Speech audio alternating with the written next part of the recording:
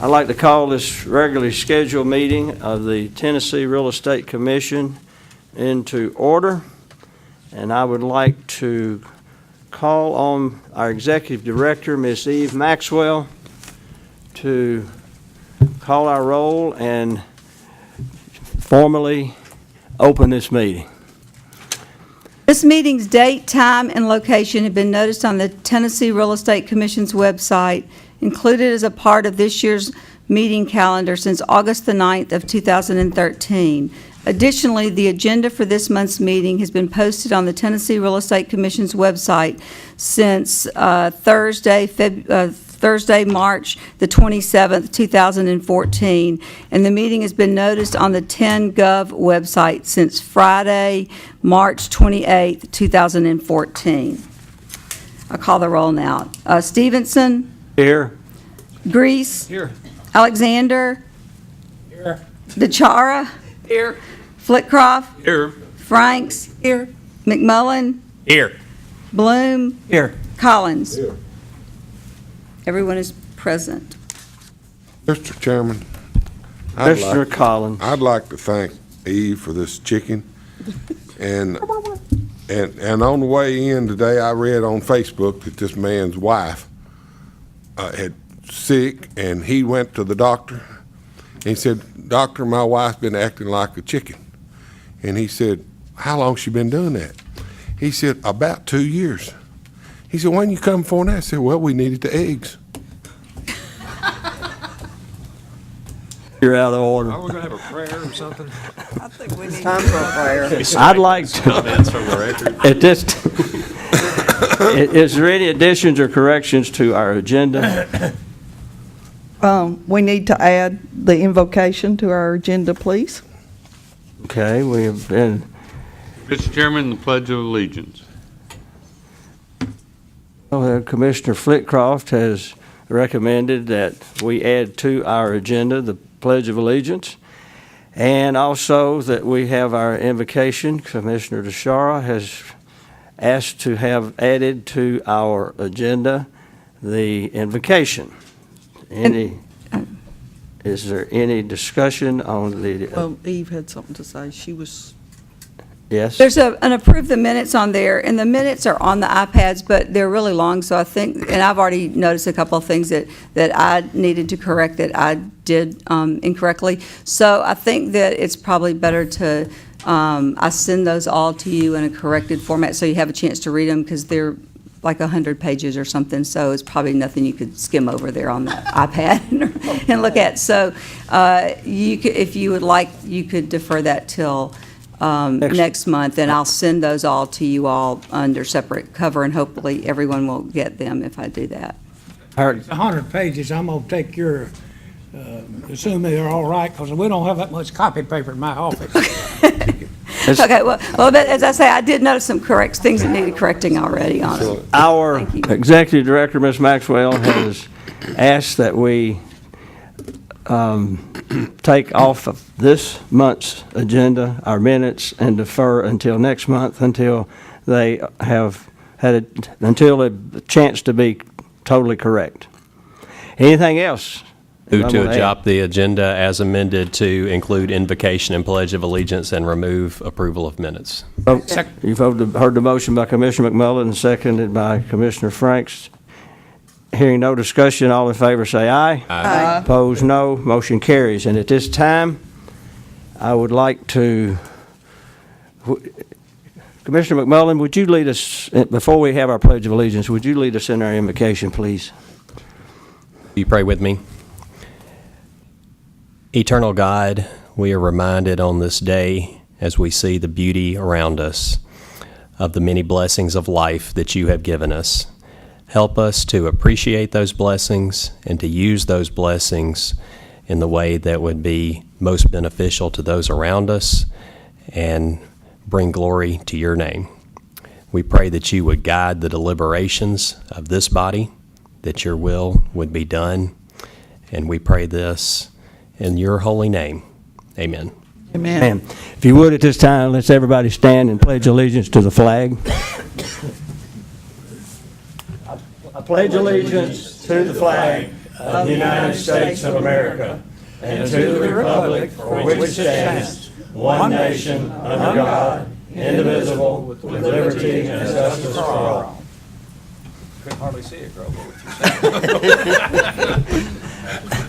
said. I'm sure those at the back of the room had a hard time seeing the flag with Commissioner Collins standing in front of it. But it's there. It was there. That reminds me of this guy saying. Oh, now you're out of order, Commissioner Collins. No more jokes till after lunch. After lunch. Having chicken for lunch. Next on our agenda, and Ms. Maxwell, we have on our agenda a presentation of the Sunshine Law by Damon Romano. Did I get that right? Yeah, thank you, Mr. Chairman. And who's in charge? Good question. Very good question. You're out of order too, Commissioner McMullen. I'll make a brief introduction. I can't recall the circumstances, but I'm pretty sure this is not the first time I've been in front of. I'm Sam Payne. I'm not Damon. I'm about to turn it over to Damon because I'm the Deputy General Counsel over all the regulatory boards. If you could stand over there so we'll have a good audio Yes. permanent record of this meeting, if you would, Mr. Payne. Yes. So anyway, I oversee the work of Julie Kropp and the others. I also oversee the litigating attorneys. So when you have a contested case hearing and a different attorney comes in, I'm overseeing their work as well. But you won't see me necessarily on a day-to-day basis or a meeting-to-meeting basis. The Sunshine Laws, hopefully you all have some familiarity with that. It's also called, or more technically called, the Public Meetings Act. That's a Tennessee statute. I'm sure you have heard of it. Like I said, some of you may just have this be a refresher course. Others who are newer at this, hopefully you'll learn something. It's just something that is part of being on a public body. It's been quite an adjustment for me coming from the private practice to think that pretty much everything we do is out in the open, but it's probably as it should be. Damon is finishing up at Belmont Law School. He's worked on this project under my close supervision. We've given the same presentation more or less to 5 or 6 boards or commissions, and we're kind of making the rounds. So his presentation may take about 30 minutes. It may work best to have questions at the end, but I'll turn it over to Damon. Thanks. Mr. Payne? Yes, sir. Well, I think just on a different topic, speaking for myself, but I believe I'm saying what everybody else on this commission would say, we're so pleased to have Julie Kropp working with us. She does an excellent job. We couldn't be happier. Well, I suspected as much, but it's glad to hear it in an open meeting. We had some reassignments recently, but luckily for everybody, Julie is going to stay right where she is, and we're happy to have her. Thank you. Although Commissioner Grease and I have never privately discussed that issue, I agree. I think Ms. Kropp does a We wonderful job. talked about it in public one day, I think. I think that's right. We notified the press, as I recall. Well, Chairman Stevenson and members of the commission, ladies and gentlemen, good morning. Thank you all for having me here before you. As Sam mentioned, he is not Damon Romano. I am Damon Romano. I am that man about whom President Jimmy Carter once said, who? Give it a minute, folks. It'll sink in. I feel compelled to notify, a lot of people have been staring at my hospital van. I have not escaped. I am, however, a new dad, and so this is my ticket to get into my little. Congratulations. So with that out of the way, I'm not crazy, or at least not for that reason. All right. This morning we're going to spend a little bit of time talking about the Sunshine Law, and as Sam mentioned, we understand that this is not news for most of you. This is intended to be a refresher. Some of you who've been on the commission for a number of years may not have heard about this in a more formal way for a number of years. And so part of my intention this morning is to clear up any misconceptions that may have accrued over time. As Sam also mentioned, we're trying to give this presentation, or one very similar to it, to all the boards and commissions under our Division of Regulatory Boards here at the department. And the purpose for that is that then going forward, we can make sure that everybody's on the same page and we all have a good, clear understanding. If you have any questions, stop me. I'll try and answer them for you as best I can, and we'll leave some time for a Q&A at the end as well. All right. Now, I do have a PowerPoint, and I know that those can sometimes be a little bit awkward. It'll be over here if you can't see it. I invite you to take a second to swivel your chairs around, unless you just cannot stand to be without the vision of my shining face in front of you.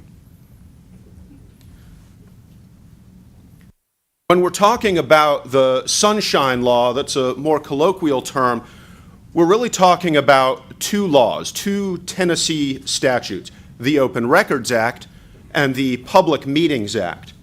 The Open Records Act is really something that on a day-to-day basis, y'all as commissioners are not going to deal with too much. This is what's going to cover our Freedom of Information Act requests, things of that nature. Any records that you keep, minutes, notices as a result of your business, all of that is going to be covered under the Open Records Act. And on a day-to-day basis, that's really going to be handled by Director Maxwell and her capable staff. I'll spend a little bit of time on it just to try and refamiliarize you all with it. If you have any questions, more specifically, I'd encourage you to direct those to Director Maxwell.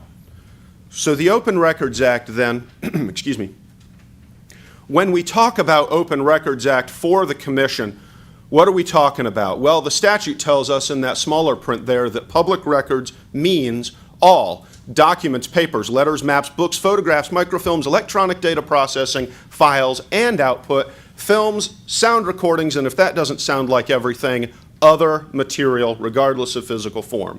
So what is it? It's pretty much every single thing. Excuse me. Anything that you all produce is subject, or very likely subject, to an Open Records Act request, a Freedom of Information Act request, things like that. Now, just because folks request it doesn't mean they're necessarily going to get it, but almost everything you all produce is subject to being requested, if that makes sense. And that's pretty much it. That's more or less all we're going to cover on open records today. Let's dig into what pertains then to you all as commissioners, and that's the Public Meetings Act. We will broadly cover then 4 points this morning: what the act is, what a meeting is, and what it's not. You may have heard from Director Maxwell that, well, pretty much everything is a meeting if there's more than one of you in the room. And that's broadly true, but we're going to try and put some fences and borders around that so that we have some idea of the boundaries of exactly what a meeting is. Once we know what a meeting is, what are you all required to do or not do in that meeting? Broadly, again, 4 things in there: the notice, the agenda, the public presence, the minutes. Folks, we will find as we go through this morning that once we've covered meeting and once we've covered notice, we will have gone through about 90 or 95% of everything that applies to you all. And then finally, what if you violate the act either individually or as a plenary body? What's the penalty for a violation? And the penalty simply is nullity. We won't say too much more about that, but we will go forward with the idea that it is as though it never happened. And we can see that that will roll downhill over time and could potentially have some unfortunate consequences. So it sounds simple, that nullity. It can be kind of explosive. So what is a meeting? The General Assembly hereby declares it to be the policy of the state that the formation of public policy and decisions is public business and shall not be conducted in secret. What's public policy then? That's your rules and regs.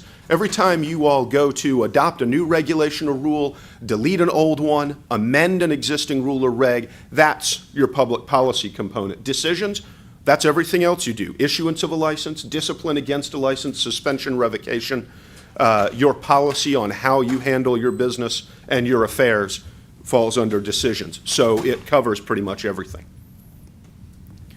This is the free speech clause of the Tennessee State Constitution. And what the Public Meetings Act is telling you here is, look, and the way to read these two together is that your presence on this commission, your volunteering to serve in this public capacity, does not constrain your rights as a free citizen of the great state of Tennessee to speak freely. What we are saying, and the way to kind of read these two clauses together, is to understand that we're not trying to prevent you from saying what's on your mind and heart. However, in your capacity as a commissioner, whatever you do choose to say does need to be on the record. The act is remedial in nature. That's legalese, and what it means in plain English is we can't fix a problem until after it's happened. And because we can only fix it after it's happened, we are going to construe it very broadly. And this is the first time you'll see this language, ladies and gentlemen, that this very broad construction. Every single time the state legislature speaks about this law, or these two sunshine laws, every time the courts get involved with it, you are always going to hear them talking in this very broad, very expansive language where their intent is to not leave any loopholes at all. All meetings of any government body, again, that very all-inclusive, broad language, should be open to the public at all times except as provided by the Constitution. That except is a very particular, very narrow exception. It's called the executive session. And most of you have probably heard of that. We'll talk about it in more detail in a few minutes. The previous slide told you that all of your policies and all of your decisions are public business. Now it's telling you right here that all of your meetings are also public business. A governing body means, so it applies to governing bodies. Well, what's a governing body then? A governing body is the members of any public body which has 2 or more members, and the authority to make decisions or recommendations.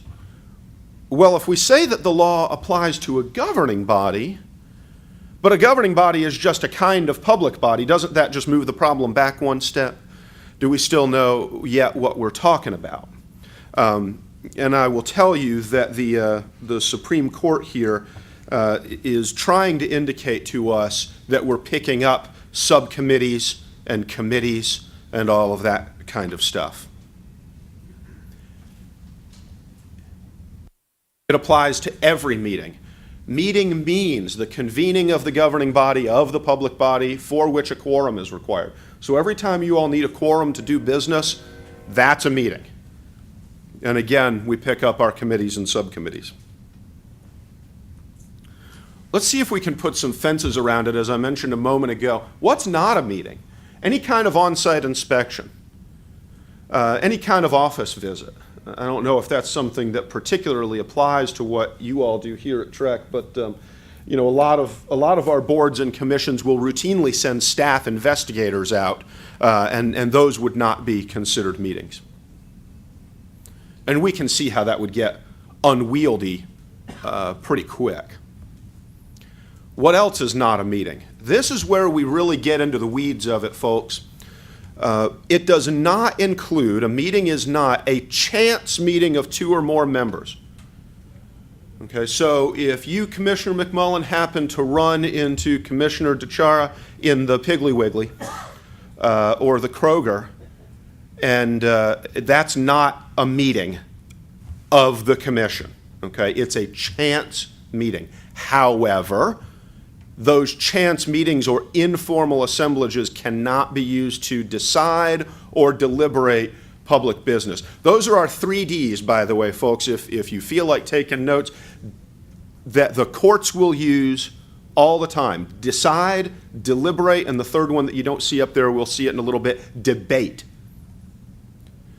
Decision, deliberation, and debate are the 3 things that we need to avoid unless we're on the record under the gavel. Notice here at the bottom of this slide, we talk about the spirit of the act, and you know, I am a law student, and so I have been trained to think this way. I will promise here at the beginning to not bury you all under case law or legalese, because I despise the stuff. But there are 2 or 3 cases that are of particular interest to us, and I want to mention them to you. This first one at the bottom, this Aiken v. Town of Kingston Springs, this is interesting. What happened was the Town of Kingston Springs decided that they wanted to expand and annex more land. And eventually they took that final vote, the up or down, yes or no vote on are we going to annex this unincorporated county land. They did that in a public meeting properly noticed under the gavel. But the meetings about exactly which parcels to annex, where those lines were going to be drawn, they did that behind closed doors where nobody could hear them. And so what happened was folks got annexed who had no idea that they were going to be annexed, and they were, as you might imagine, understandably upset. They sued. Eventually, you can see that that case is from the Tennessee Court of Appeals. Eventually, the Tennessee Court of Appeals said, look, there was a violation, but they fixed it when they took the final vote in a public meeting properly noticed. The reason that I bring up the fact that it was at the Tennessee Court of Appeals is to let you all know that even though the town council or the city commission eventually won, they successfully defended their own position, it took them 3 lawsuits to get to that point. And what I would like to suggest to you, and what the court said there, was that that was a violation not of the letter of the Public Meetings Act, but of the spirit of the act. And it was somewhat in response to that case that the state legislature put in this clause about the deliberate public business cannot be in circumvention of the spirit of the law. Excuse me. What I would like to suggest to you folks this morning is that if you get sued, you've already lost. The catastrophic expense in time to your staff, your annual budget, depositions and testimonies and all of that mess is something that nobody wants to be involved in if we can avoid it. This is sort of to clarify what we were talking about just a minute ago, and this is an opinion from the Tennessee Attorney General. What's not a meeting? The Attorney General says 2 or more members can share a meal together in which public business is conducted, but that discussion shall not constitute deliberations. I told you before, deliberation, debate, decision are the things we want to avoid. And let me say this about that. Folks, if you can figure out with a high degree of accuracy what some judge might say several months from now about whether or not your lunchtime conversation was discussion or deliberation, you're smarter than I am. Okay, and I would suggest to you again that that is a very fine line, and we would all do better to step well back from it. But at any rate, that's the that difference between discussion and deliberation is what the Attorney General is trying to go after. Who can say whether a judge will think that that's discussion or deliberation? What's not a meeting? So then any kind of lunch break, bathroom break, smoke break, if you take a recess between a morning and afternoon session, if you have a multi-day meeting and you adjourn overnight, that in between time after you gavel out, none of that is a meeting. Of course, that then means that you ought not to be discussing public business or commission business. All right.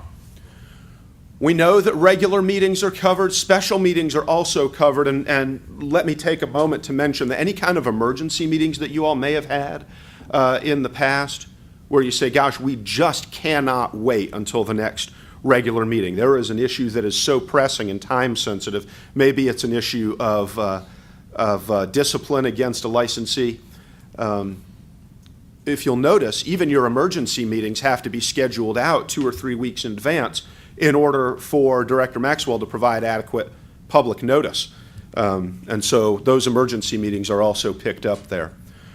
I mentioned before our executive session exception to that, to where you can be okay with not being on the record and under the gavel. So let's talk about that for a minute.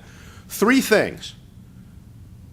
An executive session happens when one or more of you, so you can meet individually with your attorney, meets with the commission's attorney, and the commission is under a lawsuit or has been threatened with a lawsuit, and you are asking your board counsel questions related to that suit or to that potential suit. In other words, this executive session is your opportunity to go behind closed doors, get your attorney-client privilege where you, the commission, are the client, and obtain Ms. Kropp's sound legal advice, sound legal counsel. You cannot deliberate about any specific matter before you or potentially before you. Okay? Now, so let me give you an example. If some member of the public or some licensee comes up to y'all over lunch and says, I do not like that decision you all took, I'm gonna sue you, that would be very appropriate then to pull aside Ms. Kropp and say, we've been threatened with a lawsuit. Can we please seek your counsel about that? And let's talk about that. And what are the potential consequences? What's the legal fallout? And so on and so forth. And then she will give you her counsel. Now, here's where we go over the line then. If we say, okay, well, based on what Ms. Kropp just told us, I think we need to do X. Stop. Now we're into that debate, that deliberation, offering commentary to one another about what you might do, what you think you might do. That's where we need to stop for a second, back up, get back into the committee room and under the gavel, and then we can move forward. So you know I'm paying attention. Anyway, the time when I was before this board, loosely speaking, you may recall we had a conference call when we were looking at the Bobo matter on appeal. That was an executive session, so that was a real live example of that. Thanks. Yes, sir. And sir, especially with reference to that discussion there, I remember the commission was meeting in Farragut at that time. And just an observation, I think that everything you did, I think, was certainly by the book, and not only within the letter, but the spirit of the law. However, once we completed the executive session, we needed to sit down and have a public meeting, and we did. I've been in practice a number of years, and I was just almost embarrassed. Certainly the commission acted properly in the follow-up session, which was an open meetings. But just to be mindful, if opposing counsel had seen the open meeting law section, he would have known exactly what we're doing. I'm not I like the open meeting law. I believe the sunshine does a cleansing factor, but it makes it tough in a litigation context. It really does. Well, for my part, I hinted at it earlier. I was in private practice for 20 or 21 years. I've been here for 6 months. This is certainly a shift in mindset for me, but you know, that's just the way that we have to do things. It's always going to be a little bit awkward. I think that's what you're saying.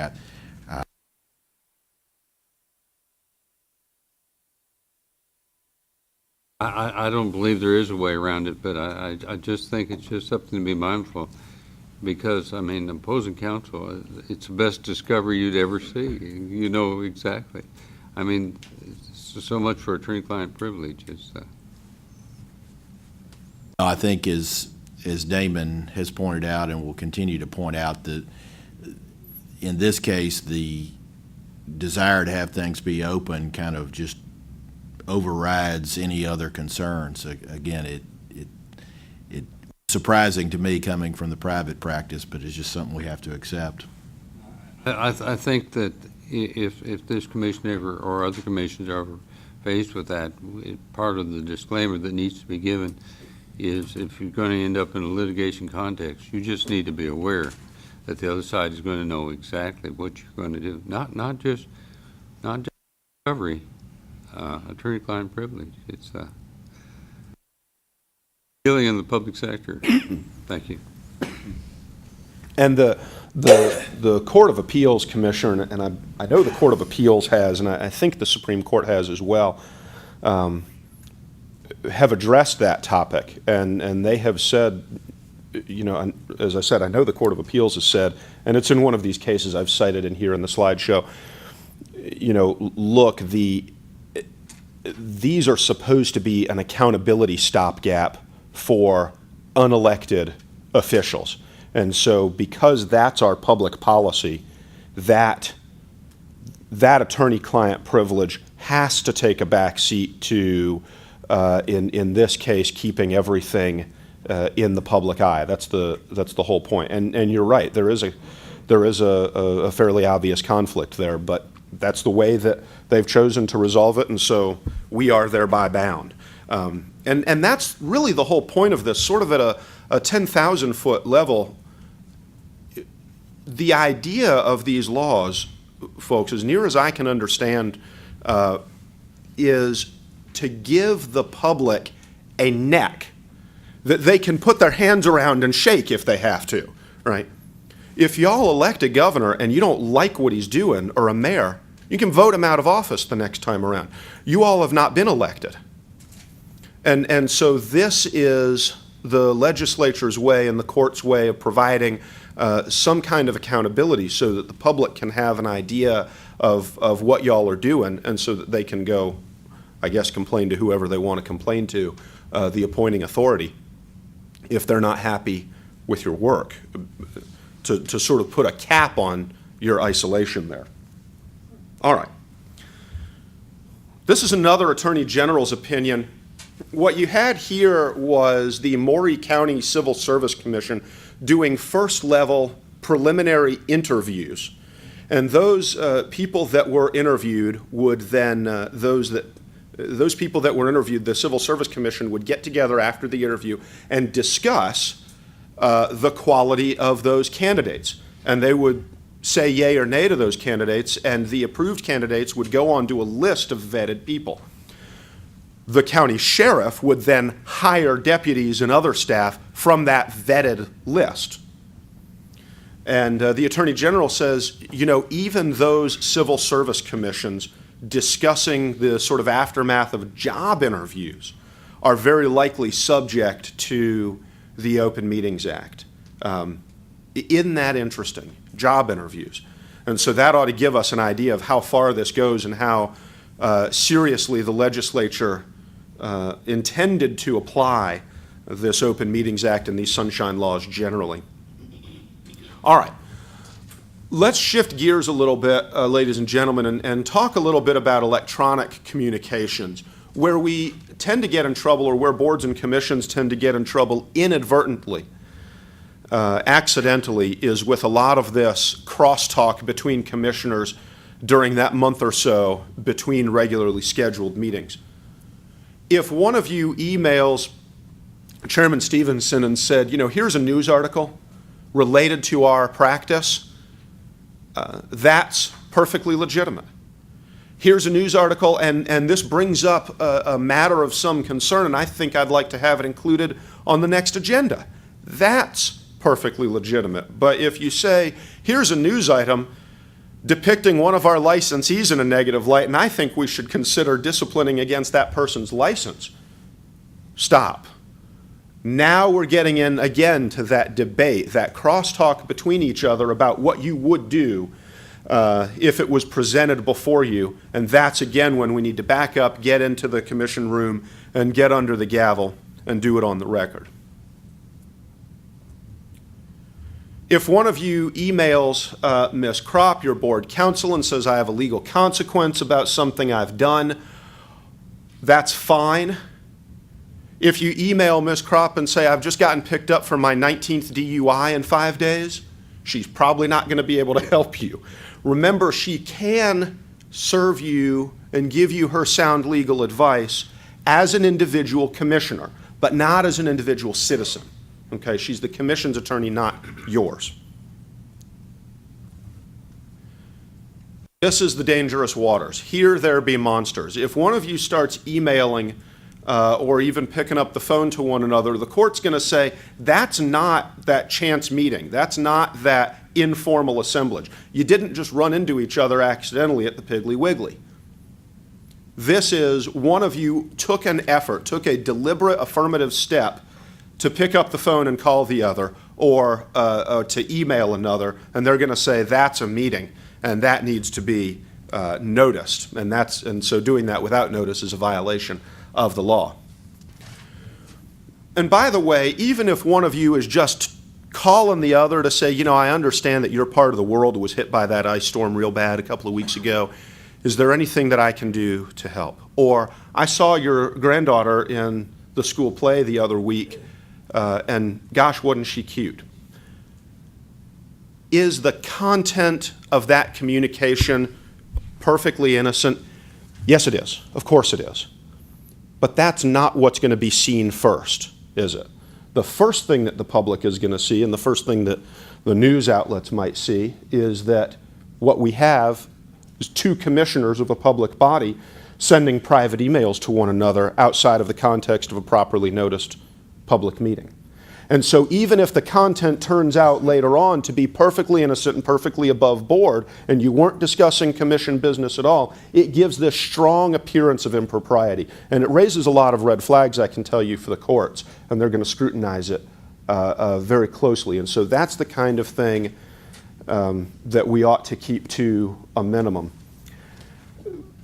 And I've had commissioners and board members say to me, gosh, that's unfortunate, Damon. I just can't wrap my arms around that idea of I'm expected to be impersonable or uncivil to my fellow commissioners.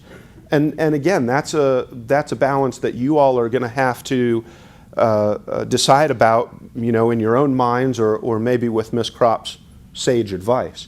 I'm not, again, here to try and waggle my finger at you or put the fear of God into you, but rather to say, this is how strongly the legislature thinks about these things, and this is how strongly the court feels about these things. So that if you choose to have that kind of crosstalk private communication with one another, you go in fully informed as to what the fallout might be after the fact.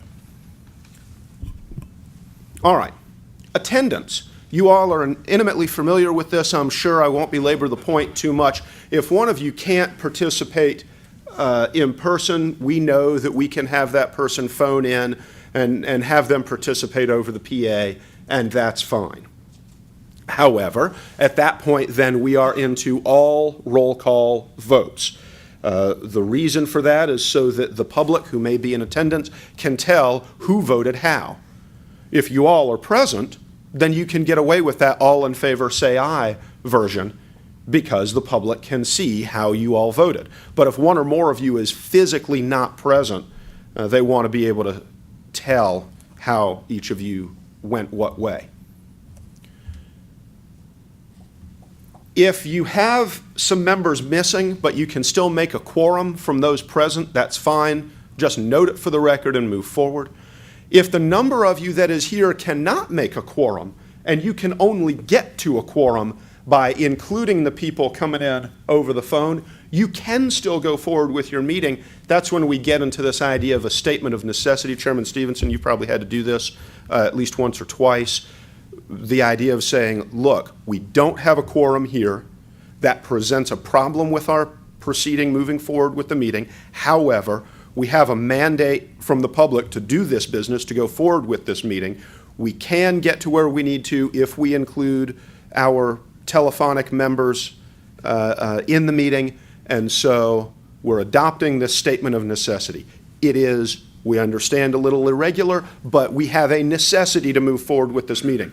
We're going to adopt that statement, just spoken onto the record, and so that it's in the minutes, and then we can go ahead and move forward. Again, the idea is just to notify the public what's going on, so that anybody coming in afterwards and listening to that record can understand why we did what we did that day. Again, we'll see here the act is to be construed most favorably to the public. It is all-encompassing. It applies to every meeting, and so on. This is the second case, folks, that I wanted to take a quick minute and mention to you. This Shelby County Commissioner's case, sort of a sad state of affairs. Shelby County, as you know, is not a small place, and I'll do my best to tell the shorter version of the story. you had a long-serving commissioner who represented a strongly minority district or portion of the county. He passed away in office. And so 3 of his fellow commissioners began to talk among themselves, principally over the telephone, and said, you know, it is vitally important, it's in the public interest, that somebody from that same district replace this gentleman and fill his seat, because they had to make an appointment for the remainder of that gentleman's term. And so those 3 commissioners discussed a couple of names. They came up with a short list. They narrowed it down to 1. One of those commissioners got that fellow on the phone and said, listen, we'd like to invite you. If you were appointed, would you serve? And he said, yes, I'd be proud to. And so we get into the full commission meeting of the Shelby County Commission. Everybody was there. The chairman noted for the record that the gentleman had passed while in office, offered his condolences, and said, we need to make an appointment to fill out the remainder of this gentleman's term. Are there any nominations? One name was mentioned. Is there any debate? There was no debate. All in favor say aye. Unanimous in favor. The gentleman happened to be in the audience. He was sworn in immediately, took his chair, and began serving. And by all reports and accounts that are in the court record, he served admirably. But somebody was sitting in the audience and said, now wait a minute, that smells funny. There was no debate. There were no other names brought forward, no other nominations. That something's just not right. And so they sued. And again, you'll see that this is the Tennessee Court of Appeals for the Western Section there in Memphis. It went all the way up to the Court of Appeals, so that's at least 2 and possibly 3 full lawsuits that you've got to go through to get to that point.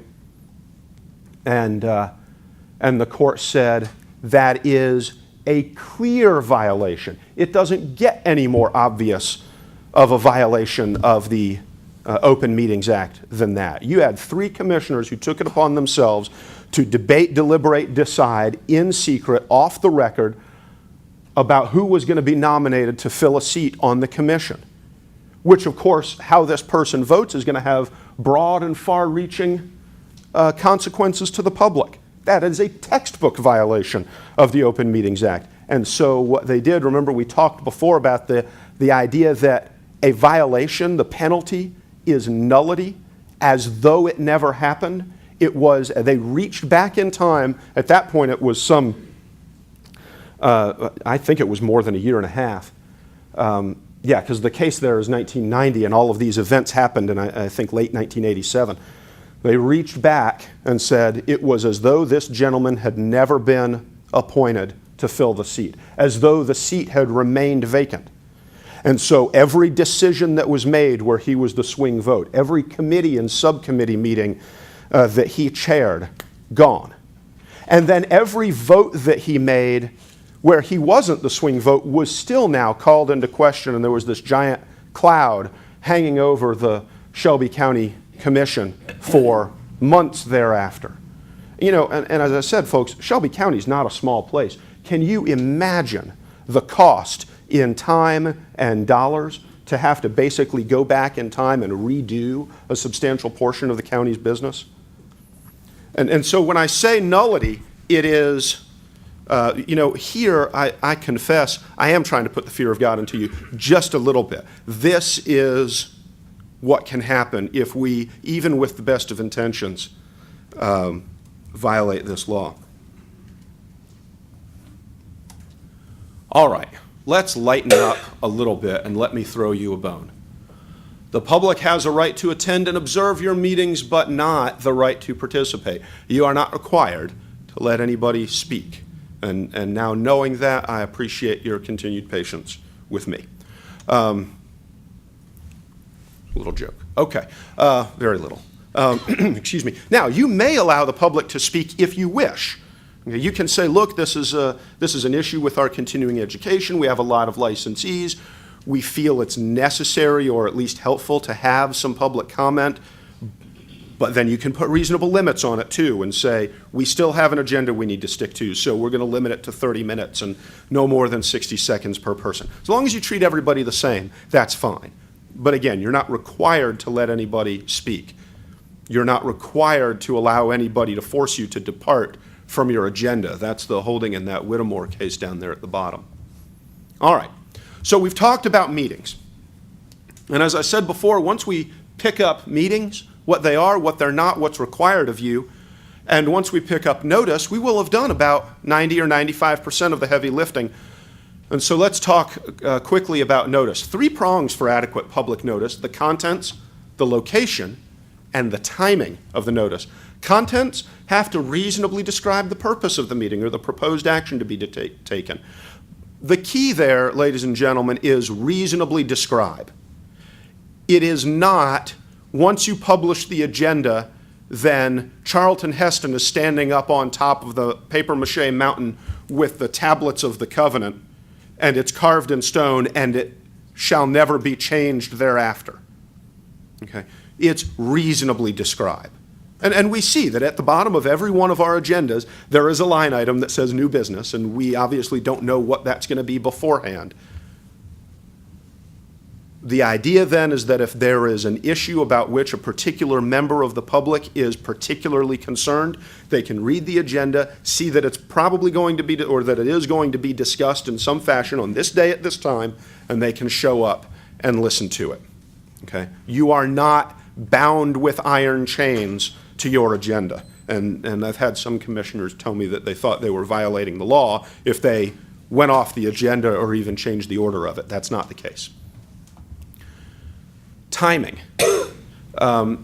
Director Maxwell did a super professional thing, as do most of the directors. You notice at the beginning of the meeting, she said, this meeting has been noticed on this website since this date. It's been noticed on this other website since this date. The agenda has been posted on the website since this date, and so on.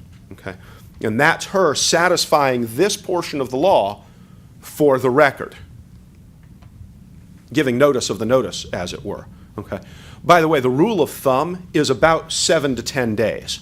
If you put the adequate public notice out there about 7 to 10 days in advance, the courts are pretty much going to say you gave enough notice.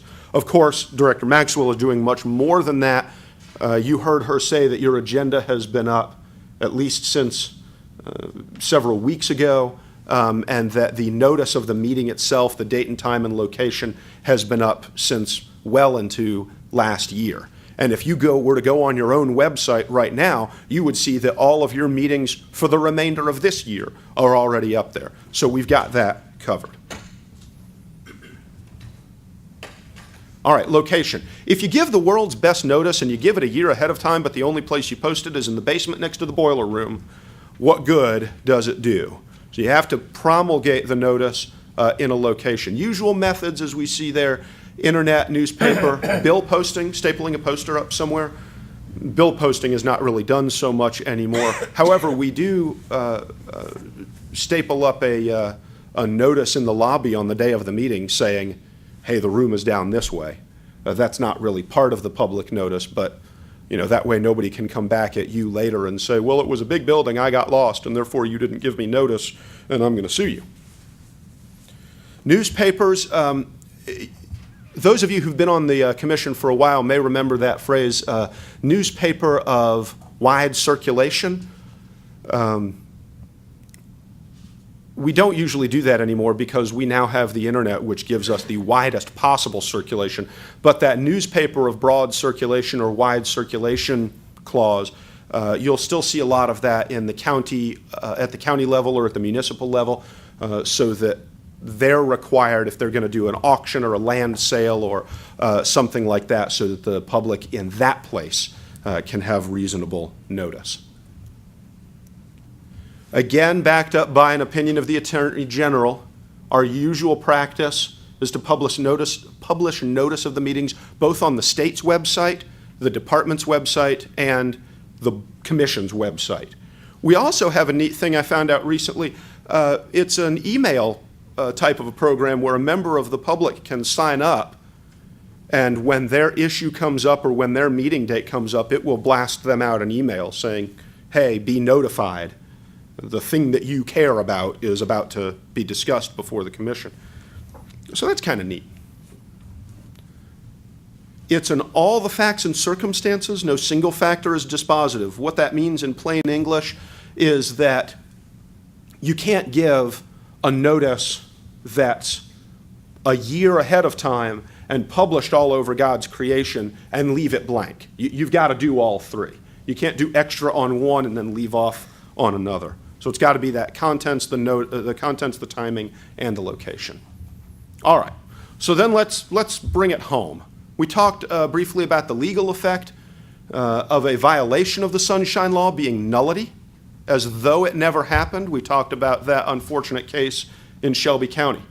There is a practical impact, or there may be a practical impact. There was a case that came out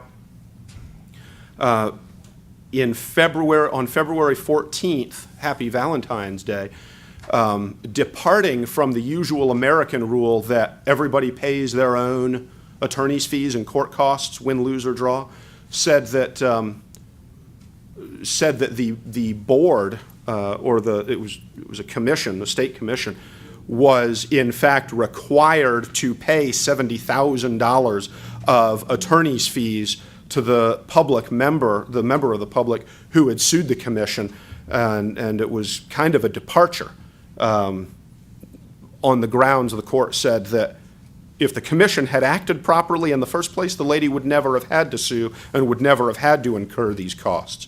$70,000. By the way, that was batted back and forth 4 times.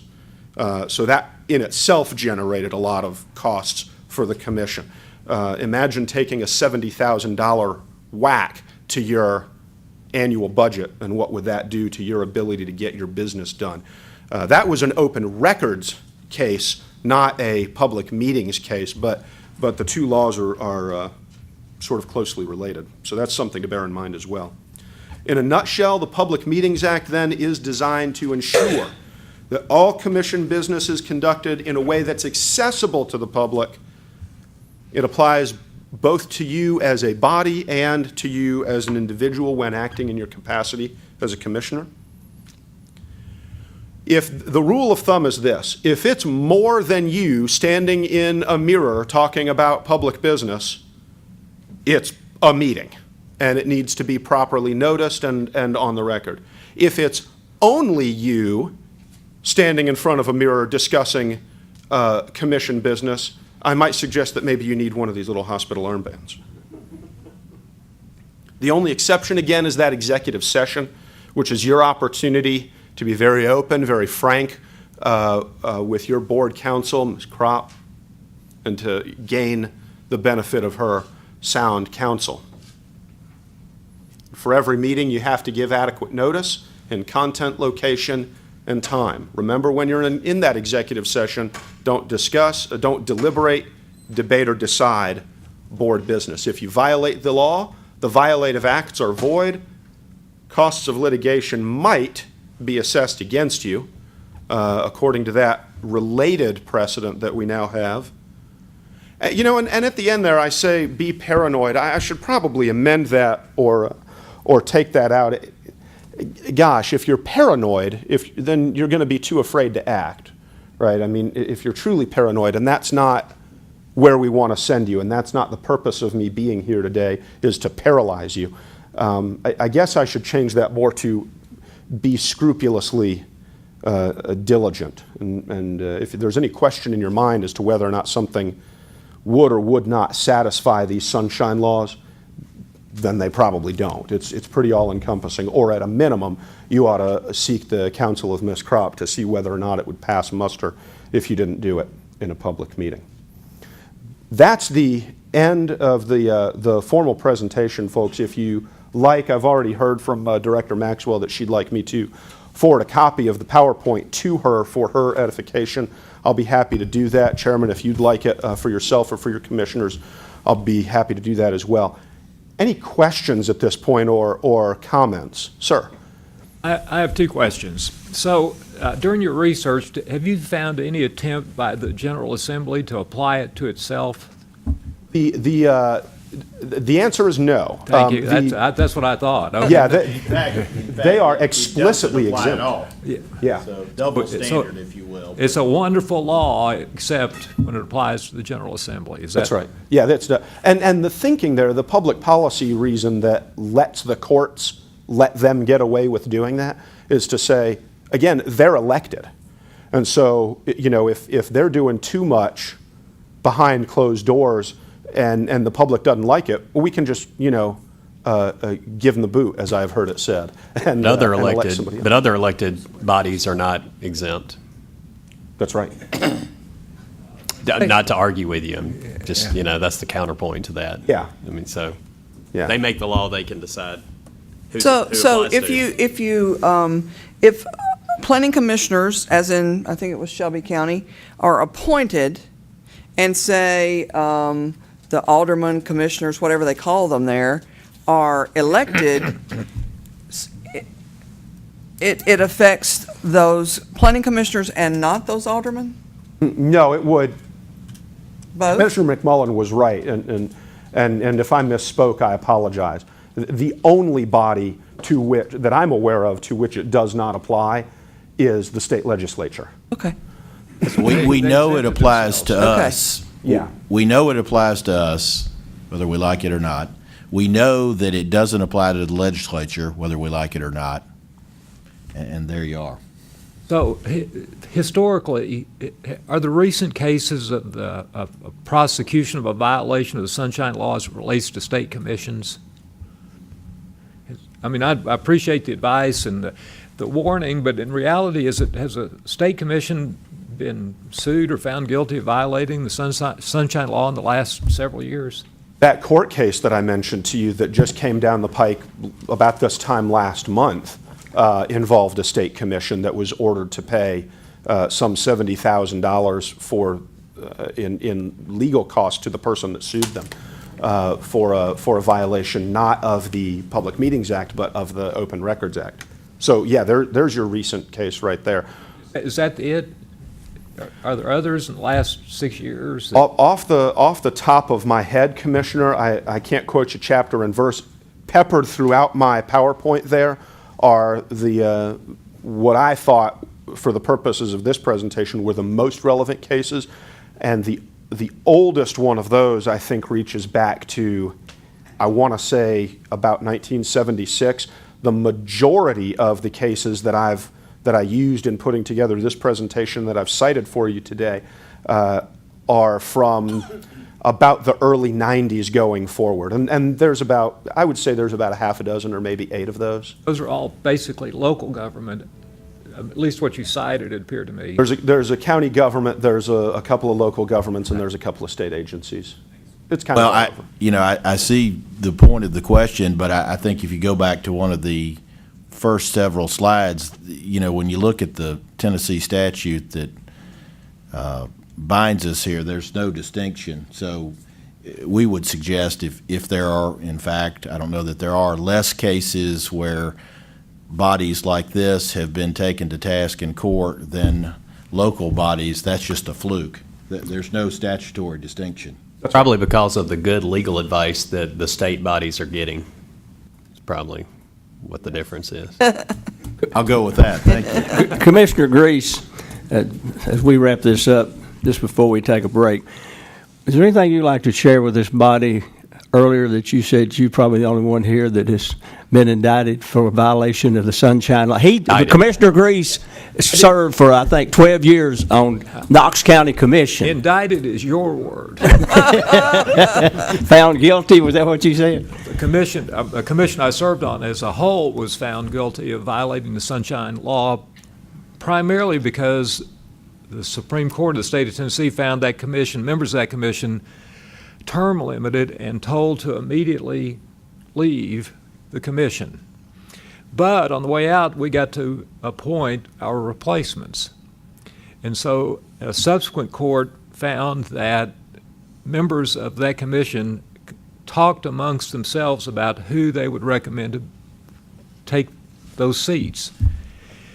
And the local newspaper thought this would be a good way to sell newspapers, so they sued us, and it was a long, drawn-out court hearing, and it was clear from the get-go that they were going to find us as collectively as a group, not indicted, but guilty of violating the Sunshine Law.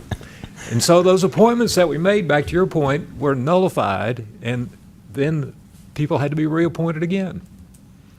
I've got some history, but I wasn't indicted. I'm just bringing a question there. Yes, sir. Post-meeting,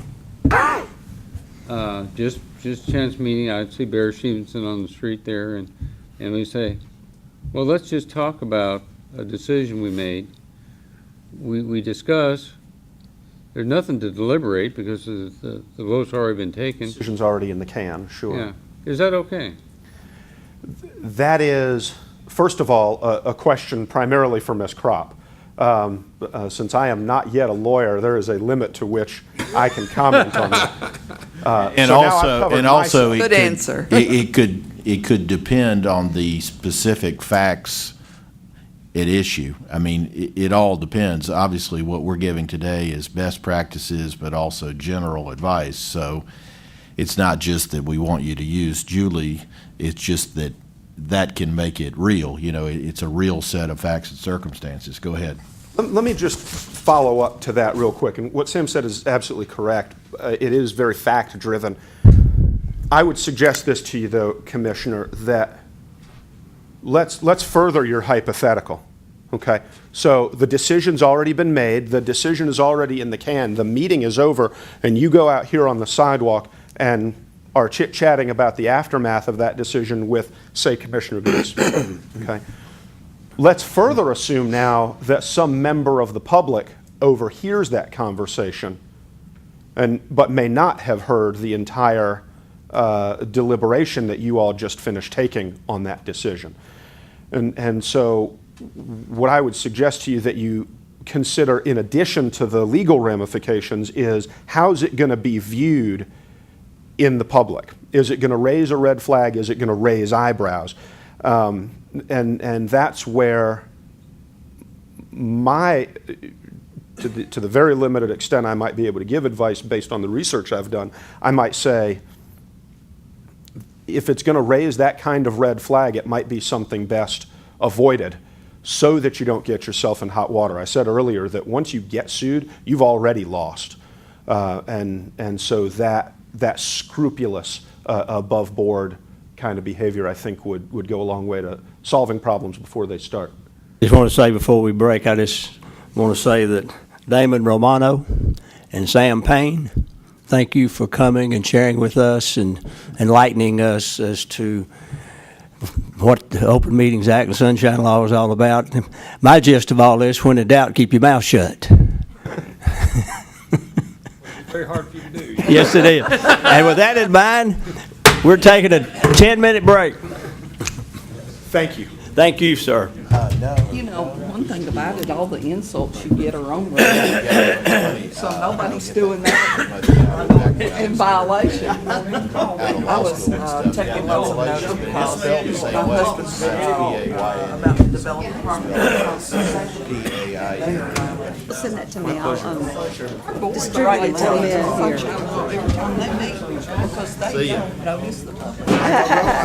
Are you in your last year? I am.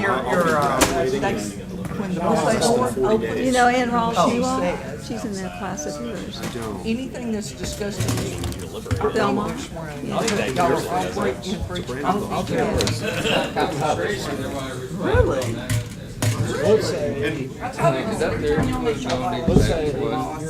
Oh, I know. That was right at One board. Yeah, Maybe if I ever lived here with can you record it? I said, well, yeah. We don't know about this. Well, the open records thing kind of works the same way. Like I think this it was for me is really something that was good to so have. many And years. it just kind of ballooned because word private got out among the practice law. executive Yeah. directors. You know, Oh, well, I want that for my board too. I'm meeting And so with- now it's kind of turning into this big continuing ed thing, the second phase of it. Specifically about ex parte communications related to your formal hearings. case if a case hits the media,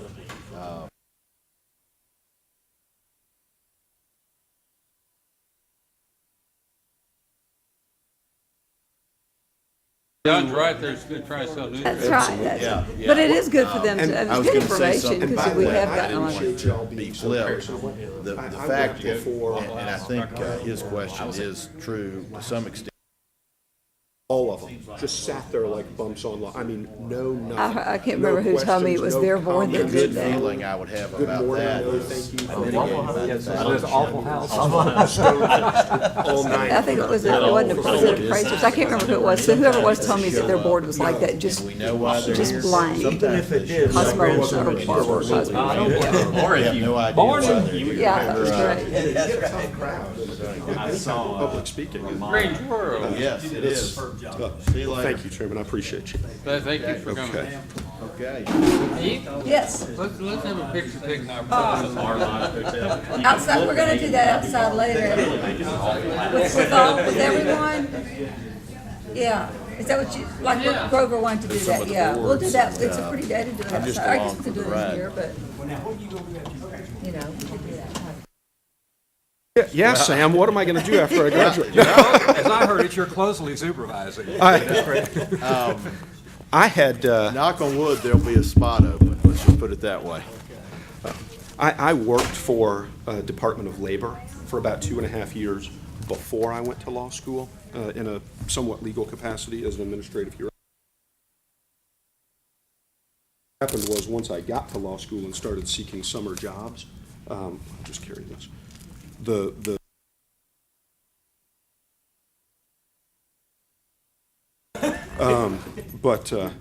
that's right.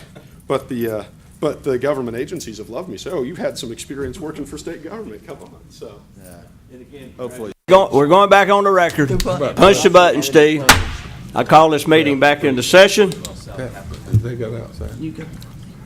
And the first thing on our agenda, since reconvening, is our education report. Put your roller skates on today, Steve. So I guess instead of me getting the hot water, I'm in hot water. No, it's your report. Yes, sir. Okay, I can't figure out where mine is here. Well, let me just warn you about the iPads, because if you all might remember the last time I loaded them, it was kind of a game of concentration to decide which thing was under which topic. But this time I made all these pretty cover sheets and then found that I couldn't move them to join with their friend. And so you have lots of pretty cover sheets, but there's unfortunately nothing under the pretty cover sheets. So everything is on the iPads.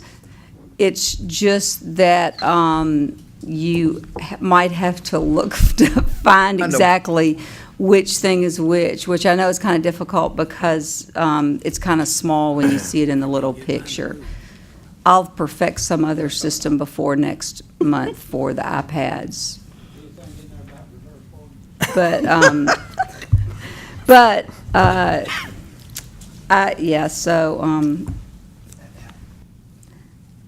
David is What, are really you starting with the courses? What are you starting What with? does our first page look like? Well, are you starting with the courses, Agenda. Steve? Yes, ma'am. Okay, so the Yes, ma'am. courses I don't even have are it on the on top shelf, on most iPads, the courses are on the top shelf, the fourth one over, I believe. Not mine. Get your thing on. Yours must have been one I tried to fix and make the, so the things followed each other. Trent Core topics. I got, So the courses are long and narrow. They're on their side and long and narrow. fourth one. Well, it's on this one. top row. Yeah, it's on the It's not top fourth. row. Fourth row. Except that I did try to Over. rearrange some of them. Oh, Well, I'd like to report that David's really progressed. I usually have to help him find these, and today he's the first one to figure out this chicken. He's already got stuff out of it. Yeah, you've got it. There you go. Okay, so it looks, this is what it looks like. It's long and narrow. Okay, there we go. One of them I tried to rearrange them. I'm going to get a better system. Oh, you're doing good. I did too many cover sheets. How's this chicken work? Oh, yes, this one has lots more stuff than that one did. Good job. That's why I brought several spares in case, Is there any of these courses that you would, has everybody found the the courses? Trek core topics. Trek core? has everybody found the, No, Top row, fourth icon. well, Maybe. Oh, the education agenda. correct. that's Education not on the agenda. agenda. The agenda's just there for, No, it says education agenda at the top. oh, okay. I thought you meant the little sheet that says it. This But one. there's yours. I Doesn't know, say well, core the first thing topics. we're doing is the Trek core topics. That's not that. No, that's the one, I'm sorry, that's the one. Y'all didn't But prosecute Steve him. had that one pulled up. David, y'all That didn't one is that, prosecute but there's a Grease. page missing. No, yours don't have a page missing, mine's got a page missing. That's funny, isn't it? It wasn't the fourth thing on mine. Here it is. Broker management. Well, some of them I Is tried that to, your broker management or is here that it your is right core? here. Oh, okay, I have this that, one. but it doesn't say Trek, okay, it didn't say Trek core. That's what I was looking Oh, for. I see. Well, yeah. I got it. Well, so, okay. I got it. I thought we were doing the Trek core classes first. Before we do the agenda. Well, I don't know which one is it. I don't know which one. Steve, what are we doing first? The courses or the core course? I will leave that open to you, whichever one you have open up on your iPad is which is most easily up for discussion. I'm ready. Some have the courses and some have the core course. Okay. The agenda calls for core courses. Yeah, the Okay. agenda calls for the core course. Okay, then we'll talk about the core course. What does that look like? Talk most about people it have the- first. It has the state seal. at Oh, Top of the that's right there. page. It might be that one. I apologize Go for back to the this core course. being so difficult to do business with. There it is. And as you're looking for it, I'll just start the introduction of it. Commissioners, we know that Right. continuing education, for those that take education, there's 16 hours of CE that a licensee has to complete, 10 of which is elective, 6 of which is the Trek core course, and you as the commission select the topics that these licensees take. In the last couple years, we have had 2 types of core courses. We've had a residential core and a commercial core. If a licensee takes one of the cores, only one will be counted. We have had issues where, well, not many, but we've had a couple of times where some have taken the residential and the commercial core. You will only receive credit for one. It's the way that our licensing system is set up to take this specific course. The commercial core was requested 2 cores ago when I first came on from the commercial industry, that if they're going to be required to take education, that the core course be specific to them. So I wanted to start this discussion of topics that you think should be in the next core that starts January 1, 2015, and expires December 31st, 2016, because it gives the providers ample time to start creating this course. We've had some discussion from the providers that things that are in this core course are pretty difficult to cover, and it's too much information. So based on what you've seen, based on classes you've taken, based on classes you've created, what are some of your suggestions for the core, or are we even in a position to decide what those topics would be so I can relay that to the education providers and they can get started creating this course? Well, I think we're in a position to go ahead and get things in order. Coming from an instructor perspective, I know that the topics we had in this year's core course, time-wise, was pretty timely, and the time frame was good in order for students to be able to ask questions. It gave you room for some discussion, but still gave you ample time to look at the topics and gain some knowledge from them rather than just hitting them and keeping on going. So I think we need to be careful that we don't try to put too much into 6 hours, because after all, the brain will only take what the butt will endure.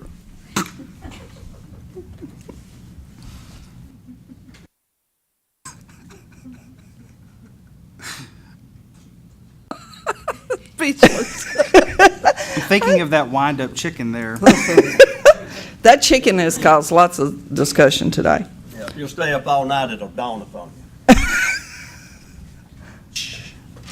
So typically, the first main topic is the Trek law updates. In May 8th, we will have new rules that come out, and then hopefully in the future, it probably won't be time to implement them, the advertising rules, but May 8th, those rules become effective on the death and absence of a principal broker. And we got the fingerprinting. And fingerprinting. Well- Will be effective May 8th. And if you've already been fingerprinted, Do we have any idea yet how long of time frame? I mean, will the other ones not be in place by the end of the year? I mean, we don't, I'm just trying to figure out time-wise what we need to allow for that type discussion. I can't give you an exact time right now. They're in the review process still, and there are some comments that I needed to bring back to you all, and that's what we're going to get to later. I would suspect that it shouldn't take too much longer before we can schedule a rulemaking hearing, but as far as giving an exact timeline, it's just very, very hard for me to predict based on the number of other people that have to review the rules of when they'll actually be effective. So is your guesstimate, though, in preparing for the core course, that we need to allow time in the core course for those new rules? I don't know that they will be effective January 1 when it first starts, but, Probably by mid-year anyway. I would think so. I mean, Yeah. I think this last rulemaking process with the E&O and fingerprinting rule, which did go a little bit quicker because we just had 2 rules, I think that entire process took a little less than a year. I'm not saying this will take less than a year, but I don't think it would take too terribly much longer. I mean, I wouldn't expect it to. So if you want to leave some room, I mean, there's probably some topics that they could discuss in the meantime and maybe substitute if that's possible. I don't know, but Well, I'm thinking in the breakdown, and Gary, you teach this course also, correct? Yes, ma'am. Probably 50 minutes for the Trek and rulemaking part, do you think is adequate? That should work. Mr. McDonald, can I ask you a question? Please, sir. Are there other course providers who write the core course other than TREEF?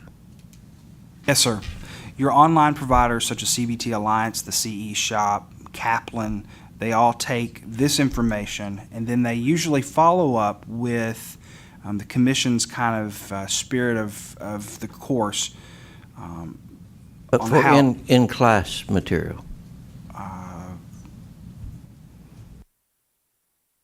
Top of my head. Who writes trees? Do they do the core course? They do. It's Bill Wisnett and Ron Oslin. But don't they use TREEF? I think they write No, their own. They write their own. They also have a big presence in the internet. They use Arello. I'm just thinking ahead with Pug Scoville announcing his retirement, and to my knowledge, the one that gets the most traffic is the core course provided by the Tennessee Real Estate Education Foundation, and he provides that gratis for anybody that wants to teach it, to the proprietary schools as well. Okay. And really what the commission does is just says that whoever provides this instruction ought to use these guidelines. So I don't know. I've always liked what he did is what I'm saying, and I think that's going to fall off a little bit. Or perhaps it might. We at least ought to be aware. What we're sending out is, here's what it ought to look like, and it comes back to us, every time it comes back to us in an excellent format. But it's because the Tennessee Real Estate Education Foundation has been responsible for delivering that, Who did you say was that? AKA Pug Scoville, who's retiring. Pug Scoville. He's the education director for the Tennessee, yeah, he's retiring in July. Steve, my only comment on the residential core class is that the outline by itself could lead someone to believe that this commission sanctions, approves, has defined teams.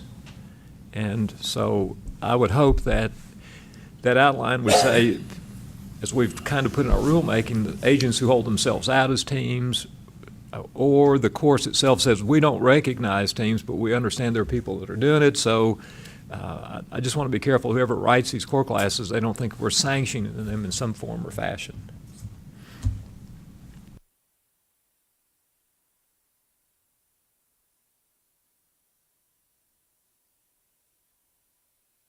If I can talk about that commercial core class just for a second. Yes, sir. I'd be happy to. I think the property management issues that you're going to address in residential core classes are just as appropriate in commercial core classes. And if we had to pull something out, I mean, some of those items under number 2,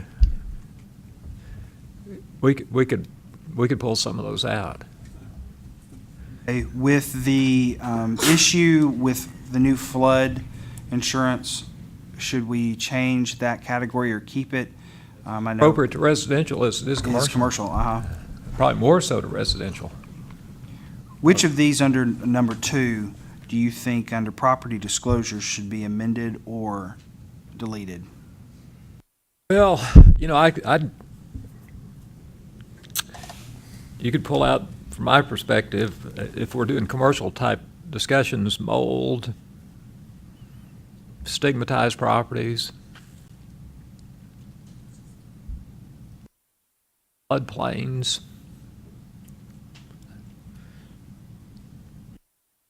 I think we could pull out lead-based paint too. I think property management's more important than some of those disclosures.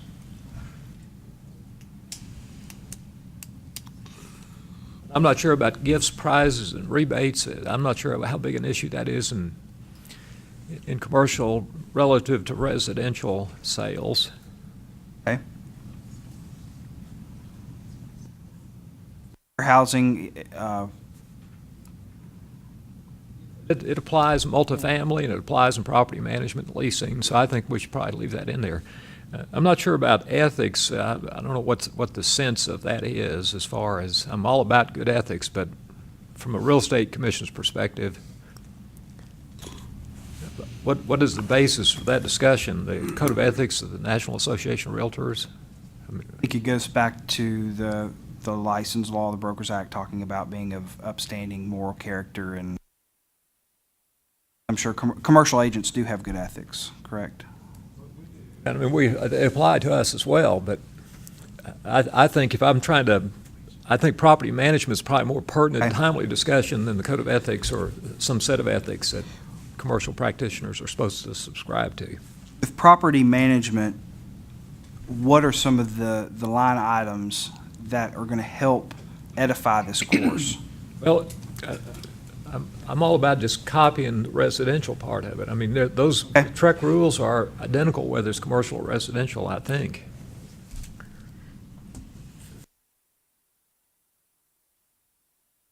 Okay.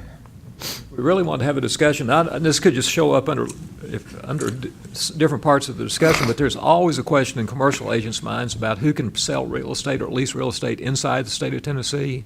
Or can we cross state lines to go do that with somebody else? That I don't know that there's time to include that in there, but that's a discussion topic that people like to hear about. Had to label that, not issue, but discussion, what would it be called? Well, I don't know yet. But if I have a listing and a guy from Cincinnati calls me and says he's got somebody interested in it, how should I respond to that? Reciprocal licenses or license recognition? Well, you know, we've got a policy in place as far as reciprocity at this point, but I think there's kind of a gray area between people who help negotiate a lease but never come to the state as opposed to people who come to the state without a license. I don't know how to categorize that, and I'm not sure it's a big issue, but it's something that might fall in that commercial core. I think probably staying away from reciprocity since we did away with. Something to that fact. Okay. Yeah. I also think, Steve, and like I told you before, we have to be careful about what we cram into the core course. But I think totally eliminating disclosures and fair housing from the residential core course is not a good thing either. And I think disclosures need to be discussed, whether you spend 30 minutes on it or not. I don't know that that's necessary, but I think disclosures and fair housing are two topics that you need to bring into play. I don't ever think you should leave fair housing out of it. Correct. Okay, so for disclosures, are there specific ones, such as radon gas or any of those others, that we should add? Or I think you just say disclosures and let the instructors determine that, because like in this area, I think radon gas is a lot more prevalent than it is in West Tennessee. Just like injection wells, I mean, in West Tennessee, you talk about injection wells and they sit there and look at you with the biggest question mark on their face that you've ever seen, so.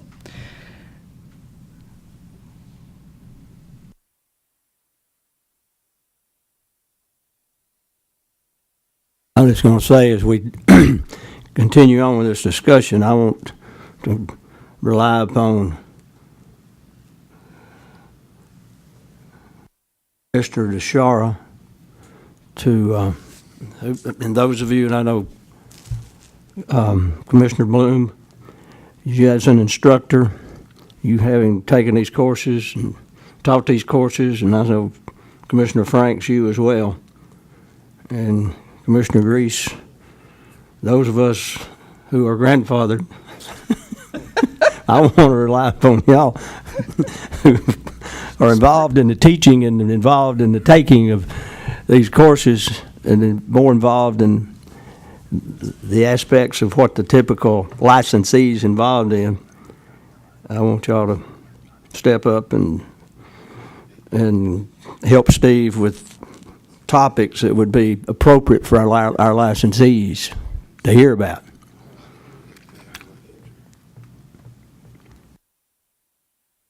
Do I have any other? Steve, I'd like Roman numeral 2, 3, 4, and 5 under core commercial to go into Trek Core.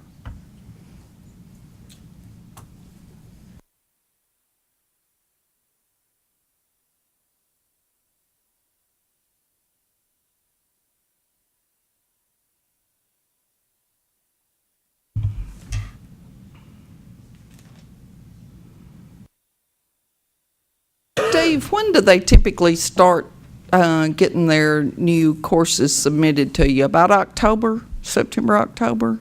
Kaplan has already asked. Okay. July is usually the time that they're really pushing for them. October is really late. Well, they've submitted them by then, right? Correct.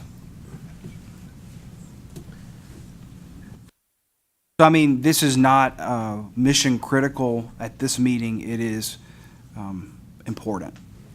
I think if we get to July without core topics, it gives our education providers a lot of havoc.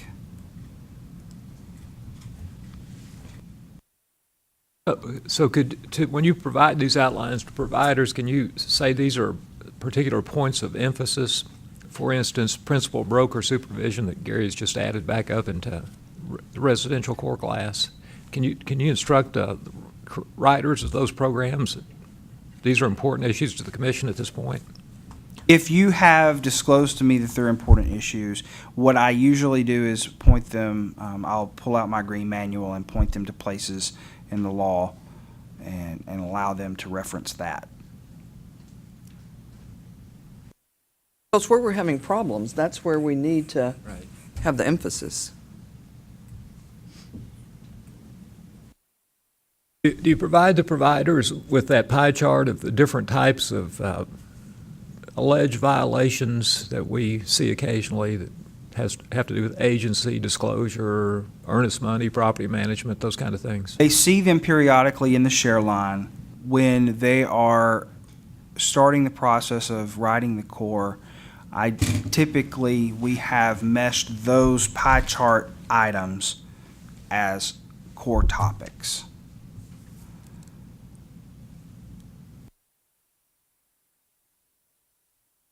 So it just seems to me that a point of emphasis, based on the conversation this commission has had over the last year, would be advertising. Is that something that you can say the commission's been paying particular attention to this?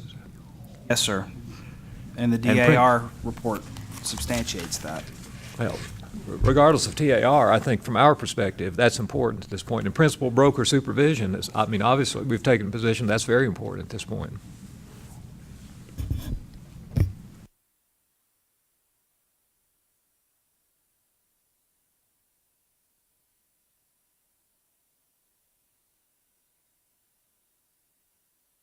I can take what we've discussed today and put it into a fashion that we can review again in May, if you like.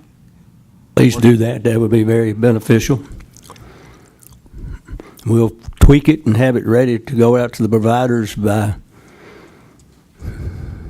the middle of May, after our May meeting. I am paranoid that if you email me, are we having a discussion? But feel free, once you get back to your areas of the state, or after lunch, if there's something that pops in your mind, I mean, let me know and I'll implement it or include it. Commissioner Alexander. Well, I want to iterate what Commissioner Grease mentioned earlier, that this commission does not recognize teams. So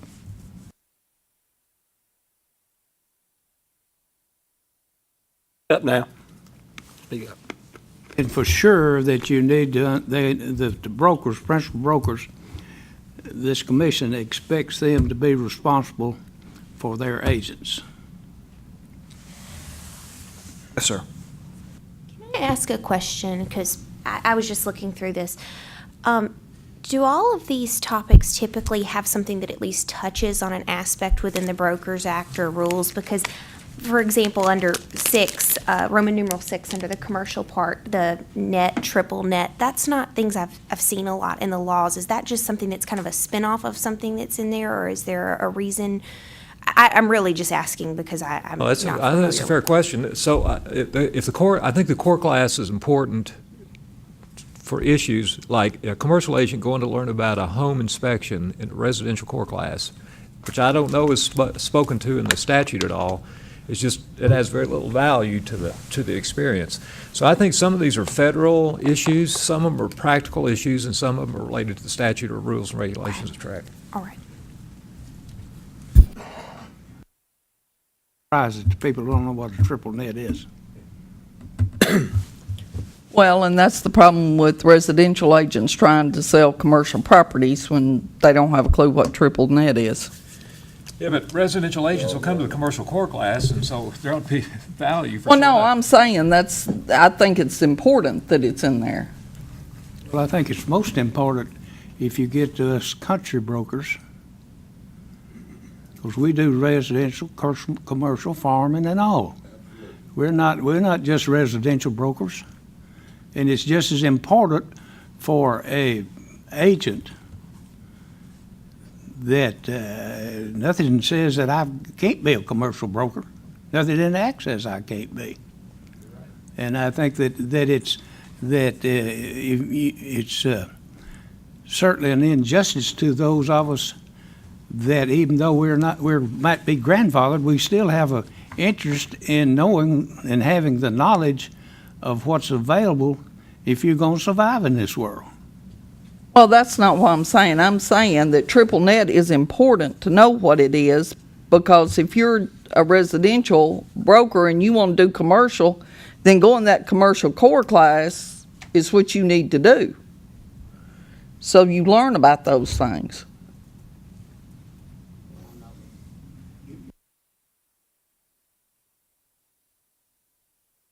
We're not bound. Mr. Chairman, I move on and we'll do this in May.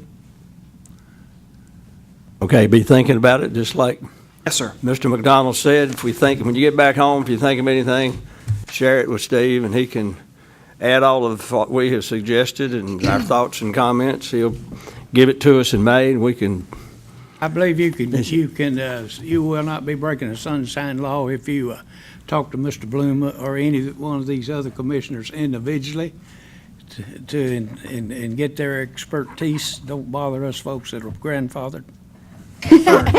So noted. Okay, now, Okay, Pops. what else what do you have next, Steve? See, on the agenda is, If I can find it. okay. Since I've been with the commission and since 2008 manual has been printed, there has not been an update to the 30-hour pre-license office broker management course materials. In your green book, if you go under course topics, it's page 77 in your green book. It's under Rule 1260-5-.03, number 4. This is a pre-license class. Anyone that is wanting to obtain their broker's license that has been active for 3 years, who has had 120 hours of education, they complete this course and they are eligible to sit for the broker's exam. Is it time to update this class? Are there items that need to be deleted, edited, or changed? I had sent some suggestions to you earlier in kind of a outline form that would be submitted to providers to give them ideas on how to write for this class. I picked out laws impacting real estate, operation issues, financial systems and records, contracts and closing statements, supervision affiliates, and then a possible addition of case studies based on issues that had been on our legal reports that might be used in class for edification for students. Well, I think supervision of affiliates is so important that I think that needs to be stressed strongly, that they understand that's not something they just need to know the answers to pass the test. Okay, so some of the ideas or some of the learning objectives I had thought of: upon completion of this unit, the licensee should be able to review and respond to affiliate advertising, checking for compliance, assist affiliates with contract writing, understand the impact of verbal commitments, describe ethical behavior in a real estate firm, explain property management to affiliates, and understand the rules governing property management. Are there any things that need to be added? My intent for this was to give a provider who's going to write this class an introduction to the topic. Here's what the licensee should learn. Now write the course. Leave anything in there about being able to now store your records without a paper trail? I had that listed under contracts and closing statements. Understand the importance of records management, implement plans for retention of files, comply with Personal Information Protection Act, the importance of disaster recovery, and assist TREC with information request. I can add that under broker supervision. My point is that it's probably some of these people that are providing these courses are maybe not be aware of the action that the commission did about being able to store your records electronically. I bet you half this group in the audience is not aware of it. How many know what I'm talking about? Can you hear me? Hold your hand up.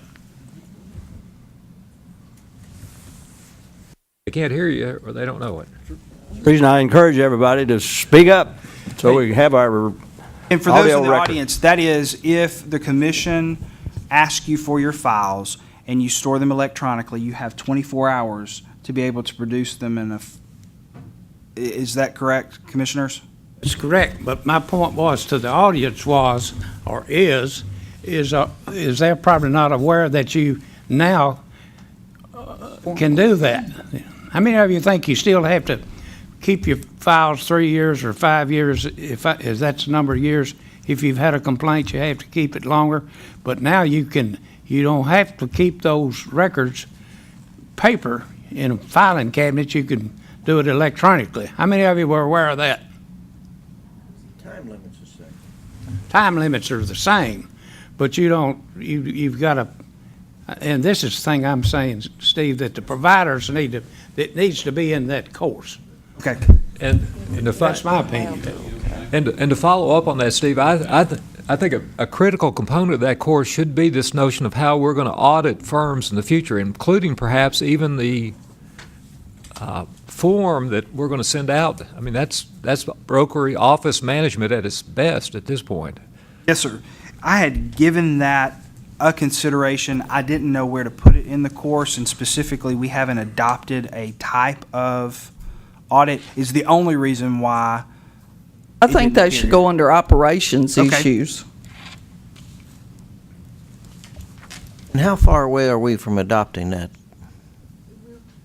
Ready to, you all have it on your iPads, and that's what I sent to you all earlier, in the So that could be month. today? So, it's ready to be adopted. It was ready last month, so it's ready to be adopted. Okay, well, that ought to be included. Yes, sir. I just did want to point out to the audience that the policy Commissioner Alexander was talking about can be found in its full text on the Commission's website. There's a link to the Commission's policies. The particular policy that he was referencing is Commission Policy Statement number 2012-CPS-009. And if you didn't get the number, when you go to policies, there's about 10 or 12 of them. It's entitled Policy on Electronic Records, and you can read it in its entirety there.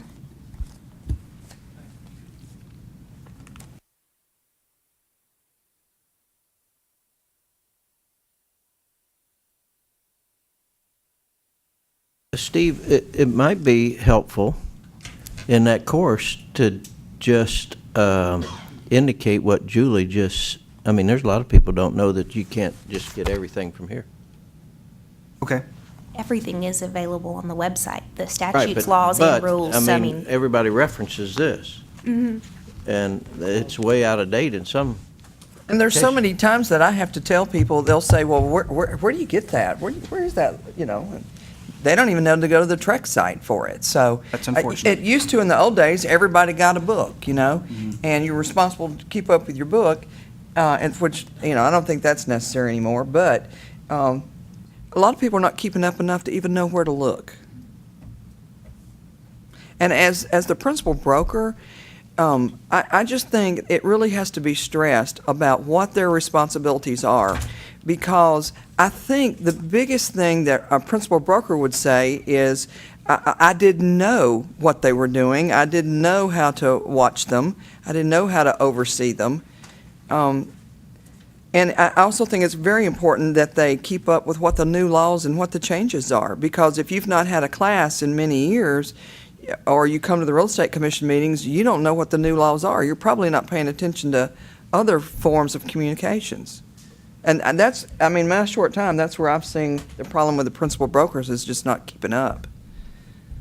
Well, and I think too, that one thing that, as we're doing this new broker class, that probably needs some focus on is that with the way the market has changed and with all the electronic devices, that does not eliminate their need for overseeing, but rather increases it, because now they need to be checking their Facebooks, they need to be checking all these other social media sites to find out what their agents are doing there. So I think they need to understand that they're responsible for all that.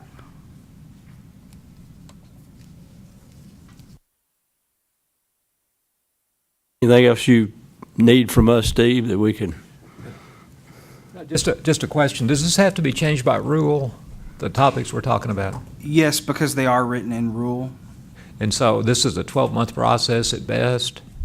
It does say under subsection 4O that in addition to the topics that are listed in 4A through N, which all include significant instruction in those areas, that any additional topic which the commission may require by reasonable notice of the course sponsor and/or instructor. So I think many of the ones that you listed could be fit into to most of these, and you're not eliminating anything. I didn't hear anybody talk of eliminating anything. So it appears to me the electronic records, that could definitely fall under financial systems and records or oversight. So when I was looking at what you all were reading out, I think that it could fit under most of these categories if significant instruction is given there.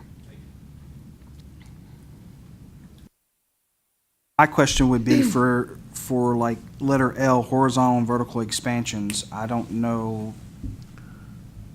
I didn't allow for any of that to For be what, taught. Steve? I'm sorry. For letter L, horizontal and vertical expansions, I didn't allow for any of that in this draft. So there are some items on the existing rule, based on some of our conversations, where may need to be deleted and changed. So I guess maybe I need some guidance on if we're going to use this and go with the letter O, giving us the ability. What's that rule number? What are y'all looking at? On page 77. 4O. Entire subsection 4, the one I just read to you, is O. If you're going to be eliminating topics, it would require a rulemaking, and it's too late in the process to join it onto the ones that we've already talked about and approved, so it would be starting that over. So maybe, Steve, some of the topics would be highlighted and some of them would be in light gray or something like that. Wouldn't be eliminated, but the instructors, the course writers would see the points of emphasis. If there's some additional points of emphasis that fall under existing ones, you could maybe point those out. I rather suspect that you can find a topic or a subheading that you can place anything we've talked about today somewhere. And we haven't changed anything. The only thing we've done is brought the course up to date to meet present day market trends. Isn't that nice? Just if we take something out, that we have an issue, and so we don't have to take it out, we just print it lighter. Tell me where to stick it. Small font. Yeah, small font, that's it. You've got the vehicle, now ride it.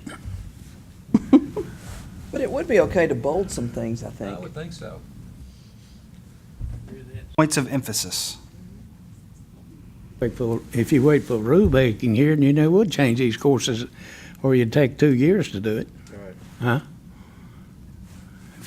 If not, you make a policy till you get the rule changed. You don't like policies, so do it. I do. So, do we like what we see? Are we encouraged by this? Is this something that you feel licensees would benefit from? Okay.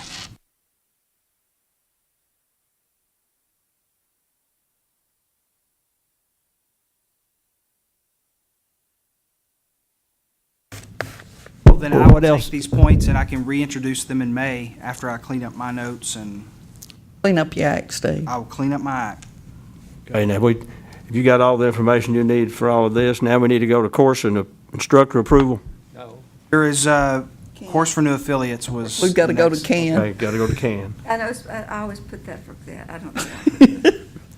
Course for new affiliates. Mr. Chairman, Commissioner Alexander. since I was absent last month, before you approve, I believe it's A21, the last course, I'd like to bring you, someone on this august commission, bring me up to date on what the Attorney General told the commission. Okay, as soon as we When we finish get to with. that. Yeah, this course for new affiliates, I don't- as soon as we I don't- finish that, then we'll go to our courses. I don't want you to group that one with the rest of them, if somebody gonna make a motion to approve all of these courses. Okay. Thank you for bringing that to our I make a attention. motion that course be approved on its own, by itself. Let's finish with the course for new affiliates first. I haven't found that one in my Haven't tablet either. yet. It's It's got little bitty, it goes longwise also, and, like that, longwise. Okay. I And it's saved got it in little the, tiny little writing on yes, it. I saved it in the gosh, tiniest it is font. the- I'm it's in the sorry. tiny- Folks, go back to the library. Second to last yeah. row. Yeah, be It's on the quiet. second We're to going to the last row. library. We're looking for that little short one on the bottom where? I got her. Can you find it? I got it. Okay, it's got teeny little writing on it. Which row are we on? Next to the last row, Right. Okay. next at the to last bottom. row. There's some This one? below. The short one on the shortest one on that one. Says news, is that right? Real small writing. Okay.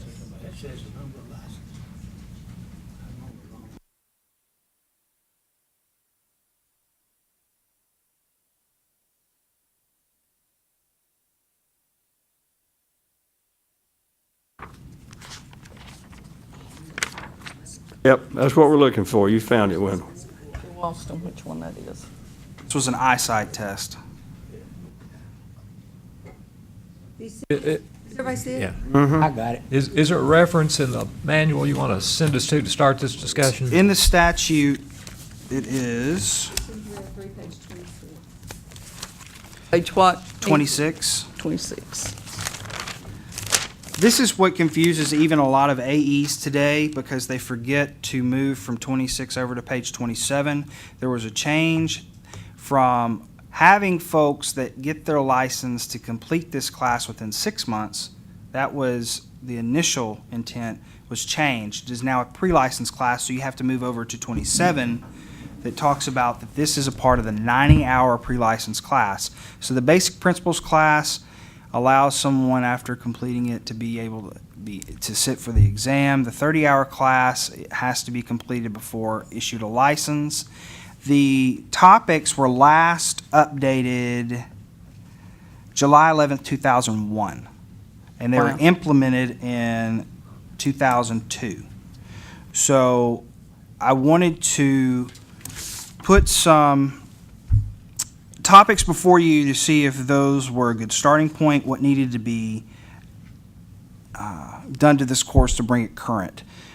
The topics that I've listed is, of course, the TREC laws, rules, and policies, because this is a pre-license class. This is their first blush at kind of TREC specific.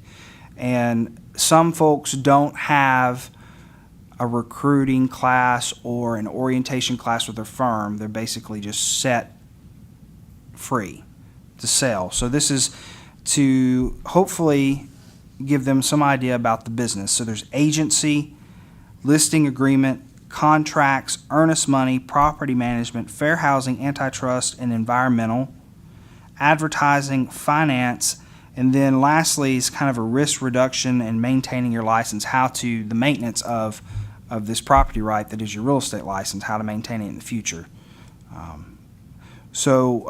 What I've supplied here, is there any change, any editing? What are your thoughts? Well, one of the things I have a real issue with, Steve, is in this course for new affiliates where some of the instructors who are teaching those courses have insurance vendors come in, they have mortgage vendors come in, they have home inspectors come in, they have termite inspectors come in. So the instructor ends up teaching nothing in class and spends all their time as a commercial. I've had a lot of new agents come back and bring all these business cards and say, well, this is what we did in class, and all they've done is collected business cards from vendors. I don't think they're getting a lot of value out of some of those vendors visiting. While I think they need to know about home inspections and those kind of things, I don't think it needs to be just a dog and pony show for advertisers to come in. That's usually who's underwriting the class. Yeah.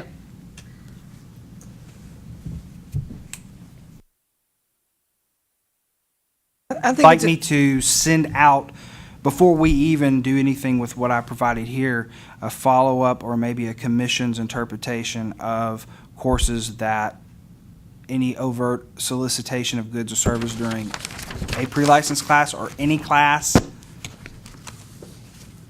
Let's go through some kind of scrutinization or? I really don't think that's necessary. Here's what I think happening is what Marcia said. Those are the people who are allowing those people to take that course for nothing. And if they are ruling the course, that's either the EO's problem or the instructor's problem. They should never let that happen. It's not our problem as a commission.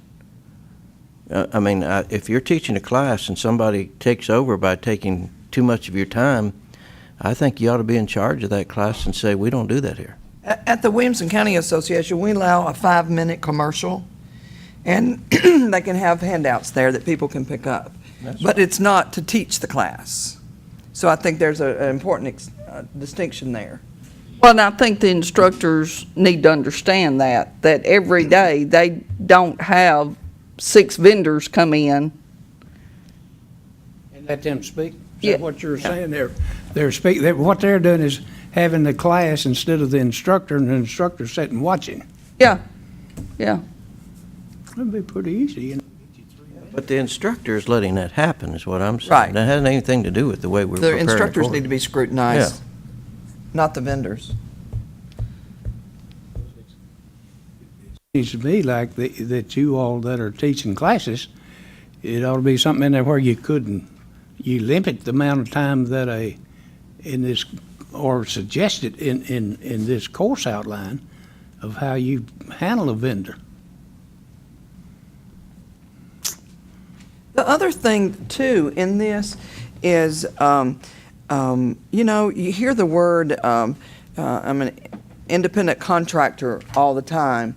It's very important that the affiliates or brokers know the position that their principal broker is in. We keep coming back to this, but we need to be sure that they understand, too, that they're just not let loose out here, to go sell real estate and do what they want in real estate. And if they have a question, then they'll call their broker.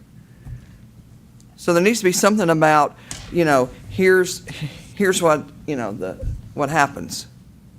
Well, and I think it needs to be brought into play too about policy and procedures for companies, that they need to understand that even though they're independent contractors, they're still, like you said, they're not just turned loose, and there's company policies and there's laws they've got to obey. Do you not regulate your independent contractors in your building business? And that's something that I'd put under number 10 about maintain license and risk Same, reduction is realize the difference between independent contractor and employee agreement, and understand the relationship with broker and your obligations. Okay, that's good.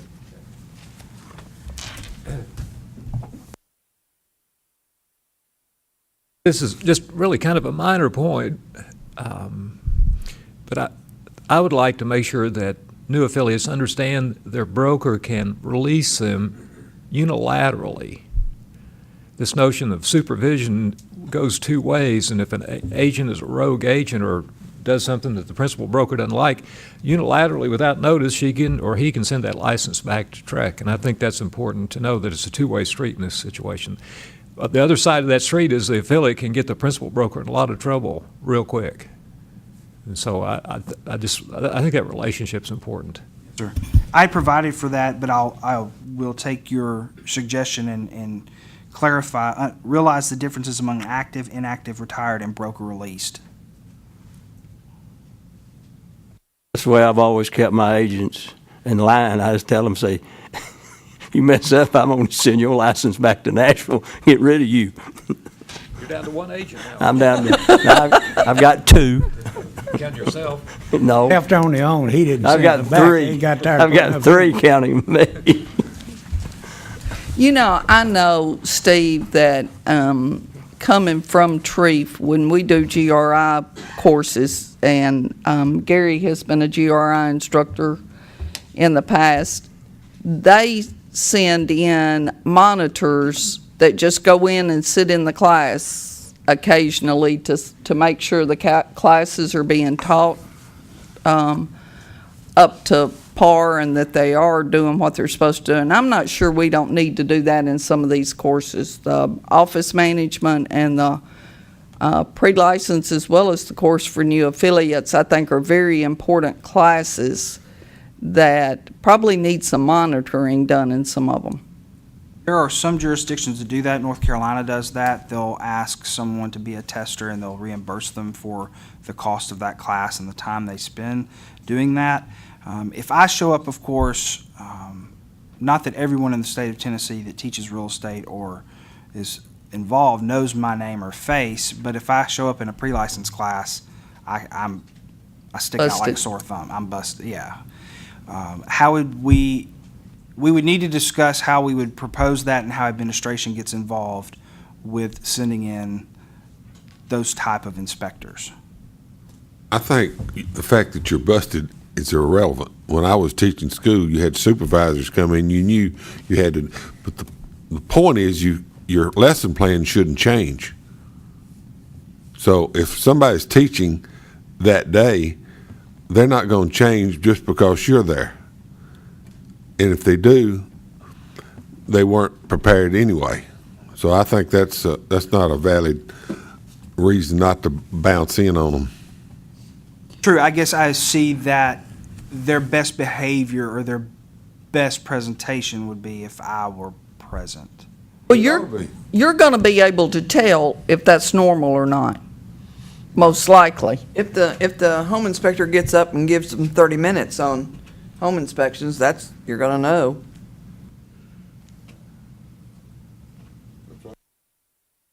Steve, I want to digress for just a minute here, if I may. And it seems like we've had a lot of complaints in this board the last few meetings on property management. Hey, Dave, excuse me just a minute. Could you move over and talk, because your voice is soft. Yeah, property management. Seems like we need to stress property management. I don't know what the context is.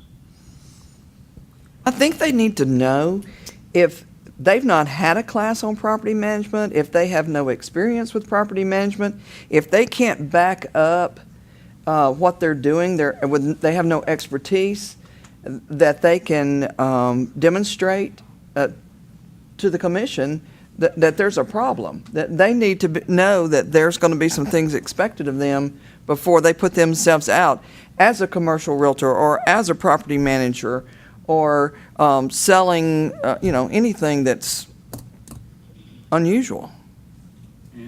Steve, in addition, the Landlord-Tenant Act, that's a uniform act, but it's not uniform. It applies to some counties right next door, it doesn't apply at all.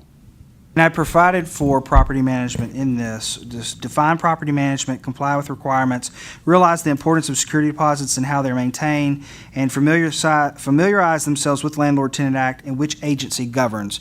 That there are counties, as you stated, which this applies, but the Tennessee Real Estate Commission does not govern landlord-tenant, and that's Consumer Affairs. So these are some of the things, these are great suggestions, and I had put them in here. Have you gotten enough input from this commission to give us something in May Yes, sir. about this? He knows what's important to us, I think. Right. It seems to me that this thing ought to be updated more often than every 13 years. Yeah, Thank you, Steve, for bringing that to our attention. it ought to be done every And 3 to Brett, 5 years. I think it'd be good as our education director, if you were to bring to our attention what you think, how this should be modified and tweaked. Like I say, Commissioner Alexander probably need to address this more often than every Into the 13 mic, years. I can't hear you. Turn around Okay. and look at the mic. I'm trying to talk loud enough, but anyway. Next we have is our course and instructor approval. If everybody can find that. Yes, sir. And in consideration of Commissioner Alexander's request, A21 is one that he would like to hold out for discussion regarding the AG's opinion and Matt Pulley's presentation to the commission. Steve, of the remaining 20, is any of them involved with reverse mortgages? No, sir. Move we approve. I have a question before we get that far. Brent Maybake's course A4, Yes, ma'am. 3 hours, is there enough content in that course for 3 hours? There is, and I believe he submitted a time to outline.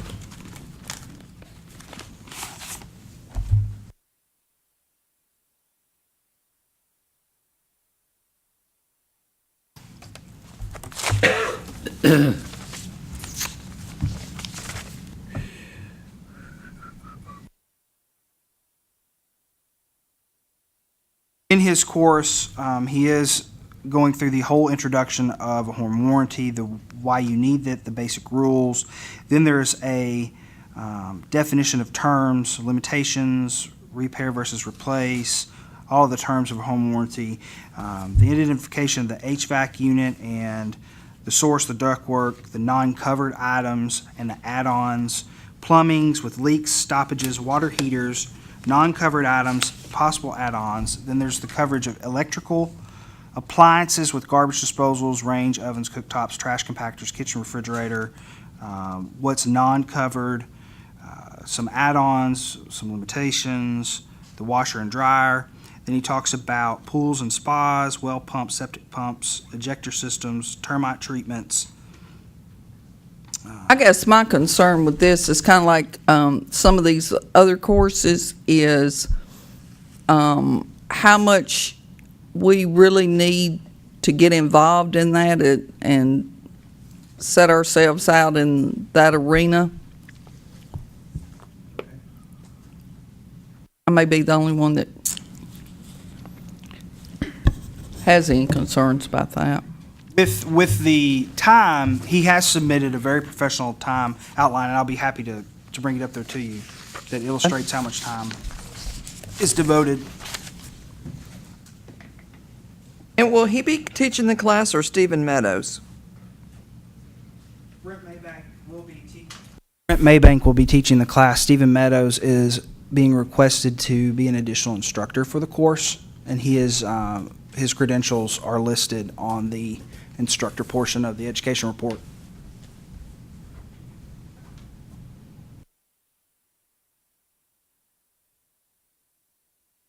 Does this just teach the agents basically overview of a home warranty and how they go about doing it, and just give them some education about a home warranty? It is to give them their first baseline knowledge of what is a home warranty, what's covered, what's not covered, the intricacies of the policy. I guess my major concern with this one obviously is American Home Shields. And every one of the home warranty companies have their own plan that is going to vary and be different. So if somebody's taking this American Home Shield warranty class and then sells Home Warranties of America, are they going to assume all the same program's going to apply to all these courses or all these warranties? The course was submitted generically, so there's no, and I'll be happy to bring this up here to you as well. It's submitted generically, the slides are generic, there's no solicitation or overt advertising. But if you work for that company, American Home Shield, you probably get you some business out of it. Well, a lot of these franchise promote and get a percentage of that sale of that contract. A lot of the franchise companies. Your company got one, Exit got one. We have a preferred home warranty company, yes. Say, and Century 21's got one, that if you sell it, you get part of the commission, part of the fee. And while you're pondering that, you want to pull this one out of the list to be approved? Yeah, let's pull it out. Grover's looking at it as well down here. Are there any others that the instructors are vendors? Well, I will say on course A3, there's a fairly suspicious instructor listed. I noticed that. And that's the only one I noticed. I have no comment to A3. Sir? These courses that are submitted by out-of-town providers and taught by people who are from out of town, who requests those courses? Do they request? Which one specifically? At the bottom of page 3, NBI Incorporated from Altoona, Wisconsin. National Business Institute. They typically put on courses that are applicable to CLE, CE, and other commissions. So it is usually put on by attorneys. The main purpose is for CLE. They've requested the commission's approval because it does relate to the practice of real estate, terms of real estate. So these folks will actually be from the area in which the conference is held, but it's similar to like a CCIM or SIOR. You know, the corporate office is somewhere else. Okay. And like Internocky, which is A13, they're based in Boulder, Colorado. They did have classes approved back in 2008. They didn't renew, but this is an Arello approved course, so We have a motion on the floor from Commissioner Flitcroft to approve courses A1 through A20.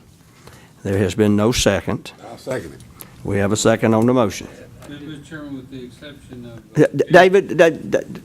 Talking to the... Mr. Chairman, with the exception of the one that Janet's concerned about. I'm okay with She's okay with including it. Your motion is to approve, Commissioner Flitcroft made a motion to approve A1 through A20, and it's seconded by Commissioner Collins. Any other discussion or comments on any of these courses?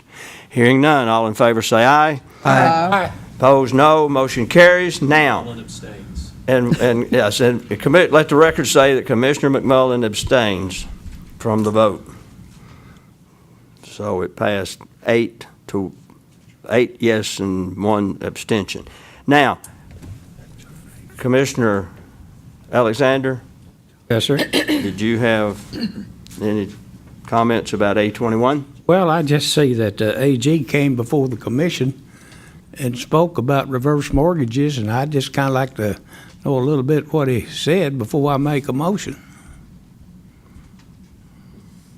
It is a very serious thing. I mean, there are so many ways, you have to know so much about it. I mean, you would have to, even as a financial advisor, be a specialist in that. And it's not as simple as it seems. It's not, you get all the money out of your house and go shopping. It's not that kind of thing at all. A lot of pitfalls to it. Well, I know that. A lot. But the presentation made to us by Mr. Pulley, yes, sir. he identified all those pitfalls. And so we recommended that any course we approve on reverse mortgages included his presentation that included all the pitfalls. Mr. Chairman, I move that, what is that, 21? A21. A21 be denied. Second. A motion by Commissioner Alexander that course A21 be denied approval, and seconded by Commissioner Flitcroft. Discussion on the motion. Hey, Steve, does this course include the Attorney General's presentation? Correct. The individuals that had previously submitted courses, as far back as this individual came to us at the Farragut meeting in October of last year, I did communicate with them, all of them, with a standard email stating that, you know, the opinion that came from the AG's office. Matt Pulley had given me his authorization and permission to send them the course materials. Any material submitted to you for approval must contain that information that the AG's office spoke to us about. All for the question. Well, can I just? Excuse me, I withdraw. Yeah, it's not like this doesn't exist, and it doesn't exist in our market. It's out there, and our people are aware of it, but they were not aware of the pitfalls in the presentation of material we've previously seen. This presentation includes that, which we required in the conversation that we had previously. So I would vote against the motion and vote for approval. We have any other discussion on the motion to deny? Yes, I want to discuss Okay, this again. Even though you've listed all the pitfalls, it is our task is not, as commissioners, is to represent the licensees of the state of Tennessee. We're here to protect the public. And if you've read any, I have a special interest in this, and I read all I can find out about it. There was an article that I read less than 10 days ago where most of the advisors and counselors that sit down with these people and talk to them about a reverse mortgage, they think they've done a good deal when the folks walk away and not take it. And I would encourage you to still vote against it. Steve, do you have their syllabus of what their class is? And how did that appear to you? Is it written by Fred Thompson? No, sir. It was sent electronically to me. It is submitted based on compliance with what was requested. And that's, there was no elaboration, nothing added more to it other than what was requested. However, I did state to all, no plagiarism involved, even though the AG opinion did give you permission to use, just not to blanketly. You have to cite the source, and you did not create this material. Any other discussion on the motion? Mr. Chairman, question. Commissioner McMullen. Does the motion only relate to course A21, not any of the other courses? Yes, sir. That just A21. The motion is to deny the approval of course A21. That's the only one in here about reverse mortgages. Correct. Had there been 4 in here, then I would have been opposed to all 4 of them. A yes vote will be to deny the approval of course A21. A no vote will be to basically approve the course. That's not, Mr. Chairman. What? Because the motion... If the noes pass, then the motion fails, and then the Correct. floor is open for a second motion. Well, that too. Yeah. It's not automatic. That motion to deny it. All in favor say aye. Roll call, please. Roll call vote. Ms. Maxwell. This is a motion to deny approval for course A21. Alphabetically. Alexander. No. I vote yes. I'm voting for the motion. Yes is to deny. Yes, this is deny. Let's do Right. it that way. Bloom. No. Collins. Yes. DeChara. No. Flitcroft. Yes. Franks. Yes. Grease. No. McMullen. No. Stevenson. Yes. 5 yeses and 4 noes, so that Motion carries. motion carries. Motion failed. No, No, motion I mean, passed. right, the motion passed, okay. So the Mo- course- motion passed, the so- course is The course denied. is denied. Right. Next item. Okay, so we'll move on to lastly to the instructor wrong. approvals. We do have a request, the statute in 6213-324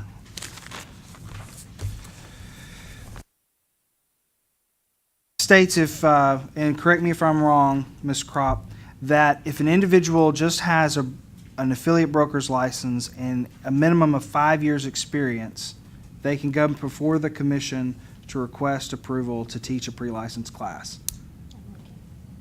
Steve, where are we finding separate- that on our tablet? Could be, well, our tab. It's not on What the does same it look sheet. like? Look, Is there a piece of paper that corresponds to that? It's the fourth row, the one on the very left side on mine. It's a one-page up and down one. At the top, it says April 2014 instructor Approval approval request. Is it the fourth row, first one on the left side Yes. on yours? Yes. Yes. Has new on it. And I think this subsection that Mr. McDonald was talking about is 6213-324, and it's subsection A4 of that rule, and it says if the course concerns the principles of real estate, mathematics, or sales techniques, then the instructor would be someone who is a licensed broker or, with the approval of the commission, an affiliate broker with at least 5 years of experience in the subject of the course. What page is that? I don't have a green book. The I'm not- prior page was 79, and then it was updated. So it'll appear as a rule on 79, but it has been transitioned to a statute. All get on the same page. Absolutely.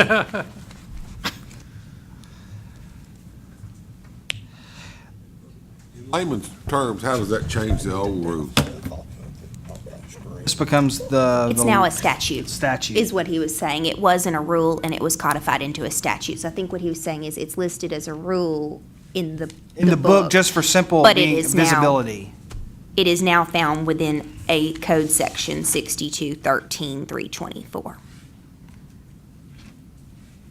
So I'll read you the request.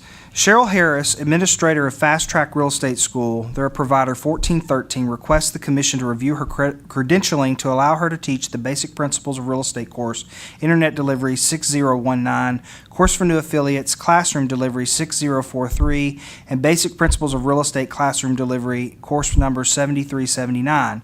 Currently, Keith Harris is instructing these courses. Mrs. Harris holds affiliate license 256902 and has been licensed since 1995, and Trek has record of 264 hours of education. Mrs. Harris states she's been a classroom instructor at the secondary and university level for the past 30 years. Mrs. Harris has a BS and an MA degree. She's been issued a teacher certification and a certificate in English as a second language. So she is requesting that she be added as an instructor to teach the classes that Fast Track Real Estate School currently has approved, in addition to her husband, Keith Harris, who meets, well, he's been previously approved and meets the requirements. Motion to approve. Second. Motion by Commissioner Franklin, seconded by Commissioner DeShara to approve. Steve, why is this exceptional, or why did you pull this out? Because she doesn't have a broker's license, and she had more than 5 years, and she did have a teaching certificate, but I brought it to you because I did not want to give her, It requires the commission's approval according to the statute if the person is an affiliate broker with at What she least said. 5 years of experience. So what he's saying is if she were a broker, it wouldn't be the same issue. She is an affiliate broker that has at least 5 years of experience, but pursuant to the statute, that requires the commission's We approval. don't have the statute per se in front of us at all. It's in a rule in the book, but it has been moved to a But it's now statute. Yes, Okay, correct. that's all I wanted to know. Thank you both. Any other discussion or questions of staff? Hearing none, all in favor say aye. Aye. Opposed, no. Motion carries unanimously. The last Did you- item is number 2, Stacy Dudley of Real Tracks, provider 1349, requests the approval of Tammy Russell to teach these currently approved courses. The courses you see before you are all the ones that they have approved. Ms. Russell holds Tennessee affiliate license 295319 and was first licensed in 2004. She has 27 years managing and sales experience and holds a Bachelor of Science degree. Motion to approve. Second. Motion by Commissioner DeShara and seconded by Commissioner Grease to approve. Any discussion? And the reason she's before us is, She's affiliate. Well, no, every month, when a provider has a new instructor that they want to add to a course, I bring them before the commission. I introduce them as I did and allow you to either confirm or deny that request to add them as an instructor. There's a fee involved for every new instructor. It's $25. Per course or just $25 is per instructor. per instructor? Any other discussion on the motion or questions? Hearing none, all in favor say aye. Aye. Opposed, no. Motion carries unanimously. Is that, you completed your report? Mr. McDonald? I think I've said enough. Mr. Chairman, a matter to the agenda. The agenda was approved and submitted, but the second day hearing, the Thursday hearing, has been continued. I think we need to delete that from the agenda and tell the audience that they don't need to be coming back tomorrow. That assumes we get everything else done today. Yeah, that assumes we get. Provided we get everything done. Yeah, provided we get everything done. We're breaking for lunch. It's 11:30. When we come back, we'll get into Ms. Maxwell's Executive Director's report. And then we also have an informal appearance. We're going to do that, okay. No times. At 1 o'clock. Mr. Chairman, perhaps the chair should address the audience and tell them that they don't have to come back on Thursday. We don't know that. We don't know yet, Commissioner Flitcroft. Okay. We're breaking for lunch. Back at 1, right? Back at 1. I'd like to call this Real Estate Commission meeting back into session. The first thing this afternoon, we have an informal appearance. We have applicant John Ray Robinson and his principal broker, H. Lynn Boyd. Bird. You two, if y'all, the two of you would come up here and sit in these two chairs. Before you sit down, if we're going to have Julie Kropp, our staff attorney, is going to swear you in. Those two right there. And I just want to, just before you sit down. You raise your right hand, please. Do you solemnly swear or affirm that the testimony you're about to give will be the truth, the whole truth, and nothing but the truth? Thank you. There's one thing I want to ask you to do. Pull those microphones over close to you.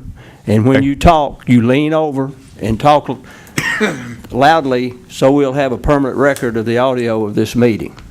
So, Ms. Maxwell. And do you want them to identify themselves so you know which Please. person is which?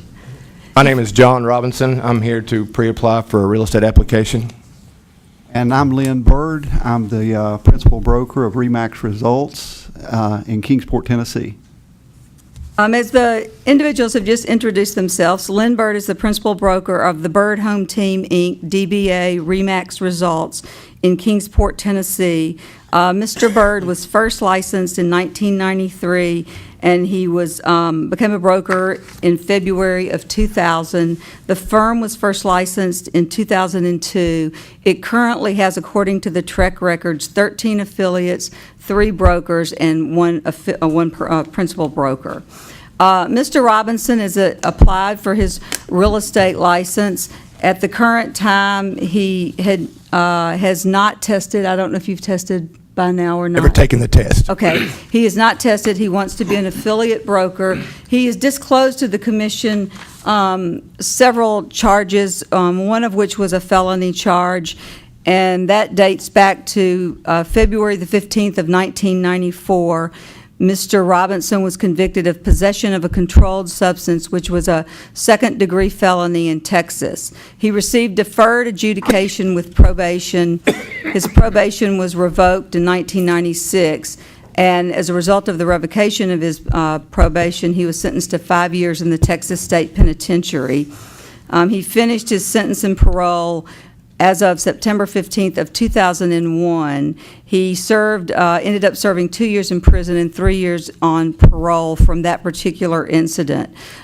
He was in Texas because he was a field sales engineer, and he got introduced to crack cocaine, and that led to a number of these charges.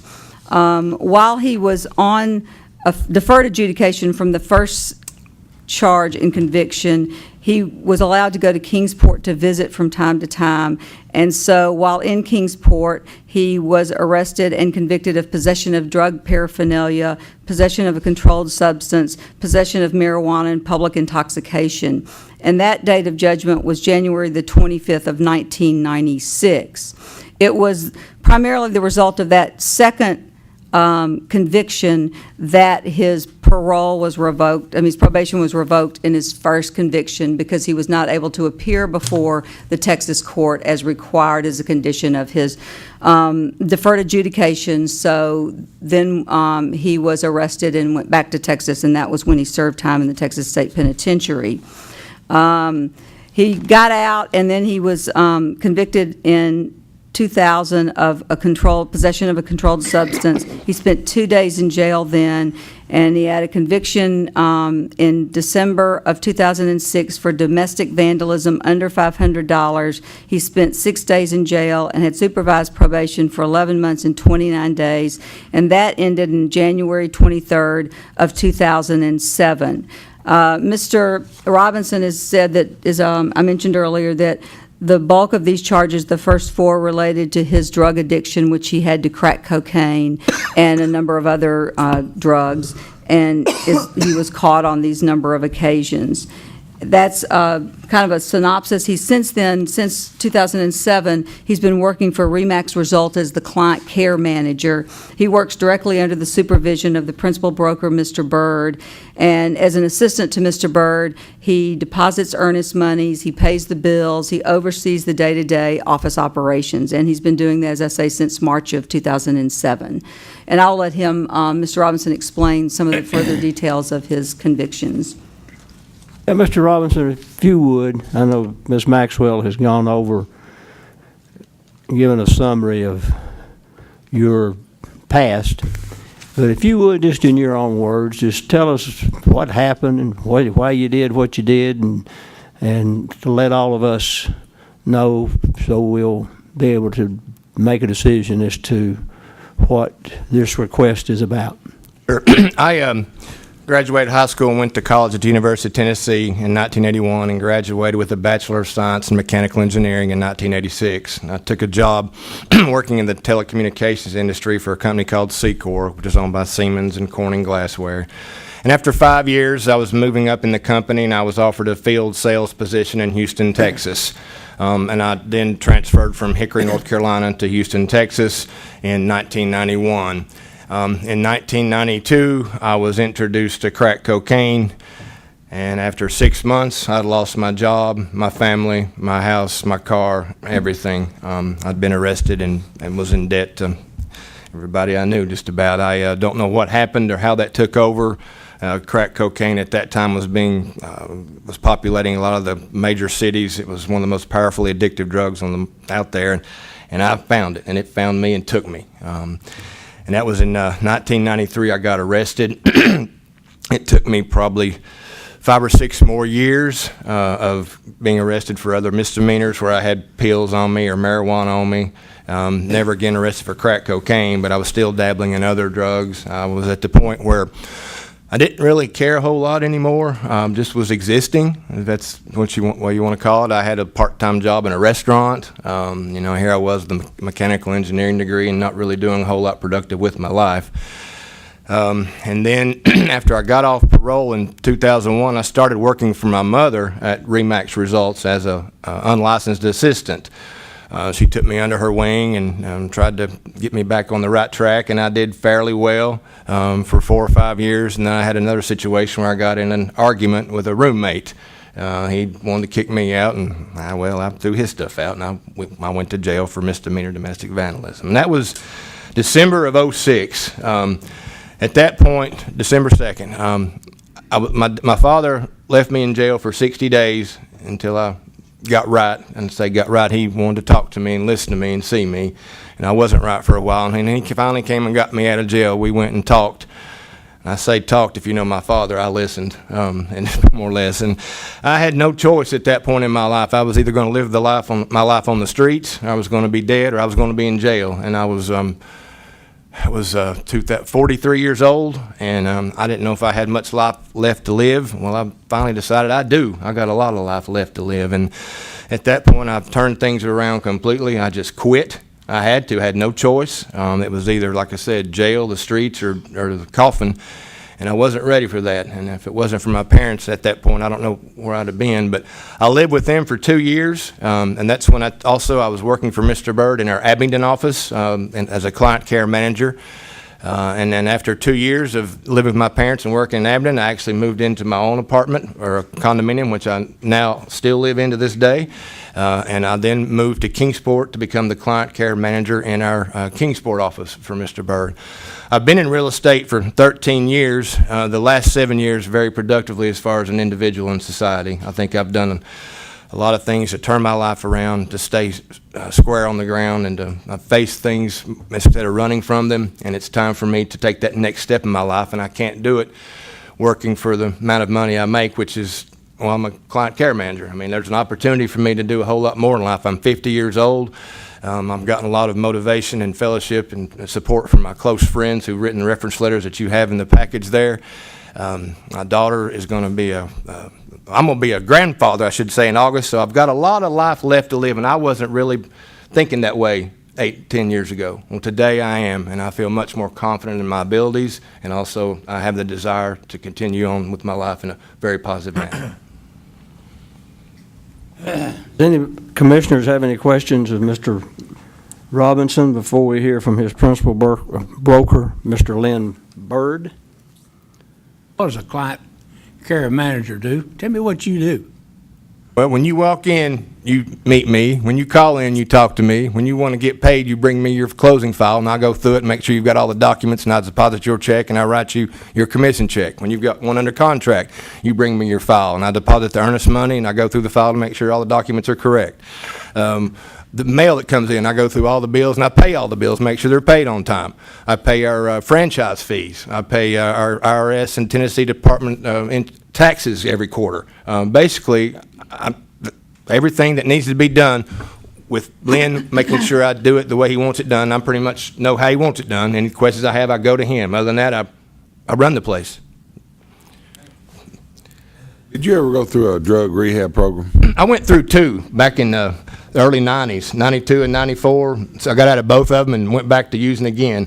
And I think when I was in those particular programs, I wasn't ready to quit. Until you're ready to quit, those programs don't really work. And the way I finally quit was I just, like I said, made the decision. I had no other choice in life but to quit. And it wasn't that hard to do. When I finally decided on my own, I've had enough. 7 years and 4 months today, actually. So in your role as, first of all, I saw one title like Director of First Impressions, or is that your title? That was one of our titles back when we had 3 or 4 offices back when the economy was doing really well, and we had 4 or 5 people just like myself, and that was what we called them then, Director of First Impressions. And I don't know if that was easy to remember, and the easiest way I tell people is really office manager. My business card says client care manager. So. Okay, so what about licensees, other employees, actual clients of the company? Are they all aware of your history? Yes, sir. Maybe not in depth, but all of them are aware, and I've discussed it with several of them in detail as far as suggestions and how I should go on with my life and what they think. Have you asked actual customers or clients? I mean, that's who you want to interact with eventually. Have you had feedback or pushback from them at all? Well, my interaction with clients a lot of times is not to negotiate or anything, so I have to be careful with that. So I don't really get a lot of one-on-one time with our clients in the office. I more or less contact them to get forms to sign. That's not something I also come out and say, "Hi, my name's John. I'm a convicted felon." That's one of the biggest problems I've had for the past 10 years is dealing with that. So.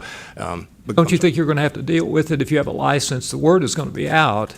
I'm not concerned about people knowing. I'm not. I mean, I wouldn't be here, I don't think, if I wasn't ready to tell them. I understand. It may be a question for your broker in a few minutes when we get to him. Thank you. Anybody else, any other commissioners have any questions of Mr. Robinson?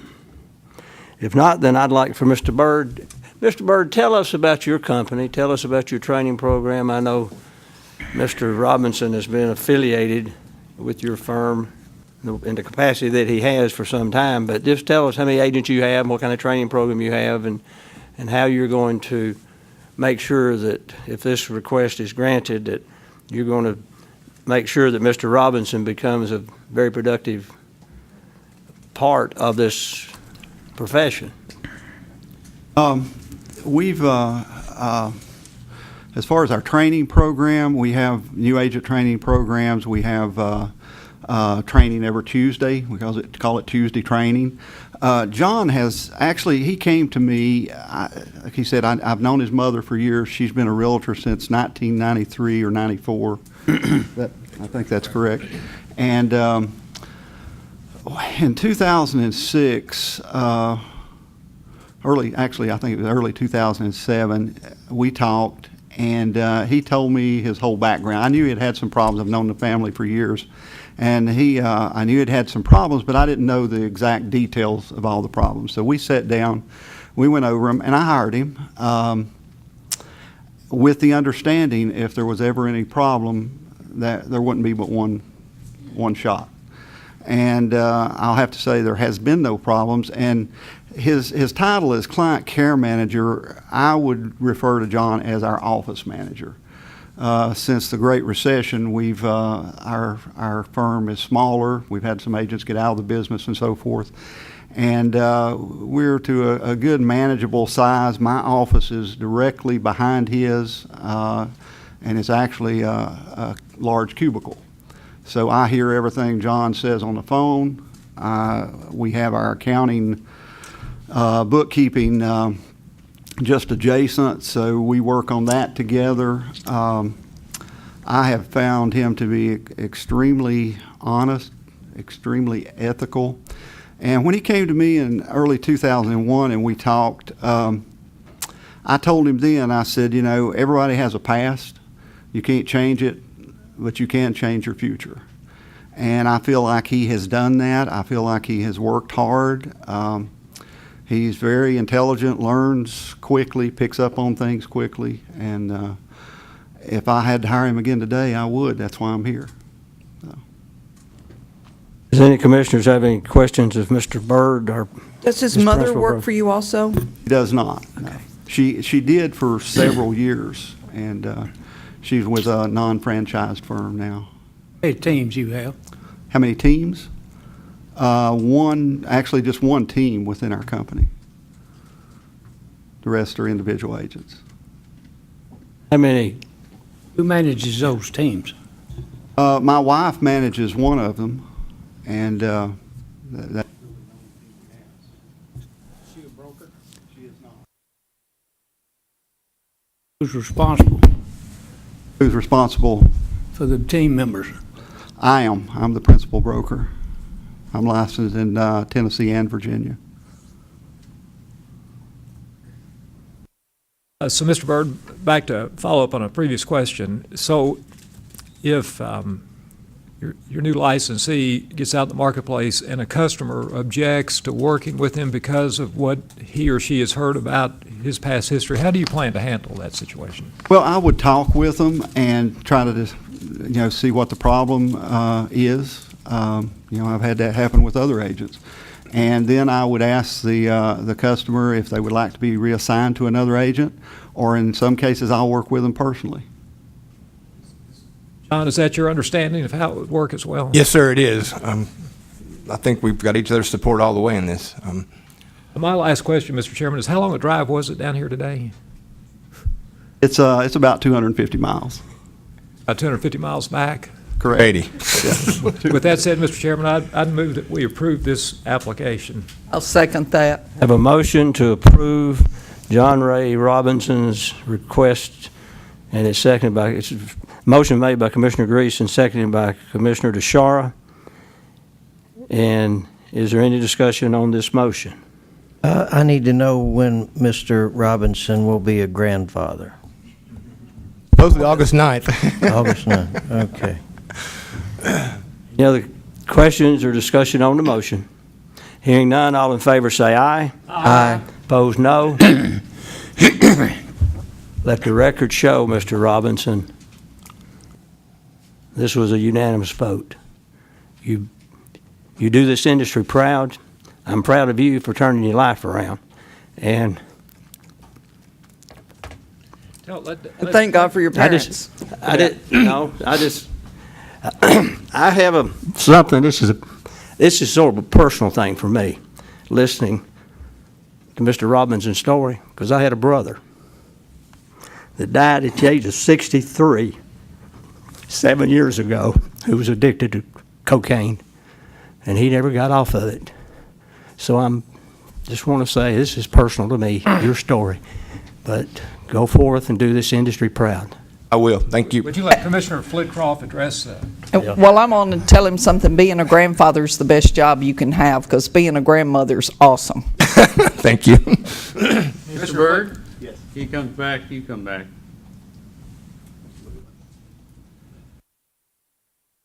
John's an excellent person. I have all the confidence in the world in him, and I really thank you all, for this. I thank you all immensely for your time. luck. Good luck. Thank you. Mr. Byrd, I liked your answer about who managed your team. Thank you. You I'll were, tell her you were that. being tested. Thank you. Okay, have a safe trip back home to Kingsport. Next on our agenda is our Executive Director's Report, Ms. Eve Maxwell.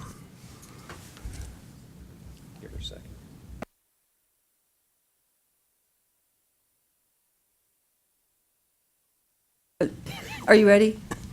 Which one we starting with? We're starting with the complaint report, which is in several sections, I'm afraid, on the iPads. The first section is... Are we Well- doing open, closed complaint? Yeah, we can first? do open, close, the tall page, the page going up and down, is that the one? That's probably the easiest one to find. What row? Which row are we on? All right. Like the fourth row, yeah. I think. Well, let's see. Fourth row. On mine, it's the fourth row, second one over. It's up and down, it's Oh, it's got got red on red it. and black type. It I does think have that's red the on one. it. It's got Next red time, on I promise I'll have this down a little Got what bit. now? Did you say which row? It's the fourth row, second one over on mine. I'm not sure if yours is in the same order. Does every, On the bottom? Second does row. everybody have it? That says minutes. Okay. This is just the closed complaints that we have for the fiscal year, and it shows that we've got closed 261 from 7/1 of 2013 to the present time. We've closed 198 of those with no action. 5 have been referred to an outside agency. 8 have been closed with a letter of warning or instruction. 47 have been closed with a consent order, and 3 have resulted in revocation, for a total of 261 for just the first about 9 months of this year.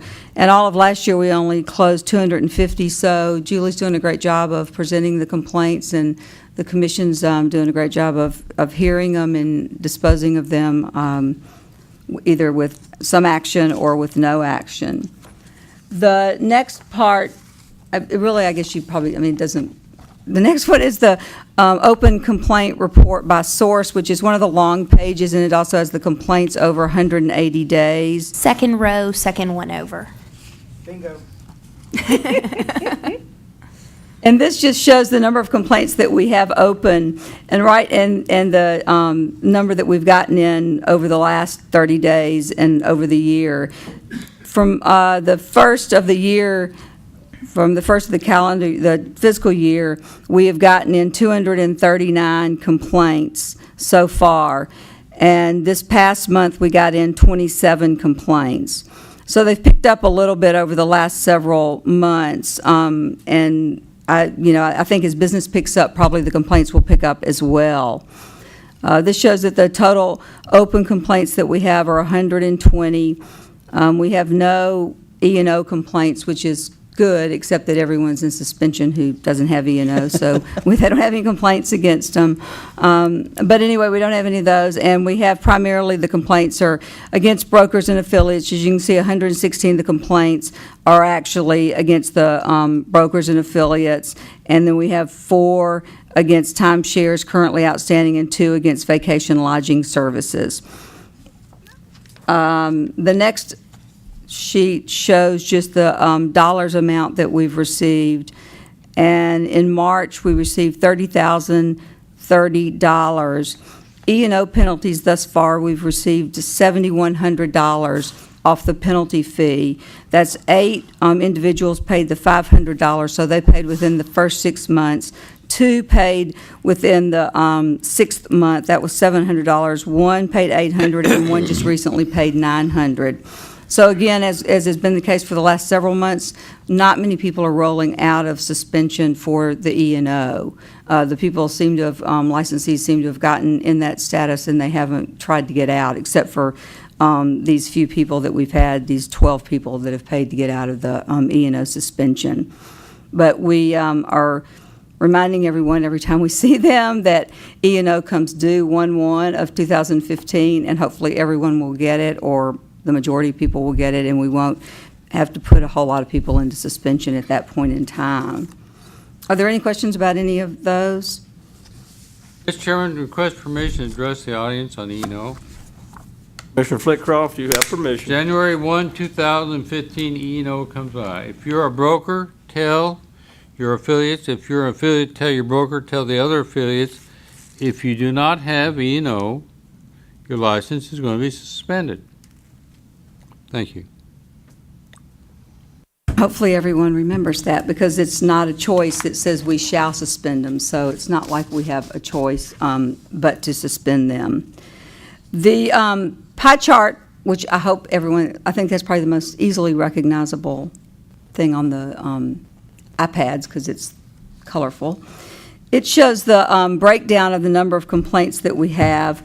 And you can see that the largest number that we have, and I've lumped them together, is misconduct and misrepresentation, because normally the misrepresentation, it seems like as it goes through the system, becomes misconduct or some form of misconduct as opposed to fraud or misrepresentation. And that's 36% of our complaints, 58 of the complaints, which is 36%. The next largest is agency, which is interesting because before we didn't really see that many agency complaints, but now we see a lot of complaints where the allegations involve failure to represent the best interest of the client, or, inducing a client to do something. I mean, they really and truly seem to show some sort of agency relationship problem, as opposed to some of the ones that we used to see, which seem to center on escrow monies. And that may just, again, be the nature of the business as it is right now. Unlicensed activity still represents a big percent, 15%, and that's 24 complaints we have on unlicensed activity. And then advertising is 8%, and supervision 13%. And supervision is in part obviously driven by the other types of complaints that when we open up a complaint against a principal broker. So it's in part driven by the other complaints. And then escrow and security deposits represent 11% of the complaints. And then there's a little table down at the bottom that breaks down the number of complaints, and then that'll correspond with the percentage. Are there any questions about this? Would you say most of those supervision complaints are opened by TREC or third parties doing it? The largest percent of the supervision ones are opened by us as a result of a complaint against a licensee. And so that's really what drives the bulk of them. Advertising and timeshares, they're always opened against principal broker as well. So that's what drives, that's why I say that's really driven by the I complaints. predict that'll grow by 10% or more in the next 12 months. Say it louder, so those. I predict that will grow by at least 10% in the next 12 months because of this commission opening complaints against principal brokers and teams.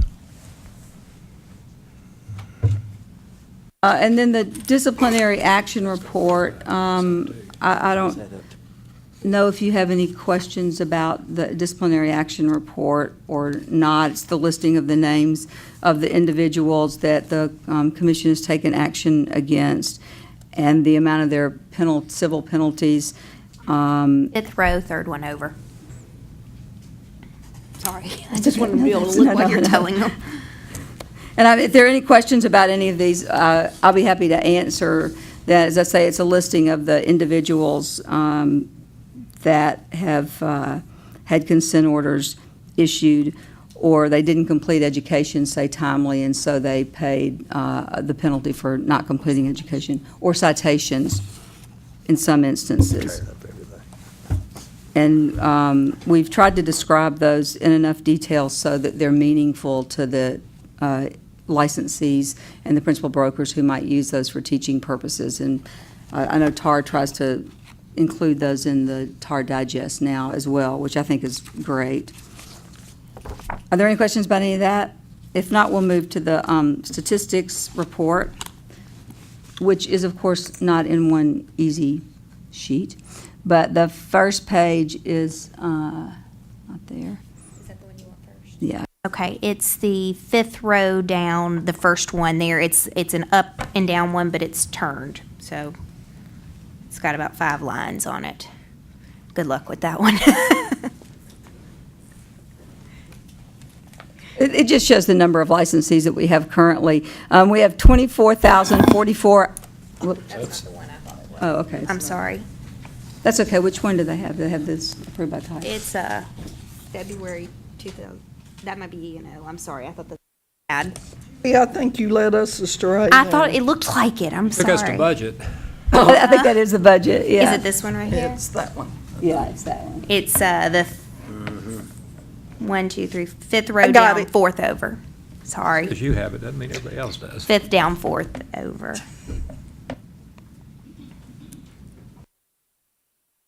Does everyone have it?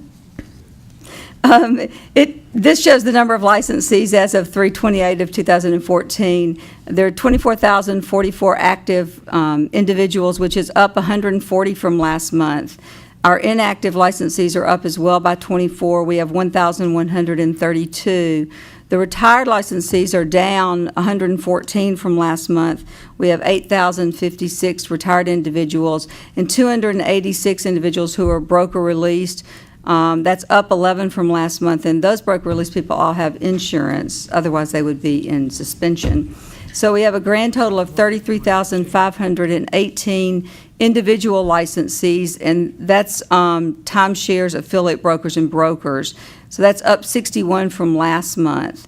Our firms are down 21 from last month. We have a total of 4,091 firms.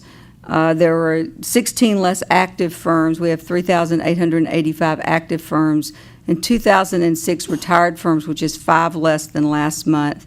So our total of firms and individuals is 37,609, which is up 40 from last month. So that's this is the second month I think we've had a total plus. The other ones we've had some pluses, but we've ended up with a minus. So hopefully that's a good trend. Ms. Maxwell, is Yes. there any way for us to know how many principal brokers we have who are grandfathered? Yes, we can run that. I looked at the number of principal brokers overall this month, but we can run that to see who are grandfathered, who were licensed before 2005. Just curious. So I'm curious too, does a retired firm have to have a principal broker? No, a retired firm is, I guess people retire their firm so no one will take their name or, because otherwise they could close their firm and then just reopen it. According to these statistics, it'd be hard for someone to argue there are 7,000 principal brokers, wouldn't it?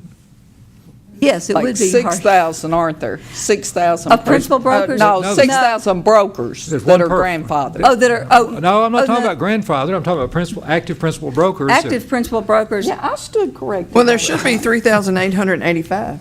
Well, some people No, are the some of principal them have two broker of two firms, so firms. it I think could be there's like less than that. 30, Oh. I think there's close to like 3,700. I have it somewhere in my piles of paper here. But I think it's like 3,700 of Corrected principal last brokers. Publicly. I'll have to look and see. We ran that, We can't discuss that. we ran the grandfathered not long ago. I mean, like about a year or two ago, was it, It's I a think? handful. Well, there's two different types of us people. Well, there are brokers who are grandfathered, period, just all the brokers. Yeah, but I want you to tell me, while you're doing all that statistics, how many in that group like myself and huh? Gary and John? 1988 and before, and then That's affiliate. Well, because you just want, because that's your date, your, we want to know. right, that's your How little date. many's You really won't. grandfathered before 1988 that Wendell keeps promising me he's going to die? The Right. ones that are grandfathered between 88 and 2005. We've already cut it down by half since last night. Okay, so then from 1989 to 2005 when the law changed, right? Okay. I won't be able to, it'll be next month before. Oh, we we're able wanted to you to do that round right now. Just We're able to round spit that those number. numbers out. Now, do you want principal brokers as well, or just brokers? Less of them by this time. Principal brokers. Principal brokers, only principal brokers? Yeah, they're the ones responsible. Okay, I just wondered if you wanted both. You can go in and out of principal brokership. Actually, I think we need to know both, how many there are total, and then how many of them are principal brokers. While you're doing all that, it won't be much harder to tell us how many that has two firms.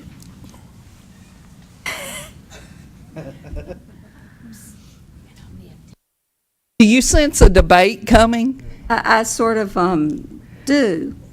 But if there are any other items that you'd like to add to this, then let me know. Left-handed brokers. I'd like to know, of that, Now, Ms. Maxwell, of those principal brokers that have two companies, how many of them are in the old stage of like most of the ones here on the iron line? The grandfather before 1988, Yes, that yes, Commissioner DeCharo likes? Okay. But not for 2005, just for 1988? The great-grandfathers. Yeah, the great-grandfathers. I'd like to know how many of the people that are grandfathered have been penalized compared to the one that weren't grandfathered. I think that'll tell a lot. I think we tried to do that last time, and I don't know that we were, that's a harder thing to look up, but maybe we could come up with a rough guess. We'll on see. the record- I know that that's a harder thing to trace. You think there's going to be more old folks? Oh, No, it's less. going to be less. Be a lot less. They're Well, serious that's about what- business. I guess the statistics That's what I will Yeah. told you. I'm speak not for disagreeing themselves. with you, old folks. What do you have next, Ms. The Maxwell? next, just the additional statistics, and I'll just, I mean, they sort of speak for themselves, but just to. Ms. Maxwell, if I could just inject one quick thought Yes. to all the licensees that are here today.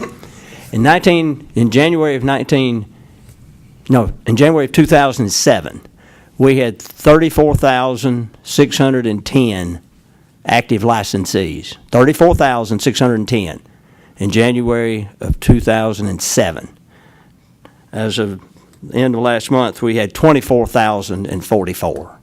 So we're down about 11,500 total licensees. But that's a good thing because fewer people is in this industry, which means there's more business out there for those of us that are still here. So keep on, Ms. Maxwell. But we are up, I mean, you know, it is up over last year. So it's up about 900, almost 1,000 from last year of our active individuals. So it is slowly coming back up.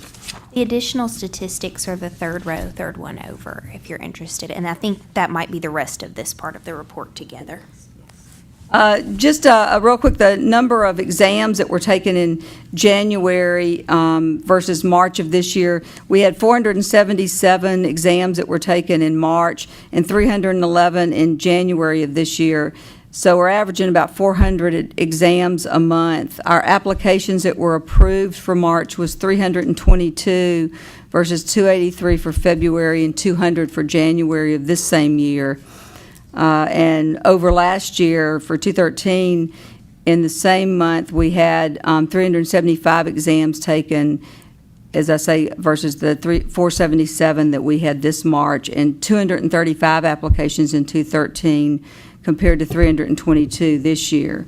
Of course, now back in 2006 and 2007, it was a whole different story. We had over 1,000 exams that were taken in March alone.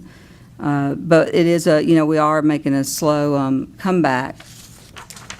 And if you, the next, I'm sort of just going through this, on page 6 of the additional statistics, the exams taken by license type for this month from 3/1 to 3/28 of 2014, there was one acquisition agent, 414 affiliate brokers, 29 brokers, and 33 salespeople, timeshare salespeople. So there are not that many people who are even testing for broker. It doesn't seem like at all. That's because we scared them. It's a continuing education, do you think? Yeah, that's it. I think That's- it's troublesome that there are more timeshare salespeople than there are principal or brokers testing. Well, this is the time of year for timeshare people as Timeshares, well. yeah. This is the time they, I feel like I've looked at so many of those timeshare applications, but this is their gear-up time of the, Bet those teams that's operating like a company that doesn't have a principal broker get licensed, you'll pick up the brokers. Or if you cut them out from acting like operating a firm without a principal broker, you'll stop it. yeah, I think you probably would encourage more people to get broker licenses. Are there any other, are there any other questions about the statistics or any questions? If On page 9 of your additional statistics, Uh-huh. I don't know what those numbers represent.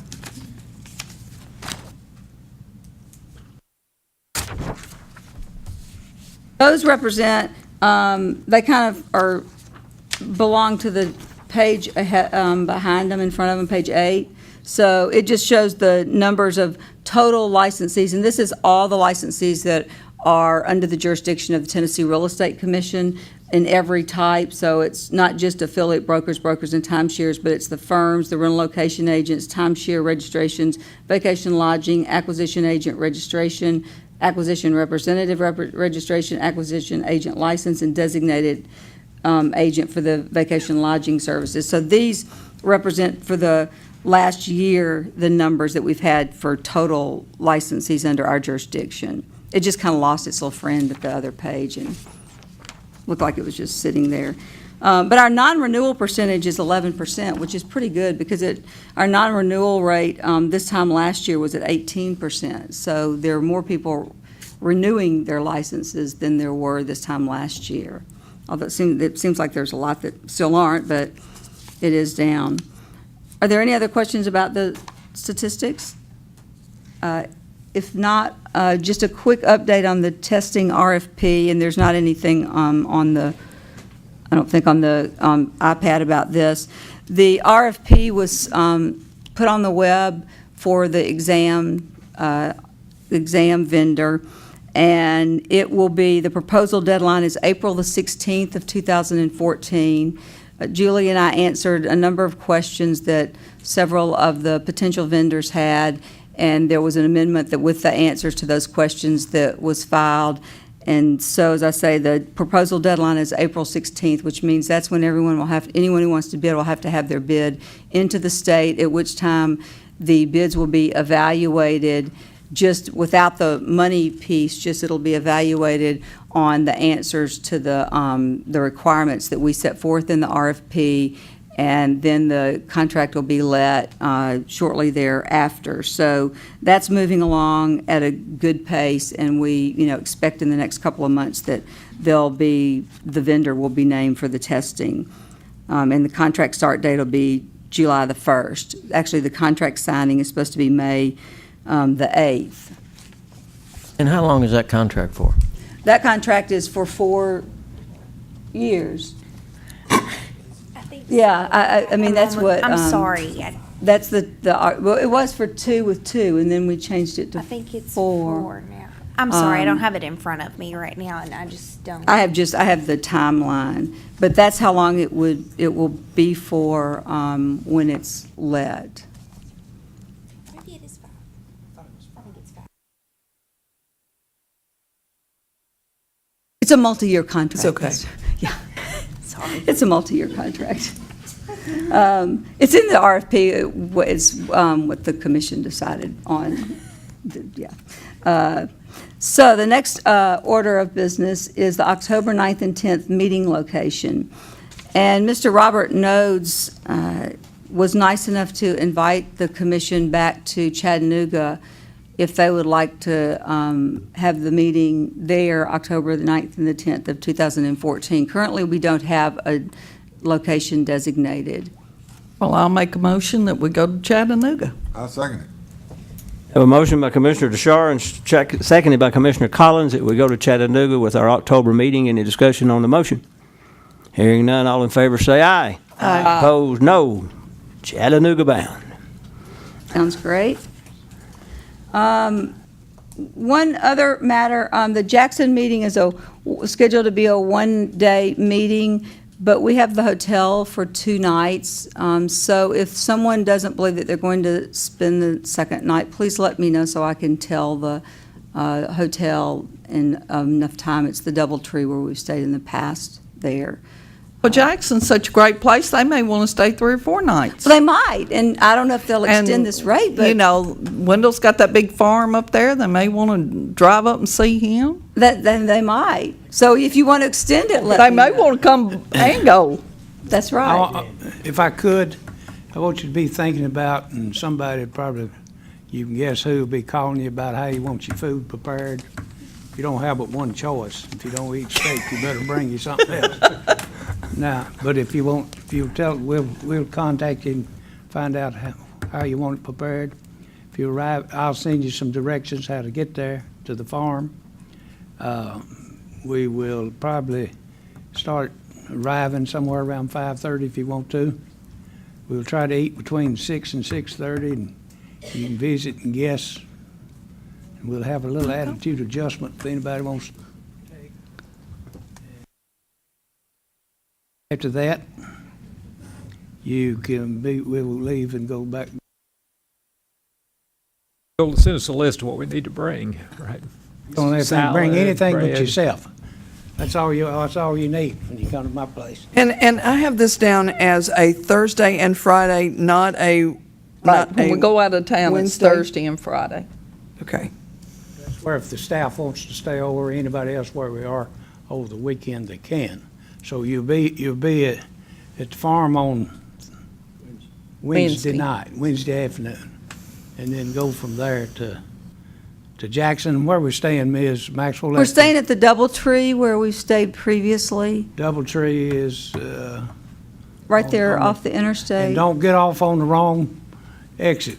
Oh, yes, you will. When you come, just come straight All you down gotta do is come 45. straight in on 45. Don't get off. And the on me. Doubletree's on the left. Now, I know where it is.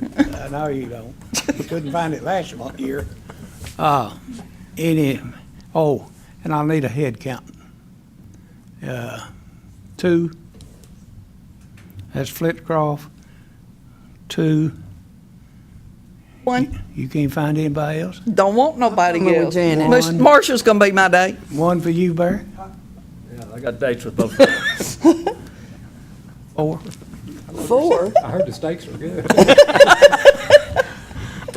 2 or 4? 2. Yeah, put me down for 2. Well, now make up your mind. I'm going to eat steak for breakfast. 2, Gary.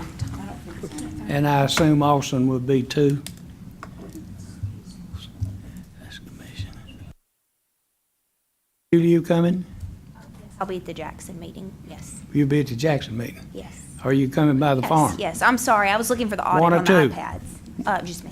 Just you? There'll be a lot of us in onesies. That's you. So that makes a pair of the two of you, Eve. Just one. Not coming Robin's now? not Robin, coming. you're not coming? See. I wish I could come. Well, if you want to drive down and eat dinner, you can come back, turn around and go back. Well, thank you, but I don't think I'll be able to do it. So only 3 of the staff. Correct. Or I guess that's correct.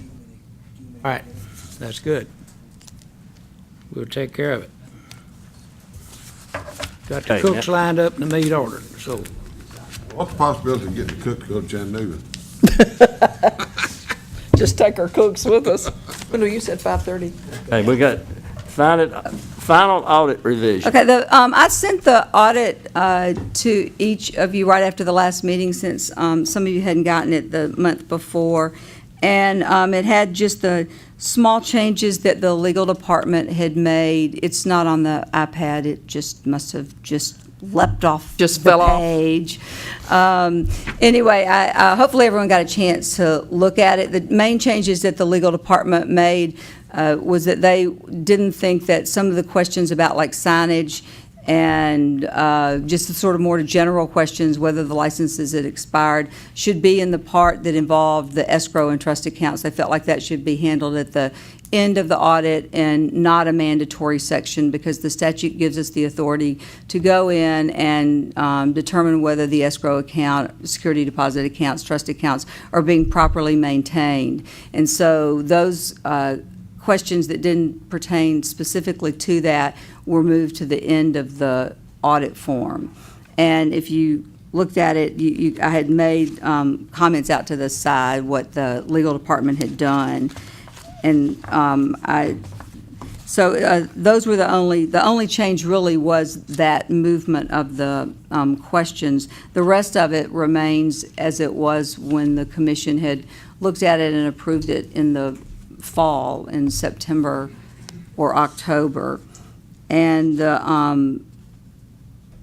the legal department's given its okay, and the administration's given its okay, so they're ready to move forward with it when the commission approves it. Julie and I are going to meet with the administration the end of this week to discuss like the plan for moving forward in the implementation of the audit and getting individuals who will fulfill that role. So hopefully, as I say, everyone, I don't know if anyone had any comments on it or questions about it. Yes, I'd like to move for approval of the final audit revision as mentioned by Mrs. Maxwell, with the changes mentioned by Ms. Maxwell. We have a motion by Commissioner Bloom and second by Commissioner Grease that we approve the final audit revision as amended. Any discussion? Hearing none, all in favor say aye. Aye. Opposed, no. Abstain. And one abstention. And Steve, will this Mr. allow you to Flitcroft put that has in your... abstained. Have one absent. We'll worry about him. Excuse me for... Would that allow you then to include that in your preparation for our course? Yes, sir. The next item on my report is just a real quick fingerprint update of the facts of the fingerprint.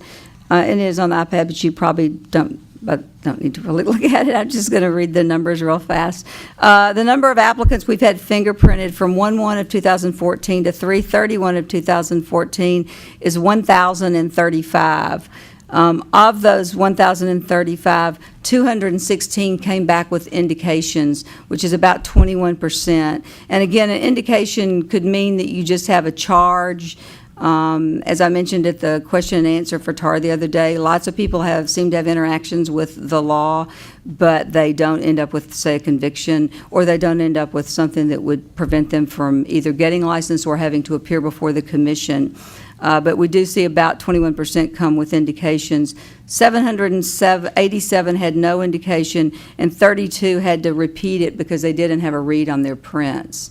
The fingerprinting equipment was down for about 5 days, the end of last week and the first part of, I guess like 2 weeks ago almost now, and the first part of the last week. And so it was down for about 5 days. And that delayed some individuals, I guess, getting fingerprinting. That was the vendors had some issue with their equipment that I guess affected everyone in the state of Tennessee who might have wanted to get fingerprints. But they're back on track now. And, people they don't seem to be having any problems with that at all. But each month our fingerprint totals have gone up. So we have a lot of new initial licensees getting fingerprinted. Are there any questions about fingerprints? The next order of business is just a quick E&O update, and I've sort of gone through that. We don't have anyone right now who doesn't have insurance, and as I say, that's because they're suspended. We have 481 people in suspension, and of that number, 17 are principal brokers. And those principal brokers, 14 of them have been in suspension since July the 1st. So they're not making much movement. We did have. Are they still the principal brokers? Well, they're suspended. Their firm is either expired or they're in problem status. So they're not principal brokers. They don't have any affiliates with their firms. They're all just single individuals, and their firms, as I say, are expired or in problem status. So they're like a principal broker, but they're not they're not acting as they're not supposed to be acting as a principal broker. And we think most of their mail has come back. We've tried to contact them a number of times, and their mail has come back for the most part. The principal brokers that we've put in recently have given us proof of insurance within 30 days, so they've been released out of the suspension without any further penalty because they've shown proof of insurance within 30 days. So that's not showing, as I say, much movement. The next is the budget, if anyone had any questions on the budget. Ms. Maxwell, I yes. have a question on the E&O people. Okay. The affiliates that are non-licensed, you got 400? You got 400 without E&O insurance?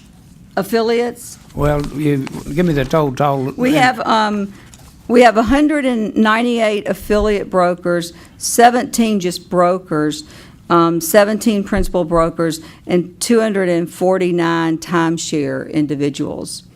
So we have 481 total. Of those licensees that are not timeshare, that are affiliate brokers, do we know who they're are affiliated with? Well, we do. Some of them have. Are they, excuse me? Some of them are in a broker release status at this point, but we do know who they are because we have to notify their principal broker as well when they're suspended. So we do know who their principal brokers are or. Do we know how many of those people there are? How many? Of those agents or affiliates that are not licensed or with active firms? Of the 198, how many are broker released? Is that what I know how many are broker released total, but I don't know how many of those affiliate brokers are broker released. I can find that out, but I had like a total number of broker released, so it didn't break down into the, but I can find that out when I find out these other.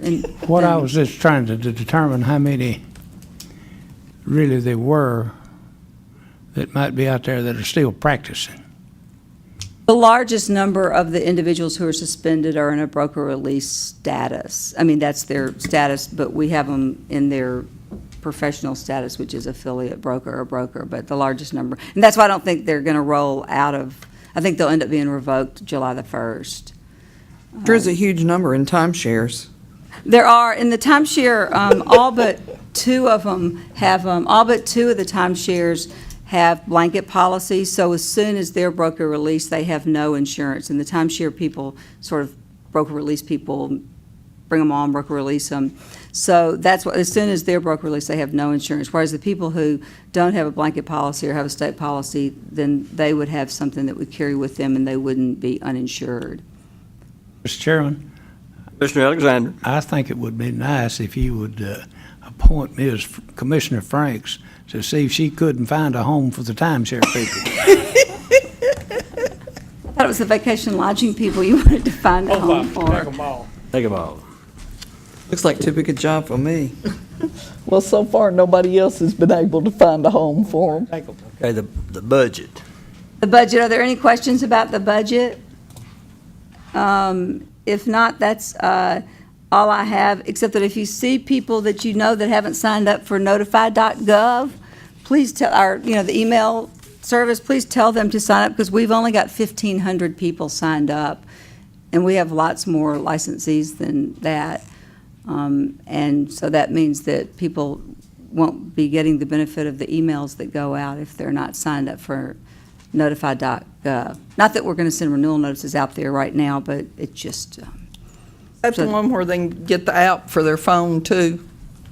Can they get an app for their phone on that? I don't know if they I don't know if you can get an app, but you get notifications pushed out to your email or text message. Yeah, so maybe. Oh, I And forget it the happens state within has an advance to about 28 app minutes. shit. Right. I mean, like you'll get notice of rulemaking hearings or the agenda for the meeting, and hopefully one day maybe renewal notices. But what the whole idea is to get the list of the email addresses so that maybe ultimately we could use those. And that's one of the reasons why we're encouraging people to sign up for it. And I don't know why we have so few. Well, I'm surprised you have 1,500. I'm surprised that many people want to keep up with us. Folks that are brokers, grandfathers have signed up. I bet it's not. The last time. I don't know if I can find out that piece of information. We just need to get the word out. And do you have something, Steve? I was just saying, the last time Julie sent something upstairs that pushes the notify out, it was like, from the time that she gave it to them, it was 28 minutes, the time it hit my phone. So, Well, I mean, it's pretty quick. Steve, you might contact Pug, and he might put that in the TAR newsletter for people to sign up for it. Will do.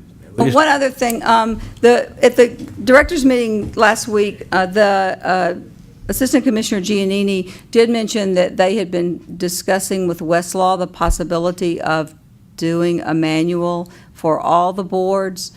It was, since LexisNexis didn't work out to do that, and hopefully that'll come to pass. It would only be on the web, but you could, I assume, run it off. It would be without the annotations, so it would just be the text of the law and the rules, which would be a great benefit to us, certainly, just to even have an updated version all in one spot. So hopefully that will come to pass. That we're going to meet with Westlaw again the end of this week or the first part of next week, and he felt like it would come to pass pretty quickly if they reached a price point that would, work well for all the reg boards. So there is hope for that. Okay. Maybe sometime soon. Yeah, just keep us updated. Does anybody have any other questions? of Ms. Maxwell, Maxwell? two observations and two recommendations. Okay? Very good report. The second one is, if we've got a 100-page minutes and estimating it takes 5 to 10 minutes to complete a page, that's 500 minutes to 1,000 minutes. I know you work 80 to 100 hours a week, but it's taking you most of a week to do it. The recommendations are abbreviate that a little bit for next time. It doesn't have to be that long. And the other one It is, really wasn't 100 pages, it was 39. Oh, I thought it was more than that. It's 30. The minutes, 39. Oh, I a don't lot think of I've it's added the all legal report Yeah, in a lot of there, it's the legal so report, it's- though, so it's got all the exhibits. That one doesn't have, I don't think, all the exhibits either, but it's a lot of it's the exhibits, and so it's not, I just meant everyone needs to read it to make sure that it's right, because abbreviate and, Yeah. and expedite the efforts to hire a replacement for Kelly. but that we are working to do that, for sure. Okay, give us an update next month. But in the meantime, anybody have any other questions of Ms. Maxwell?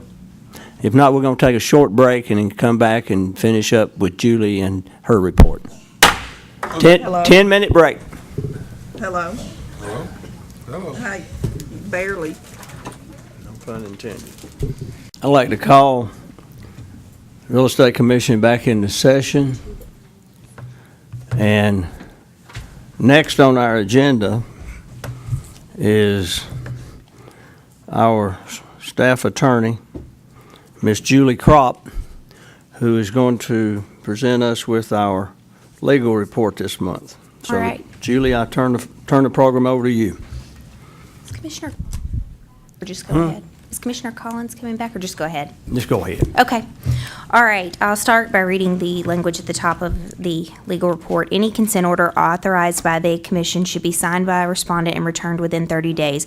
If said consent order is not signed and returned within the allotted time, the matter may proceed to a formal hearing.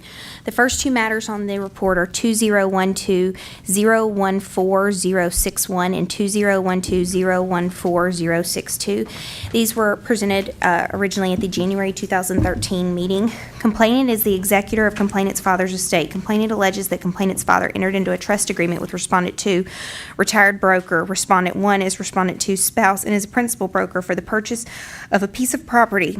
Pursuant to the agreement, Respondent 2 and complainant's father were beneficiaries of this trust. The trust agreement in part empowered Respondent 2 as the trustee to sell, lease, grant, option, mortgage, convey, encumber, and contract to sell and convey the property and any parts thereof with the consent and at the direction of the beneficiaries. Specifically, these actions could be performed only upon written order and direction signed by the beneficiaries.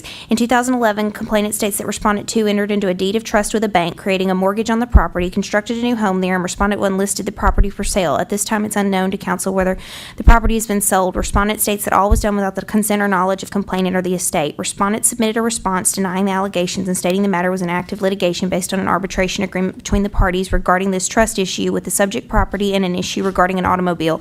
Complainant withdrew from arbitrating the matter prior to a determination, and Respondent 2 filed the complaint to enforce the arbitration agreement. Respondents deny wrongdoing and state that TREC should wait until the pending litigation is concluded before considering the issue. The aforementioned automobile issue involves a dispute between the parties regarding the rightful possession of an automobile which belonged to complainant's deceased father and was in Respondent 2's possession. Criminal charges were filed against Respondent 2 regarding the automobile, and it appears that Respondent 2 has pled guilty to a misdemeanor relating to Respondent's application for lost title, which included a false VIN number, and entered into a diversion agreement without an adjudication of guilt with a period of probation, after which the matter, if there are no violations, is expungible, with the outcome of the automobile's possession dependent upon the civil proceedings. Recently, the arbitrator issued his findings to the court at the court's direction. The arbitrator determined that complainant's father's estate was entitled to payment for half of the fair market value of the unimproved lots as the date of complainant father's death, minus the expenses of Respondent 2 for maintaining and/or improving the lot in exchange for quitclaiming the estate's interest. The arbitrator also found that the transfer of the automobile from complainant's father to Respondent 2 constituted a gift, and found that the automobile should be delivered to Respondent 2. Though the arbitrator has issued the findings, the civil matter is still open, and there's a possibility for more information will be uncovered through this matter through the course of the civil litigation, which could be pertinent to the Commission's determination of this matter. At that time, the recommendation was a consent order for litigation monitoring as to both respondents. At that time, the Commission voted to accept the recommendation of legal counsel. Since the litigation monitoring consent orders were executed, Respondent 2 notified legal counsel that the criminal matter relating to Respondent 2's application for lost title was expunged, and provided court documentation regarding the same. Additionally, Respondent stated that the parties settled the civil litigation matter and provided a copy of an agreed final order filed in the civil litigation, which provided that the matter was dismissed with prejudice. It does not appear, based on all of the information, that there was a violation by respondents, and therefore the recommendation is to dismiss. Move to dismiss. Second. I have a motion by Commissioner Franks to dismiss and seconded by Commissioner DeShara. Any discussion? Hearing none, all in favor say aye. Aye. Opposed, no. Motion carries unanimously. Number 3. Number 3 and number 4, I'm actually going to kind of present join together.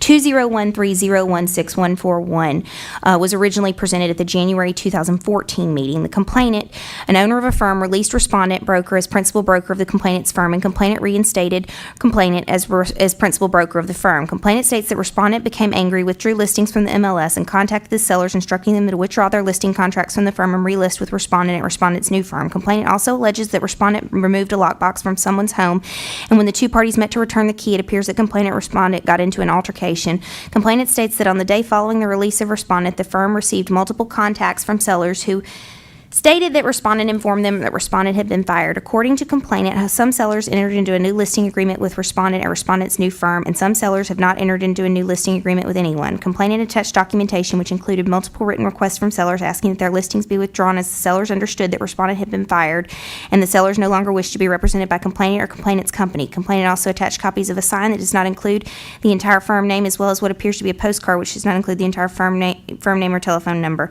Respondent submitted a response describing what appears to be a personal disagreement between complainant and Respondent. Respondent states that complainant was the owner of the firm and Respondent was the principal broker. Respondent states that Respondent was asked to sign a Trek 1 form releasing Respondent as principal broker of the firm, and Respondent was told to get Respondent signs off complainant's properties and remove all of Respondent's belongings from the office, and the two parties got into an altercation. Respondent then states that Respondent removed yard signs, brochure boxes, and key boxes off the listings that Respondent had listed as principal broker. Respondent states that Respondent then withdrew the listings from the MLS because Respondent had not yet signed the Trek 1 form, removing Respondent as the principal broker. Respondent states that Respondent informed the owners why she was removing the signs and lock boxes at the instruction of complainant, and many clients asked where Respondent would be going and asked how they could move their listings to continue working with Respondent at Respondent's new firm, which was the reason complainant received the numerous written requests to have listings withdrawn. Regarding advertising, Respondent states that Respondent has corrected the sign issue, and postcards all include the firm number, which Respondent says was a mistake with regard to some postcards. The recommendation was a letter of warning regarding Rule 1260-02-.023, which states that when a licensee terminates affiliation with a firm, the licensee shall neither take nor use any listings secured through the firm unless authorized by the principal broker, and Rule 1260-02-1.12 regarding advertising. The Commission voted to authorize a consent order for $1,000 for a violation of Rule 1260-02-0.02, subsection 3, and complete 4 hours of continuing education and ethics, plus attendance by Respondent at one entire regularly scheduled meeting of the Commission, both within 180 days of Respondent's execution of the consent order. Number 4 is 201400191, which was presented last month at the March 2014 meeting. Originally, a complaint was filed by this Respondent broker against another licensee. The two were formerly affiliated with the same firm. I'm sorry, and I should state beforehand, this is the same person that this is the same Respondent as the one that we previously looked at, and I'll tie them together at the end, but this is what was originally presented. And this Respondent alleged in the complaint that the other licensee had been running ads which offered a free 1-year home warranty if an individual buys or sells a home with a firm. In that complaint, this Respondent argued that the advertisement does not list the basic disclosure requirements as required by the Gifts and Prizes rule regarding the offer details, and states that only some stipulations apply which this respondent called a bait-and-switch tactic, where the only way to know the stipulations was to schedule a listing or buyer appointment where the individual would find that the free home warranty only applied under certain circumstances. The complaint's respondent argued that the firm no longer advertised in that manner, and the disclosure had been changed to include more specific language. Further, that respondent attached copies of ads for this respondent, who was at that time the complainant, which included the same inducement. After making a determination regarding that complaint, the commission voted to open a complaint against this respondent regarding this respondent's advertisement, which was provided in the response to the first complaint. Therefore, this complaint was opened at the direction of the commission.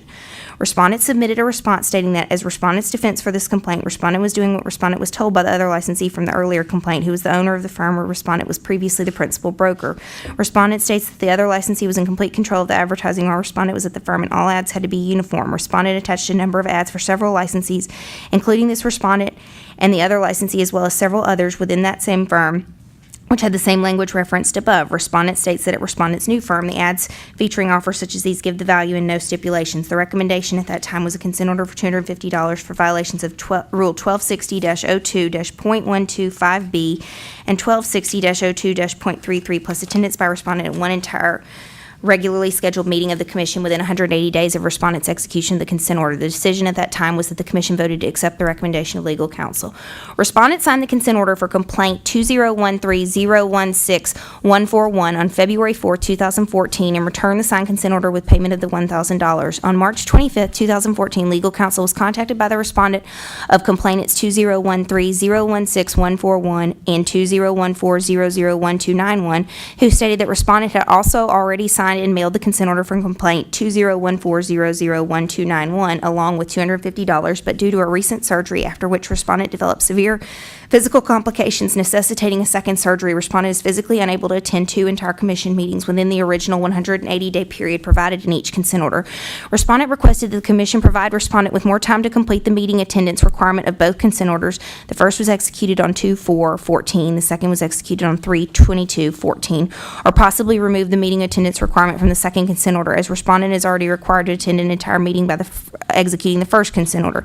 After speaking with respondent, the second executed consent order for complaint 2014-001291 was received.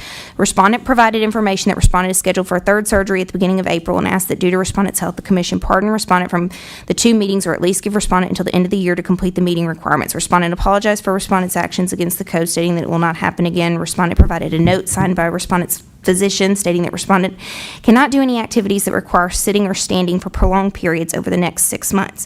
It is recommended the commission discuss whether it would authorize amendment of the meeting requirement schedule contained in the recently received consent order for complaint 2014-00129, and also discuss whether the commission would authorize an alternate meeting attendance schedule and an addendum to the consent order for complaint 2013-016-141, which was executed on February 4th, 2014. I'd be happy to answer any questions. I try to tie them She has a together. doctor's, There was a note signed by a physician. and she needs 6 months. What's that date, 6 months from that date?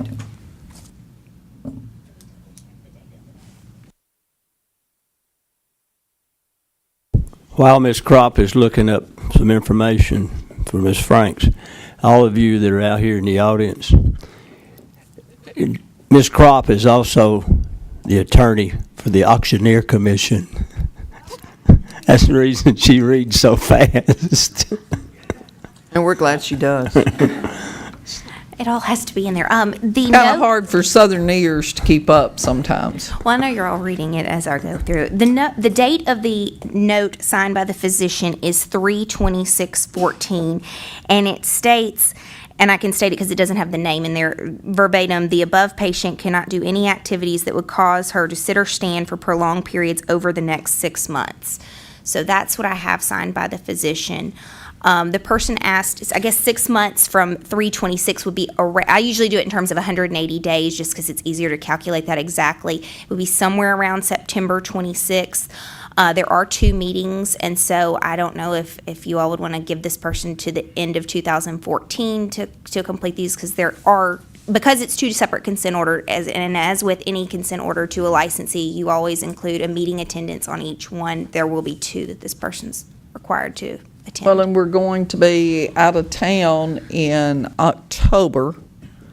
I'm okay with Just giving give her her the end of the year. I'm okay with giving her until next Mr. Chairman, February. I have a motion. A year. I move that we extend the time for compliance with the TREC meetings until the end of 2014. Not sure that's, December 31st, 2014 being the deadline for both consent orders then? Is that what your motion is, Commissioner Flitcroft? And if you want more time, save more time. You know, Ms. Croft, and he, east, west, middle. would he take a friend, would you take a friendly? Take a friendly motion A friendly motion? from Janet. I would, I would make a friendly motion to give, a friendly amendment to the motion to give them until a year from the date of the first consent order, which was February of 2014, So the deadline, February 4th, 2014 for both of them, because I'll have to. 2015. I'm sorry, that would be, Yeah. I'll have to do an amended schedule, so I want to Do be you sure. want to say that February the 28th, the last day of February? Up to you, I just Give her need to 1 know year. a date. Just do 1 year. Through February. Through the month of February 2015. Yeah, Mr. Flitcroft's motion never did have a second. So who made the second? I'll second it. Commissioner DeShara made a motion to extend the time limit for 1 year, and it's seconded by Commissioner Franks. Any discussion? Can we just discuss this notion of this respondent having to come to two separate meetings? I know there are two separate complaints that we've levied a fine. And the first complaint was filed by a fellow licensee, as you saw, and the second one was opened at the commission's direction. So I was trying to give you the background. That's the reason all of the facts were included. So The question is, Mr. Grease is. She need to come month after, 2 months in a row, let's say? I will tell you, we've had one individual since I've been here that has had, I think it was two kind of joint complaints. And at that time, that being the only person, what the commission voted before was to require 2 meetings because there were 2 matters. That doesn't, I'm just telling you the history since I've been here of what. Do we know how far away this person lives? Yes, but I don't want to give the town because I No, don't but can you say east, west, middle? It's East Tennessee. Okay. You've heard the motion and the second. Any further discussion? Hearing none, all in favor say aye. Aye. Opposed, no. I'm gonna pass. And let the record show that Commissioner Collins recused himself from the vote on this matter. And so the extension was 1 year, which would make the deadline February 4th, 2014. I think it's 15, correct? Through February. Through the Through February. February. for the February meeting, So so then that she the- could come in February. Okay. Mr. Chairman? We don't have the February 2015 meeting dates yet. Then make it the 28th. That's why Bear said make it the 28th The of 28th, February. okay. Commissioner Bloom? I just wondered if Commissioner Grease was okay with the 2 meetings. I didn't sense any groundswell to reduce it to 1 meeting, so I was just posing the question more than anything else. What's your thoughts on it, Commissioner Bloom? I'd be for just 1. Actually, I would too. Well, I think that, Be for one, what? Well, 1 meeting here to come with us, not come 1 month, then turn around and come back the next month. I think we've already set the precedence in the past of having to have 2, and our position on this commission has kind of been that we are tightening the reins, not loosening them up. Julie, what you were talking about, the matter previously to set the precedent. No, and I wasn't trying to tell you that. I just I know thought that. that I would get that question. But I mean, is this two separate matters like in the other? I don't remember because it was back toward the beginning. Okay. I know that there were 2 distinct complaint numbers, but I'm not sure if they were tied to the same events. I can't remember all the facts. That I just only remember this happening 1 time since I've been here. That someone had 2. I know they're 2 distinct complaints, but they really involve 1 set of circumstances, I think. It's up to you all. I was just trying to give you as much background information as I could. Would you like to make a motion and run it up? Yes, sir. I flagpole? make the motion that the respondent attend only 1 instead of 2 meetings of our commission as the responsibility for fulfilling what we have outlined as a corrective measure for this action. Have a motion by Commissioner Bloom. You've heard it. Do I hear a second? Julie's got a question. Go ahead and do that. If there's some discussion time, I just Right. wanted to ask a Do I clarification. hear a second? Second. Discussion. Yes, Julie. If I'm going to be, because I've got one consent order that has already been accepted that I'll have to do an amended schedule to, and then I've got one that I received after the phone call, so I held it before accepting it. Would you like me to extend the meeting requirement on the older consent order by an amendment to it, and then remove the requirement from the current one and resend it? Because basically, I have not signed that one as accepted on behalf of the commission yet, because I knew you all were meeting in less than a week. But it's the So same it- issue? Same people? I'm talking about these two complaints here. The second one that I spoke with you about, I got back mid last week. It was within a week of the meeting. So I withheld signing it as accepted by the commission and was Oh, going I to bring see. it to you I before see. then. So what I'm asking is if I'm going to be amending the schedule anyway, if you could just tell me if you want me to just remove the requirement from the second one if that passes. Why I don't you, just want, why don't you ask that after the vote? okay, Might be a Right. good point. okay, thank you. Any further discussion on this motion to reduce it, only having to come to one meeting versus two between now and February 28th of 2015? All in favor say aye. Aye. All opposed, no. No. Roll call. Let's see, I think we've got it. You voted no. Commissioner Collins voted no. Commissioner DeShara voted no. Anybody else vote no? Flitcroft. Flitcroft voted no. And I vote, Roll call, please, Mr. Chairman. I vote in favor of Commissioner Bloom's motion. That's a 4-4 vote. Did you vote? Roll call, please, Mr. Chairman. Roll call. Call this roll real quick, Okay, this is. please. All right.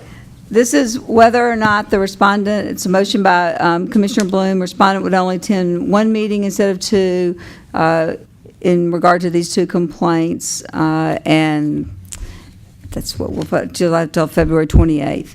Flitcroft? Franks? Yes. Alexander? I'm going to abstain. McMullen absent. Bloom? Yes. Collins? No. Grease? Yes. DeChara? No. Stevenson? Yes. So it's 4 yeses and 3 noes, 1 absent and 1 abstention. So the motion passes. I don't know if that's a majority of the votes. I don't know that you majority could, of votes I don't know here. if that's a passing vote or not. Mr. Alexander could make it a passing or failing vote if he chose to vote. Well, I'll just vote yes then. Thank you very much. He changed his vote. 5 to 3. Okay, Okay. so it passes. Now, did you have a question, Julie? Yes. Now, would you just like for me to remove the requirement from the second consent order that I was going to have to redraft anyway for my signature and then extend the deadline on the older one? Yes. All right. Just wanted to be sure that that would be documented correctly. Can I make a motion? This lady's had, and y'all some way have told me that it is a female. She's had 3 operations. Is that right, Julie? Two and I got had another 2 scheduled for a third is the information I was given.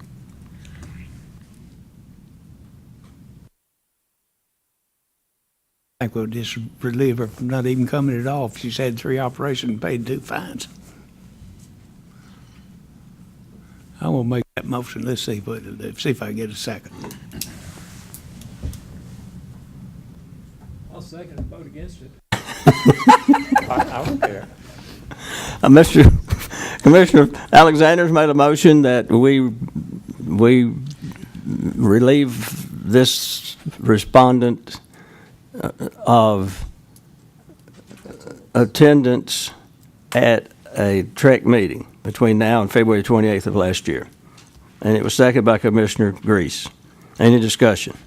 Well, I think that that's going to be setting a precedence we don't want to set, and we've extended the time frame, and if she comes in 6 months and is still unable to, then we discuss it at that time, but I don't think it's appropriate to disregard it. As it is right now, she has until February the 28th, 2015 to attend one TREC meeting.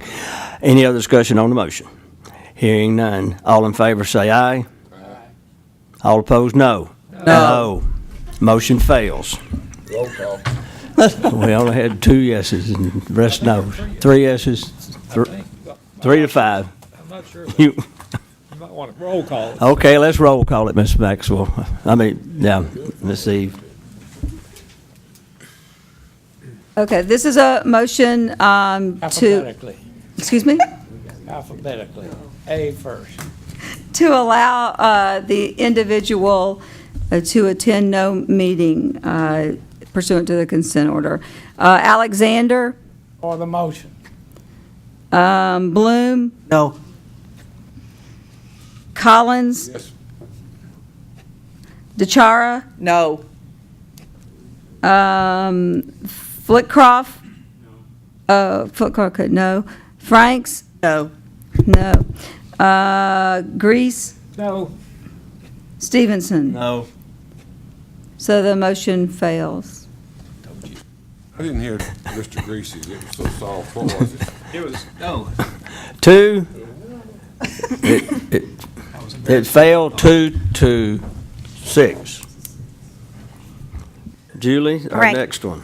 Number 5, 2013022521. Complainant state they entered into agreement with respondent affiliate broker to sell their home and told respondent that complainants did not want to buy another home until their current home sold. Complainant state that respondent arrived without comps, but stated an opinion regarding the price per square foot, and the listing documents were signed, and respondent asked that complainants fill out the residential property condition disclosure form, but respondent never collected the completed form. Complainants also allege they never received a copy of the signed listing agreement despite requests. Complainants further state that respondent put a for sale sign in the yard but did not put a lockbox on the house or put the house on MLS, which was due to the fact that respondent was reluctant to share the listing. Complainants state that respondent showed a previous client the house, and respondent stated the buyer was pre-approved. Soon after, complainants state that the buyer submitted an offer to purchase, and before signing the agreement, complainants again asked respondent about the buyer's loan status, to which respondent stated he did not know that the buyer was where the buyer was getting the loan, but assured complainants that the buyer was pre-approved. Complainants state that the buyer became aggressive about respondent became aggressive about finding complainants another home, insisting that the buyer was good to go. Complainants found a home, and respondent was their agent. Complainants state that they happened to see the buyer's credit file, including a score, which prompted complainants to ask respondent how the buyer was pre-approved for a mortgage. Complainants state that respondent offered an explanation and stated that complainants should not worry because the buyer would be able to obtain the loan if the closing was delayed until complainant's new home was ready, which would be enough time for the buyer's credit score to bounce back. Complainants closed on the new house, and the sale of complainant's home was supposed to close a week later, but it was delayed another month because the loan was not ready. Although complainants had 2 mortgages, complainants state they refused to let the buyer lease the house. The closing was pushed back again, but complainants state that they never received the addendum.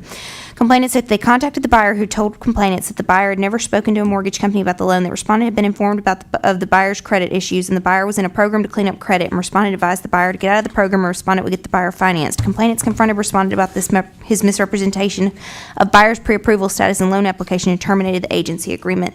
Respondent states that respondent had represented one of the complainants before on the purchase of the home, which complainants were now selling.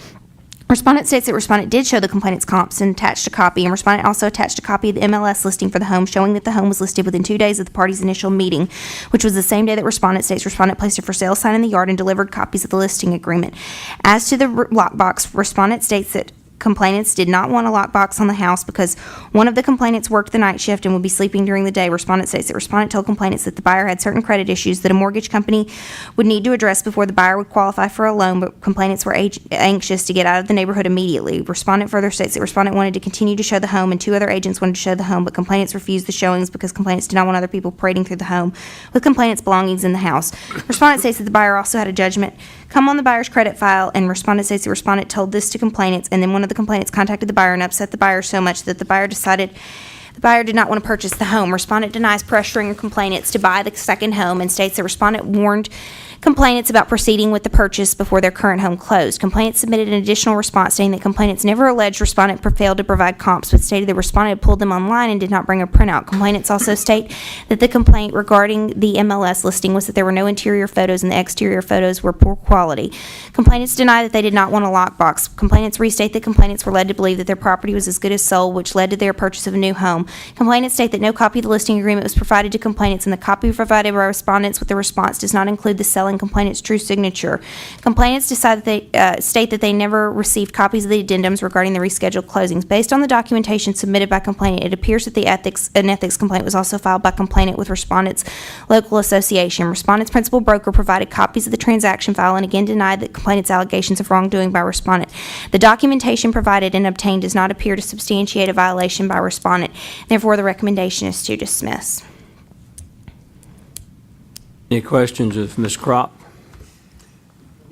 Ms. Crop, is it says type of licensed broker, is he the principal broker of this firm? I'm sorry, what did you Is he say? the principal broker of this firm? This individual is an affiliate broker. The following respondent is the individual's principal broker.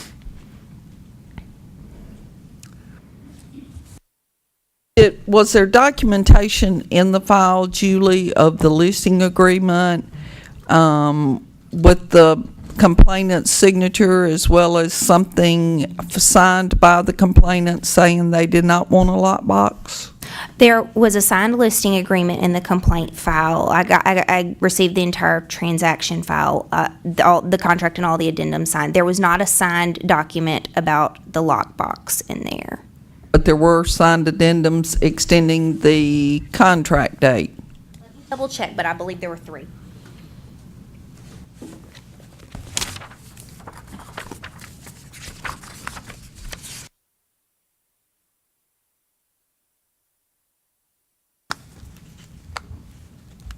I have the listing agreement signed by the affiliate, and it's got a signature for the complainant, a signed confirmation of agency status form signed at that time.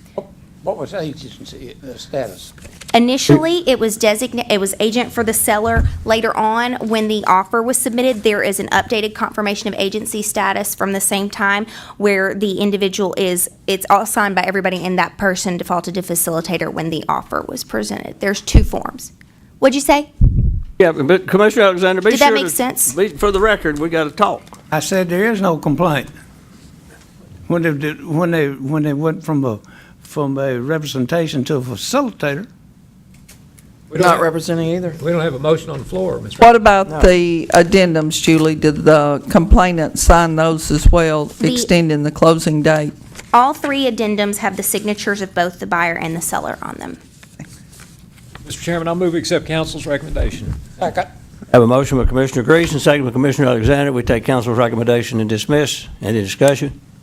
Hearing none, all in favor say aye. Aye. Opposed, no. Motion carries unanimously. Number 6 is next. 2013022-601. Complaint opened against this respondent principal broker on a potential failure to supervise issue regarding the previous respondent affiliate broker. This respondent states that the previous respondent has spent most of the previous respondent's 14-year real estate career affiliated with this respondent's firm and is a very good agent with high referral and repeat business. Respondent states the respondent meets with the previous respondent at least once a week and has ongoing communication. Respondent states that the previous respondent told complainants that the prospective buyer had some issues the prospective buyer needed to resolve before the respective buyer would qualify for a home loan, but complainants wanted to continue with the purchase of their new home before closing on the current one was finalized, even though the previous respondent warned them of the risk involved.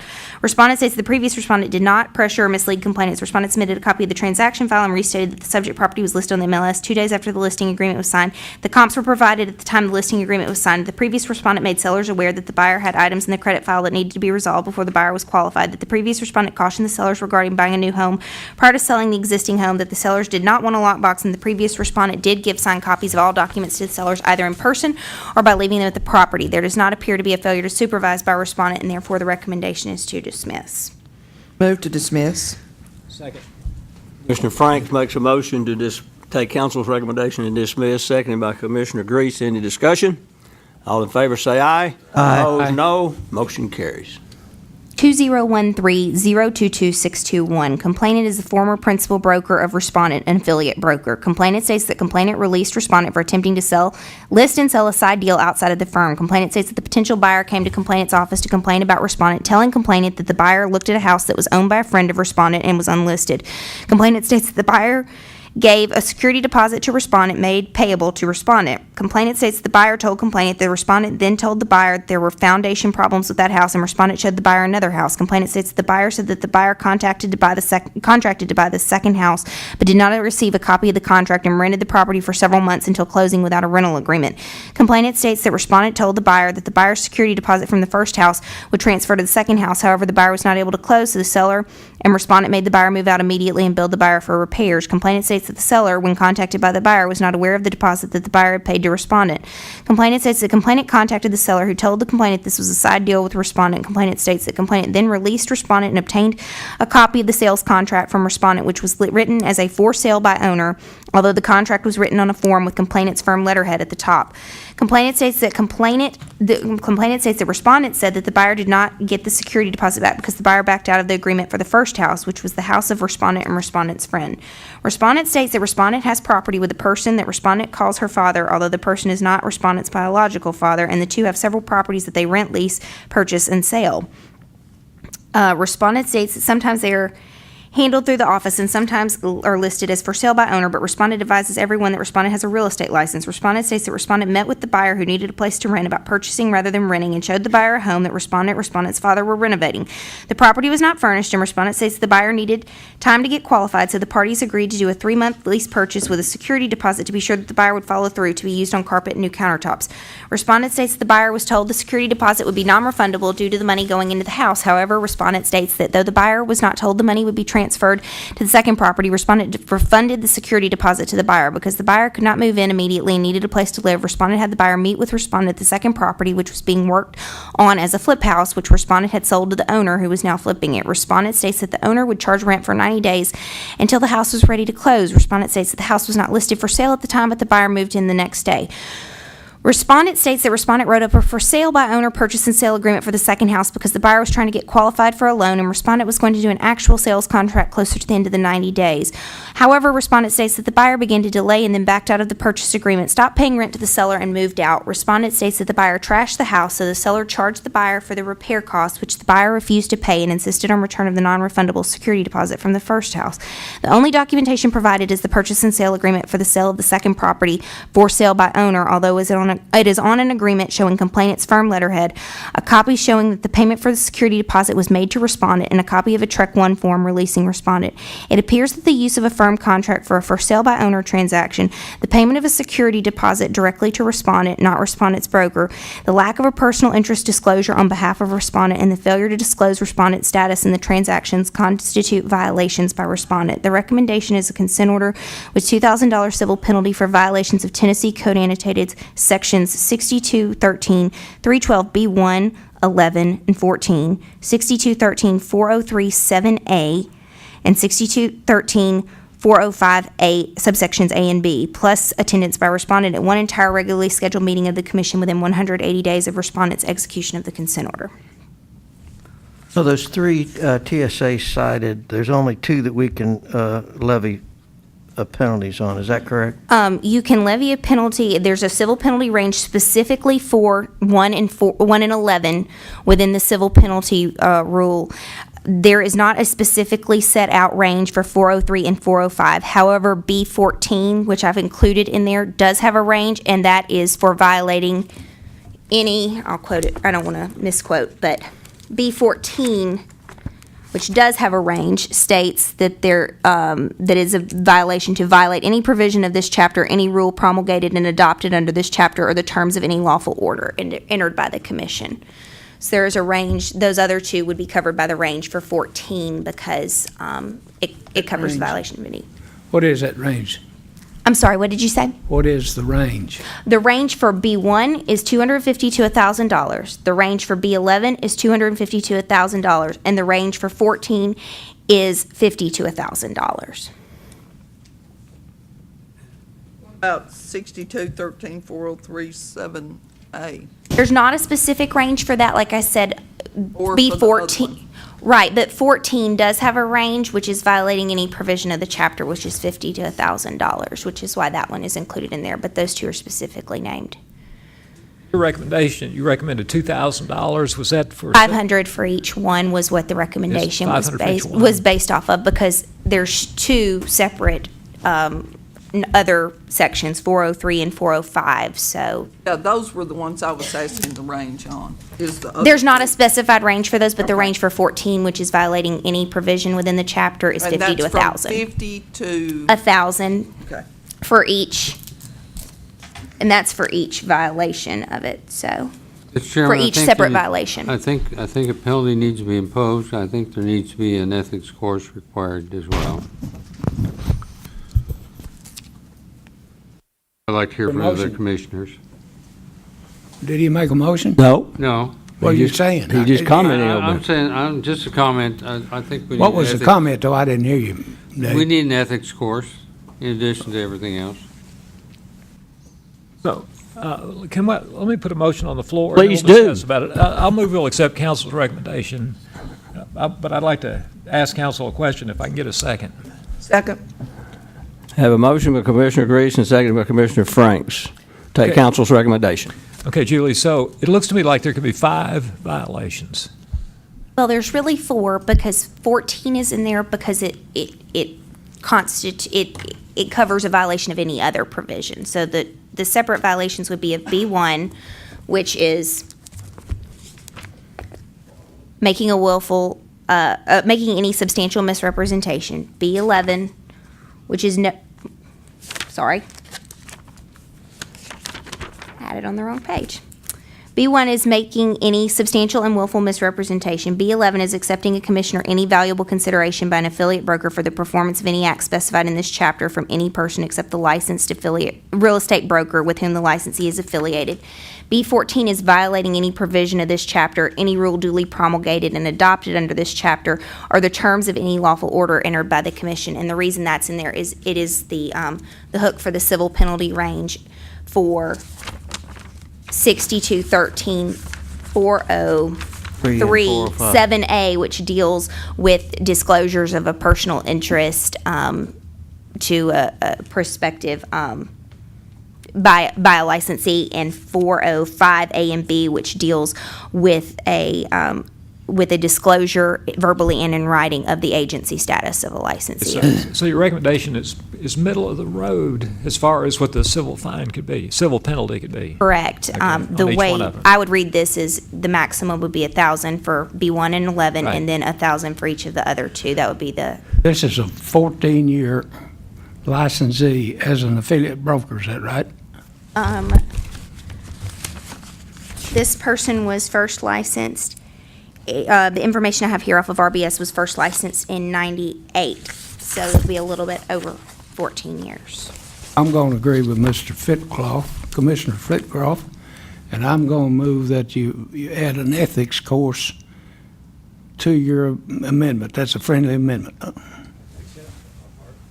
How many hours? You accept that as Commissioner Franks as a friendly amendment to the motion you seconded? Yes. Okay. So the motion would be Hours are, how many, 3? And a 4? time limit, would it be 180 4 days hours? as well? 4? 4 hours. There's a 3-hour, there is a 3-hour, But there's a 4-hour course too? I guess.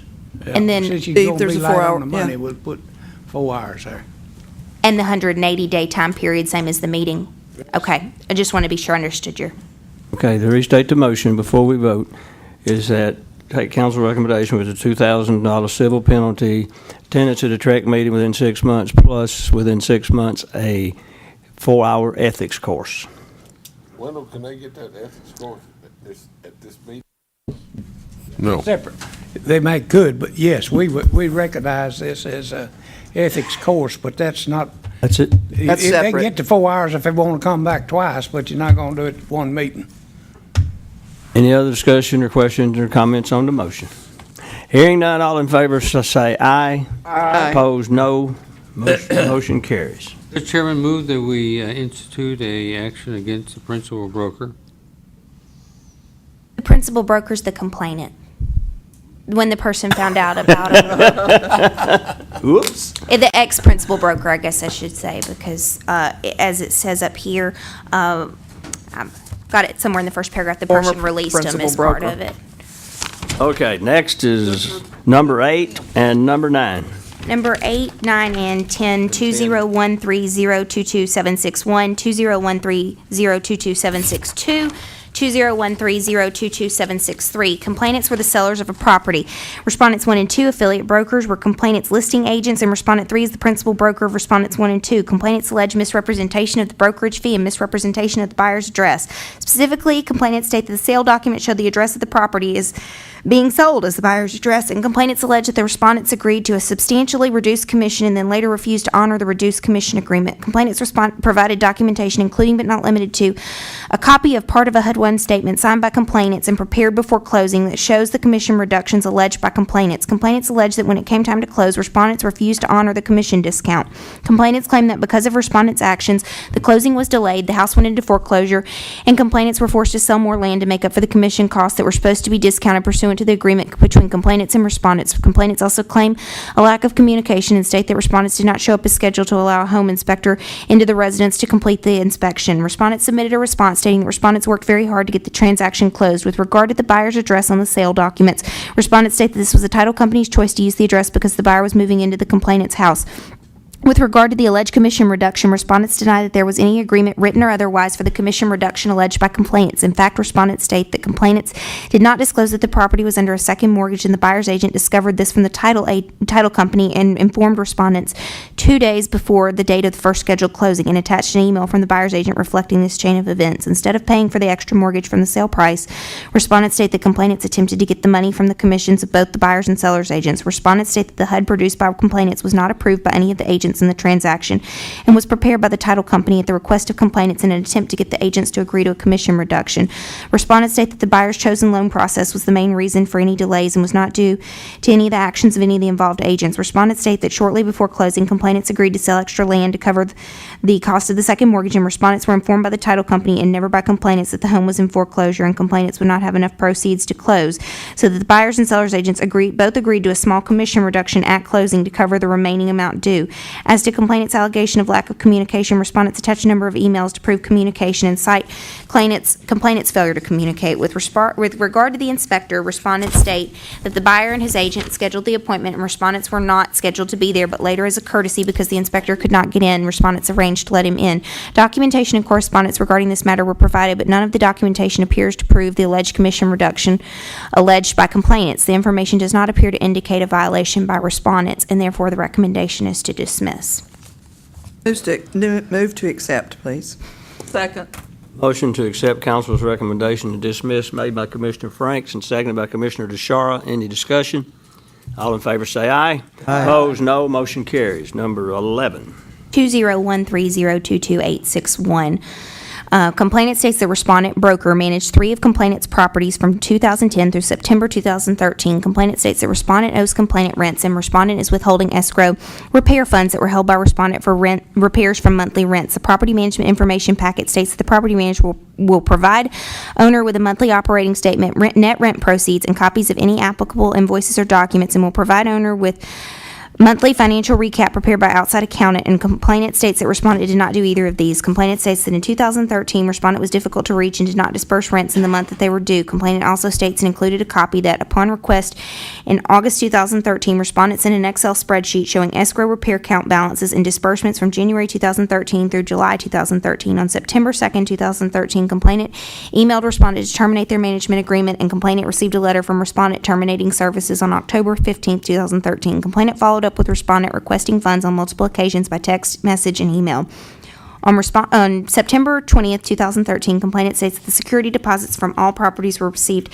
However, back rent and escrow funds are still owed, according to complainant. Complainant also states that complainant requested records of rents paid to respondent, but states that the records were not received. Complainant also states that complainant has not received monthly statement on a regular basis, and complainant has not received invoices pertaining to repairs or maintenance. Respondent is currently a real estate broker whose license was placed into inactive status on or about March 19th, 2014, but was principal broker of the firm until on or about October 9th, 2013. Respondent states that during this time, respondent was dealing with personal medical matters. Respondent states that rents have been distributed for properties owned by complainant, and there were differences in accounting between complainant's calculations and respondent's calculations.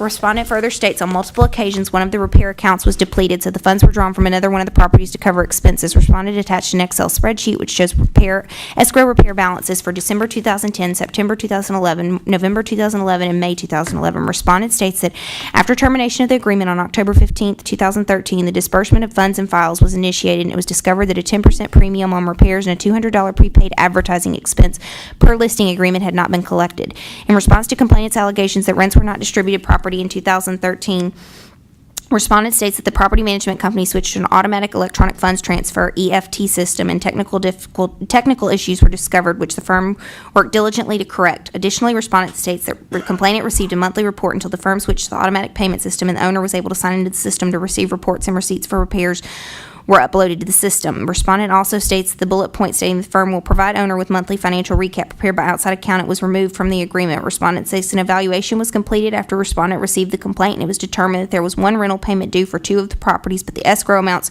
for these months were accounted for in the final payment of escrow, which was already paid to respondent, and it was determined that neither the prepaid advertising expenses nor the 10% repair premium were paid, and an outstanding amount was owed to respondent's firm.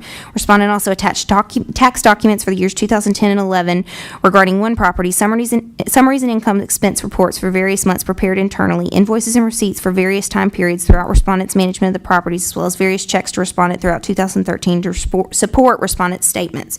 Complainant submitted an additional response stating that some additional money was received, and complainant adjusted the total amount of money owed accordingly.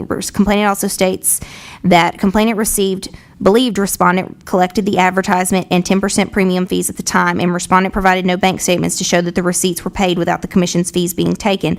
Also, complainant states that these fees are over 3 years old, and the property management agreement does not state that these fees can be collected retroactively. Further, complainant states if respondent's claims are true with regard to the uncollected commission's fees, and the countings on the tax documents provided are incorrect, which would require respondent to refile federal income taxes. Complainant to refile federal income taxes. Finally, complainant states that complainant did not have access to the new online system to view monthly reports online. Complainant also referenced that respondent was associated with a number of businesses, including the licensed firm where respondent was affiliated, as well as 2 separately named entities relating to property management, which complainant states were divisions of the licensed firm but appear based on the information provided, including the property management information packages for both separately named entities and a tenant information packet and documentation relating to leases, to be advertised in references if they are branch offices without respondent having had a license for either of these entities.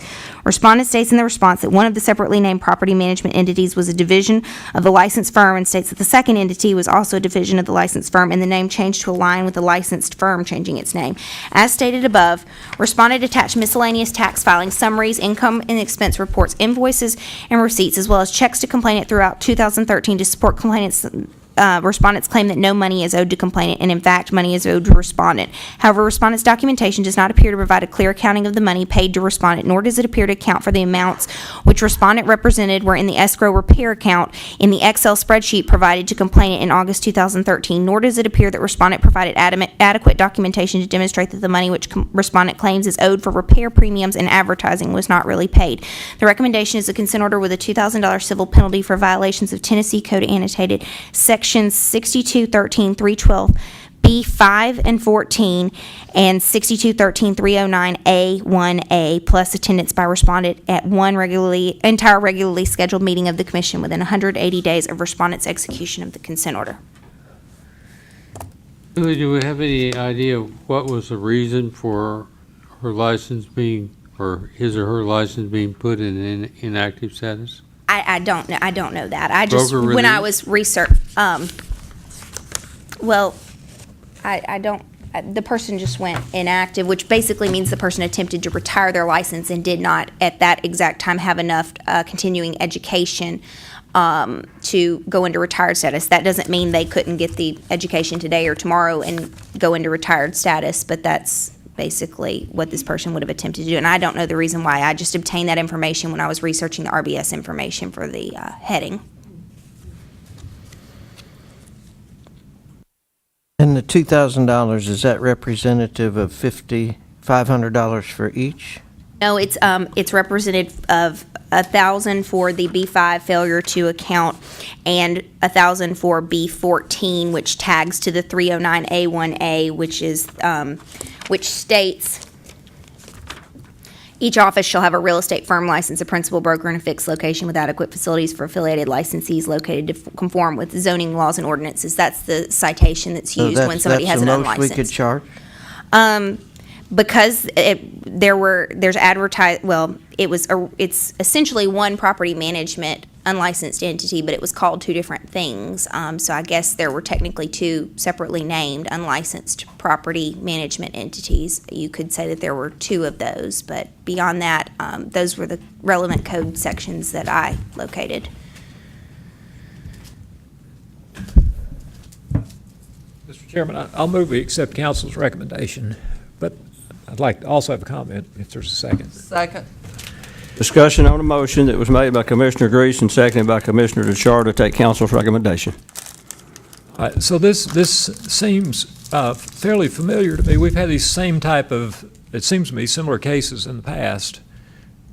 And we're trying to get the word out that you can't just establish a separate property management entity and not get it licensed.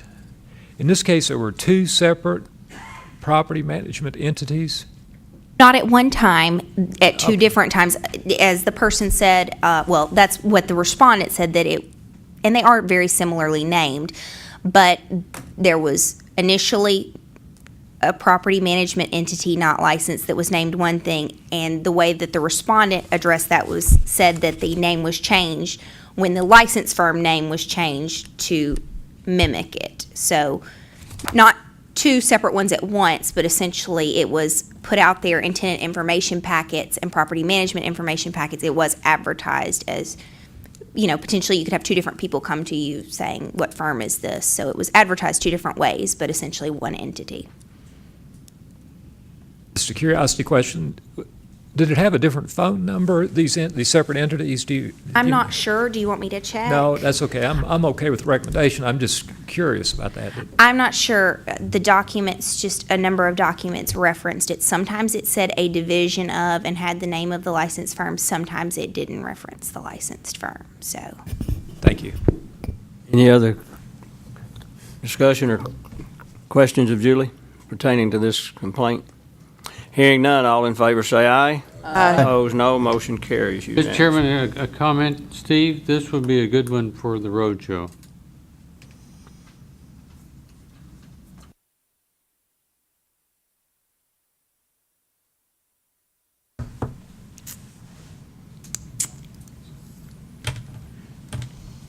Julie, Vice Chairman Grease was just, I wanted to put it on record, but as far as what we're doing, we're making recommendations as to the disposition of these complaints based on the violations of our statute. If the individual, when they receive a consent order, which will be by registered mail, they have either can adhere to sign a consent order, return it, pay the civil penalty, and then come to a TREC meeting if so ordered, and what we're deciding the penalty should be. They can appeal that and request a formal hearing to come before this commission, and we would have a formal hearing and hear the facts. They can be represented by legal counsel if they so choose, and then at that point, Robin Ryan, who is with the administration and with the Board of Commerce and Insurance, she would try the case on behalf of the state, but the individuals that we are taking action on these complaints, they can appeal our actions, and they have recourse if they so choose to request a formal hearing. Thank you. Did I do okay? For you, that's good. Okay, thank you, sir. Now, You ought to have done that on the front end. well, You can't win, so just move I on. can't. Number 12, Julie. Number 12, 2013-022-981.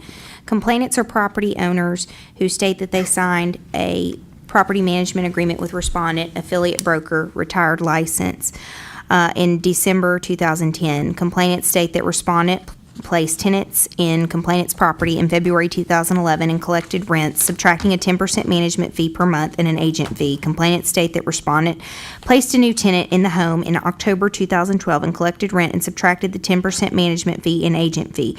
In September 2013, complainants state that they gave respondent notice that they were not renewing the management agreement, and respondent refused to give complainants a security deposit and emergency funds, and instead stated that respondent was giving the security deposit back to the tenants. At this time, complainants became aware that respondent's license was retired in January 2013, and there was no record of the entity which respondent claimed to be acting through when dealing with complainants. According to Trek records, it appears that respondent's license was changed to inactive status in December 2011 and then retired in January 2013.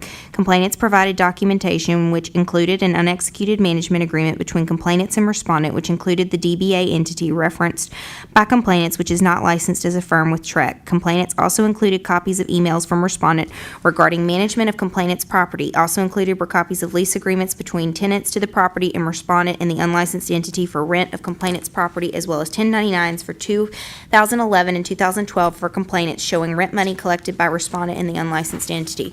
Respondent did not submit a response to the complaint.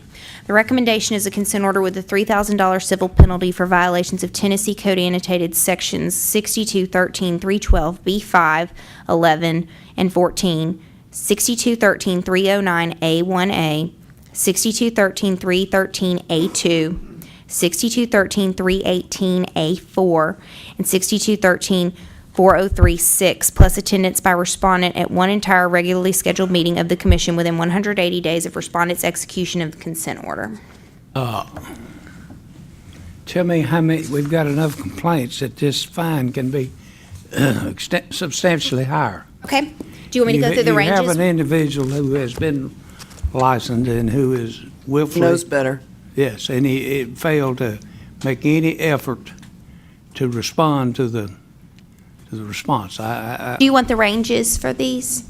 Don't you tell me Okay. the most I can find him. Okay, B5, the maximum is $1,000. It's $300 to $1,000. B11 is $250 to $1,000.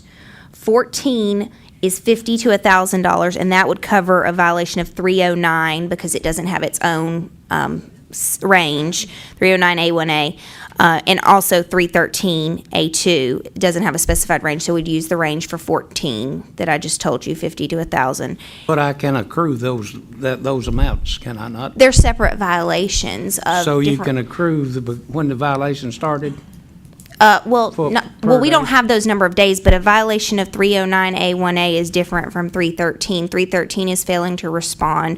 309 is not having a firm license for that unlicensed DBA property management entity. 318 involves practicing with a retired license, and 4036 involves timely account for trust fund deposits and all other property received from any party to the transaction. So those are four distinct violations. So I think you could multiply that 1,000 times 4 if you so wished for those four. So I'm very new here. That's an additional 4,000. So that'd be 7,000, is that what you're saying? I think it would be 6 because we would be using the range for 14 for the other 4 and then be 5 and 11 separately. What is the precedence for taking a license from someone? You better have a formal hearing. Well, you could put, Commissioner Franks, we have done, I think on occasion before, the consent order has been for voluntary revocation or voluntary termination of a license, and then if they don't Because they're choose not to even accept that. responding, so they're, what makes them have to pay the civil penalty? Nothing in the consent order. The consent order would be voluntary if they wanted to accept it as So as why Chairman would we let them have a license with the state of Tennessee, even if it was in retirement? I don't know, what have y'all done in the past? Well, in the past, we've asked for voluntary, I don't need that, I got a big enough mouth. Voluntary suspension. And then if they surrender. tried to get their license back, then they've got to pay the fines and, they have to agree to the voluntary suspension. Well, I think when we've done, do you mean voluntary surrender? Yeah, I meant surrender. Typically, when y'all have done that, you have not put penalties in there as well. They've just voluntarily surrendered it and the reason it says voluntary is because it is just for the consent order at this stage. At a hearing, of course, that would be a finding, and that would not be. Do we have a motion? Nope, there's no motion on the Mr. floor. Chairman, I'd like to make a motion that we take staff's recommendation, except the fact that we raise the civil penalty to $6,000. Second. Have a motion by Commissioner Alexander that we take council's recommendation, but increase the civil penalty to $6,000. Yes, and Mr. Chairman, I think that, Judy, you need to specify where we're going to place this other $3,000. I'm sorry. Where we didn't just pull it out there. We have the right to increase it. Your You're- recommendation was 3. Now let's sign it to those different failure to, what was the last 3 that were where you said we could multiply it times 4. So you mean 1,000 for B5, 1,000 for B11, 1,000 for 309, 1,000 for 313, 1,000 for 318, and 1,000 for 403. That's where yours is coming from. Okay, typically in a consent order, it just has the total amount, but I mean, I can make a note on here that it's 1,000 for each of those All right, 6. that's fine. Whatever, So, whichever so way. if they don't pay this, they don't respond or anything, and 5 years from now, they decide to take their license out of retirement, then what? If they don't respond to this after 30, if they don't satisfy the consent order after 30 days after their receipt of it, it's forwarded to Ms. Ryan to be put in line Okay. for a formal hearing before you all. Okay. That's the process for any of the complaints. Okay, I'm good with that. Okay, we have a motion by This- Commissioner Alexander. They're not retired. This man's still active. No, no, Isn't he? it is. It's number 12. It's the person placed the license into retired status on inactive status on 12/20/11, and the was completed, and the license was retired on January 4th, He's 2013. retired. I didn't see that. I was looking up here where the license expiration was 12/1/14. Right. I didn't read that. It's still current. It's being renewed. It's just in a retired Call status. for the question. Well, Commissioner Alexander made the motion, $6,000 civil penalty plus attendance at a regular direct meeting within 6 months. And who seconded that? Was that you, Commissioner Bloom seconded that motion? Any other discussion or comments on the motion? Hearing none, all in favor say aye. Aye. Opposed, no. Motion carries unanimously. Mr. Chairman, question for Ms. Maxwell. In the absence of having auditors anymore, can we send out someone to investigate and find out if he's still in practice? Person's in another state. Yeah, they don't live here. I mean, they don't live In in another Tennessee. state and he's doing property management?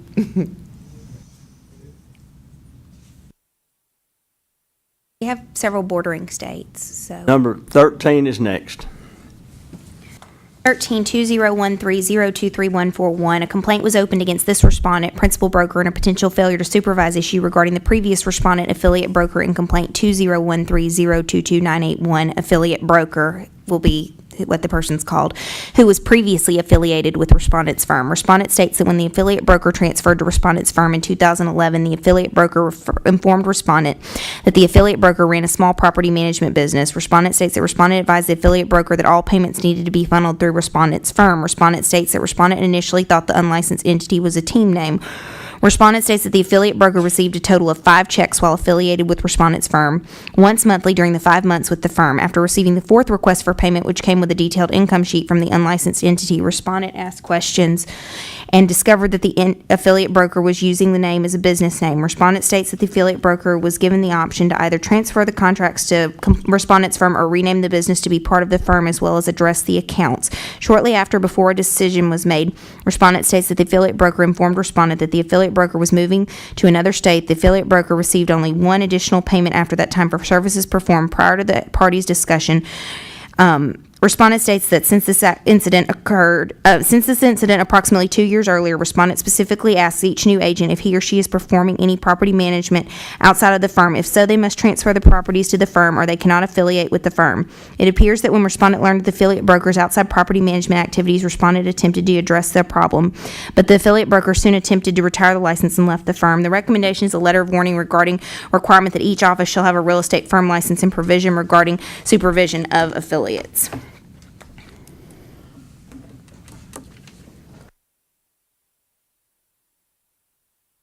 Questions of Ms. Crop pertaining to this complaint? I just think I want to understand it. Is this the previous complaint's broker? This person was the principal broker of the previous complainant. During part of the time, a complaint was opened against this person and another person, the following person after this, that were both principal brokers for this person when they had an active license, before the person went to inactive status. The one that we just fined $6,000. Correct. This person was the principal broker from sometime in 2011 till the time that this person attempted to retire and actually put the license into inactive status and moved out of the state. At that point, that person was no longer affiliated with anyone. Okay. Does that clarify it a little? I'm sorry, it's a little Yeah. bit hard when I can't lay it out with names. Any other, Commissioner Grease, since you're the property manager around here? I'm not a property manager, but I would ask this question. Well, that's another question. It seems to me, at least in your narrative, that this broker gets it.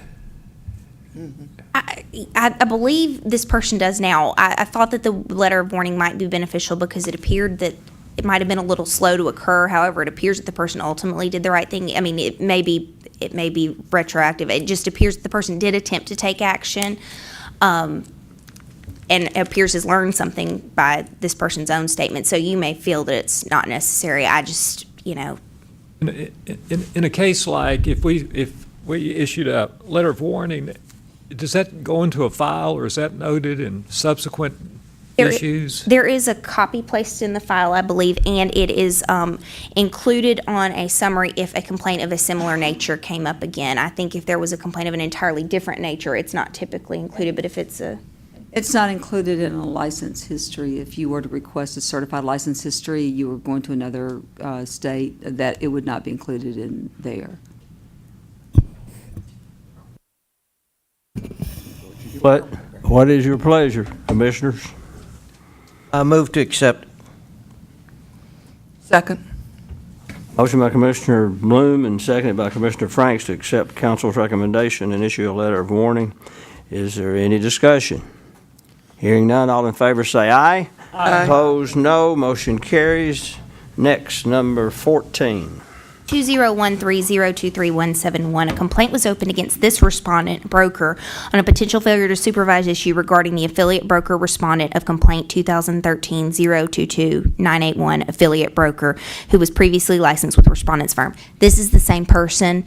This is just the person that was the principal broker before the one we just discussed. There was a complaint opened against both principal brokers because the alleged activity occurred over the span of being affiliated with both of these individuals' firms.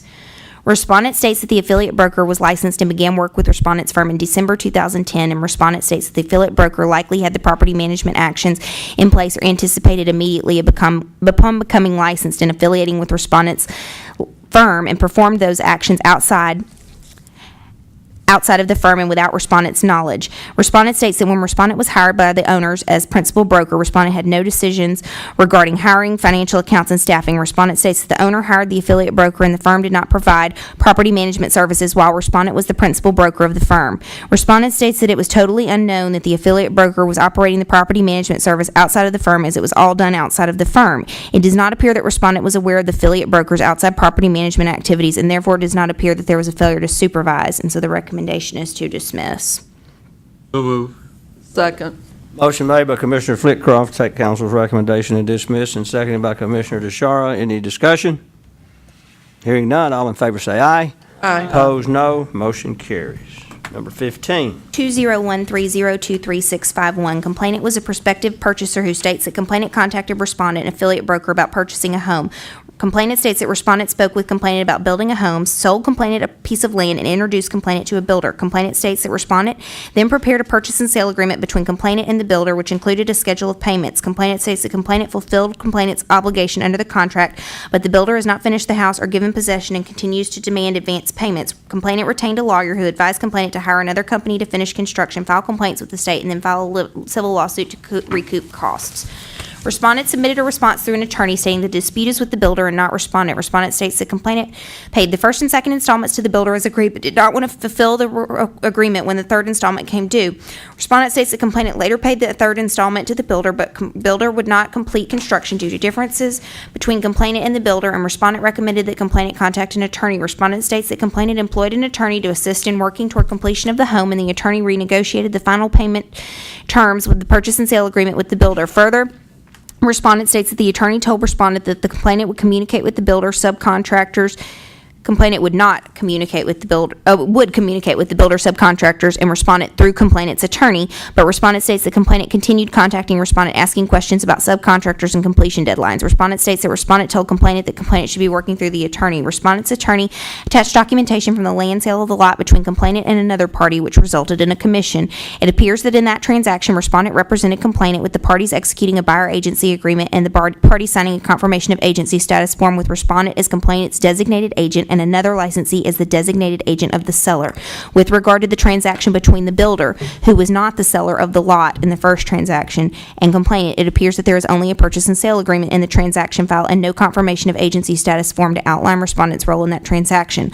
Although respondent's firm and name are listed in the as the selling company and independent licensee on the purchase and sale agreement, respondent's attorney states that the transaction was a contract to build a house between the complainant and builder, and there was no commission or listing agreement, and respondent was acting as a middleman or interpreter who simply felt the builder could build the house complainant wanted at a good price. Based on the documentation submitted, it appears that respondent's failure to execute a written disclosure of agency status with the parties to the contract regarding construction of the home would appear to violate Tennessee Code Annotated Sections 6213-405A and B, and the recommendation is a consent order with a $500 civil penalty for violation of Tennessee Code Annotated Sections 6213-312B14 and 6213-405A and B, plus attendance by respondent at one entire regularly scheduled meeting of the commission within 180 days of respondent's execution of the consent order.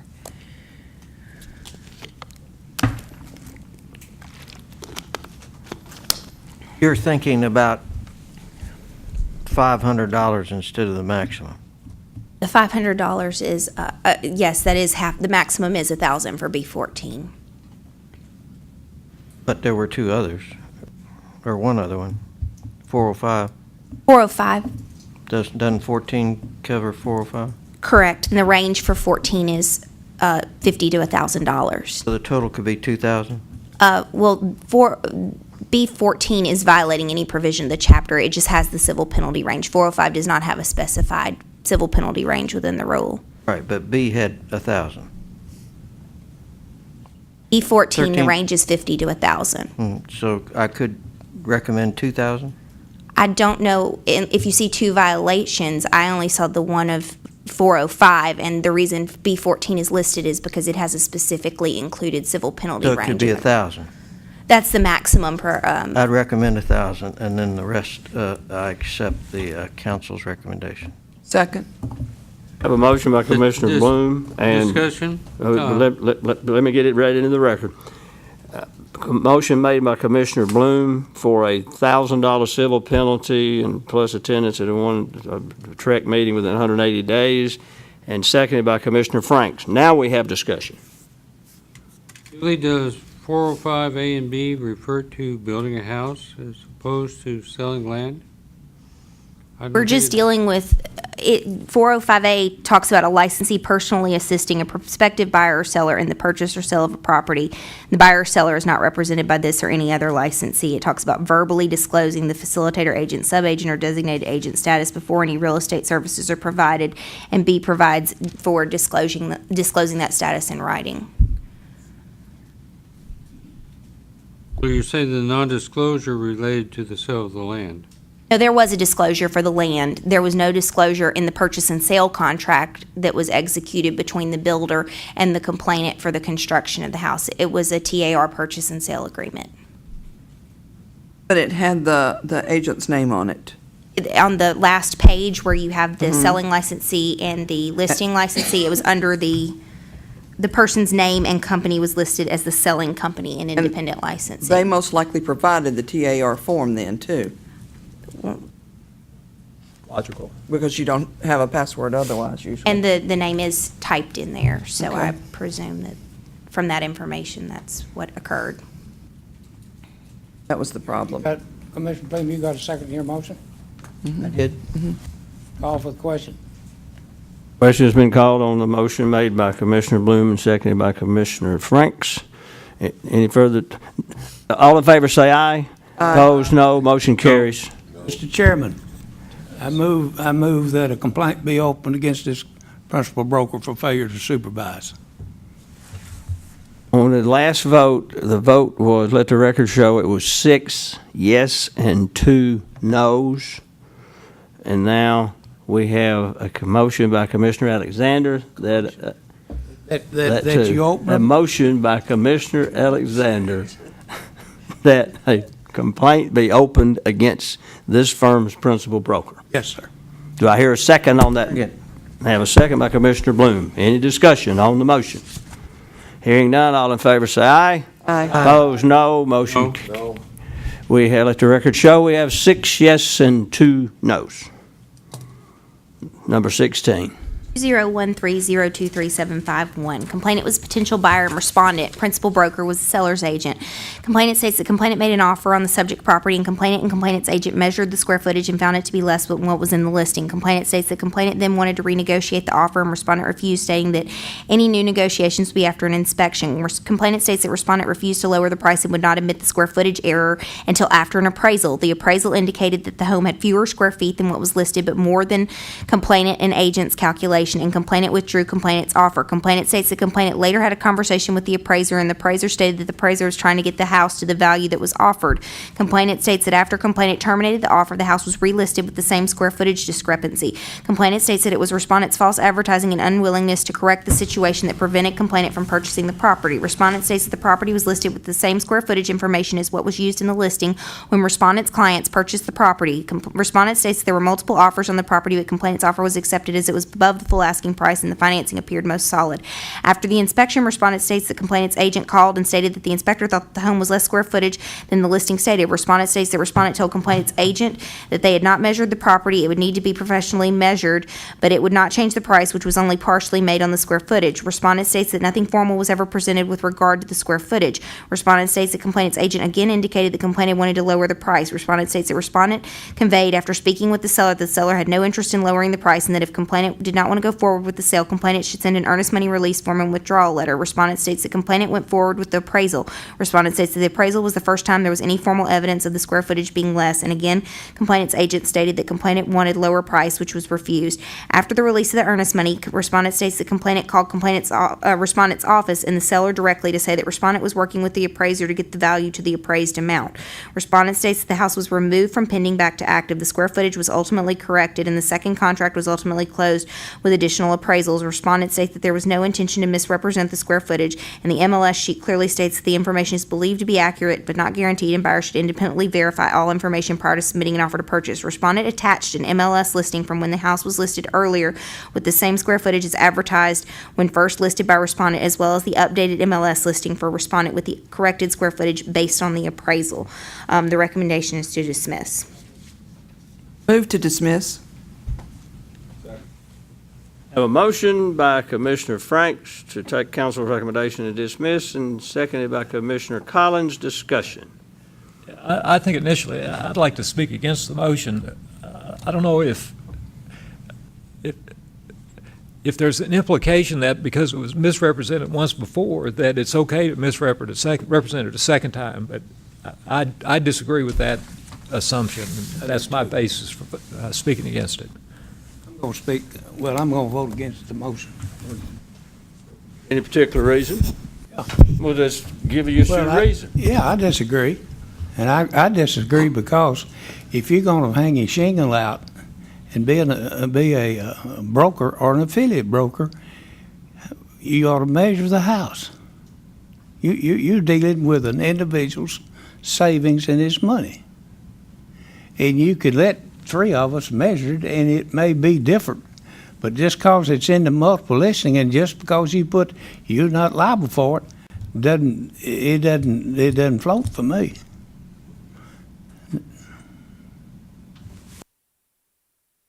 Any other discussion on this motion before we vote?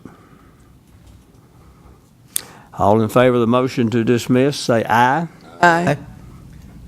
All opposed? No. No. No. Roll call count. I think we got a 4-4 vote. Call the roll, Ms. Maxwell. Got good ears, Bear, I tell you. Got 'em on both sides. Yeah, I got one on each side. This is, this is a vote on the matter of the motion to dismiss, which was made by Commissioner Franks and seconded by Commissioner Collins. Flitcroft?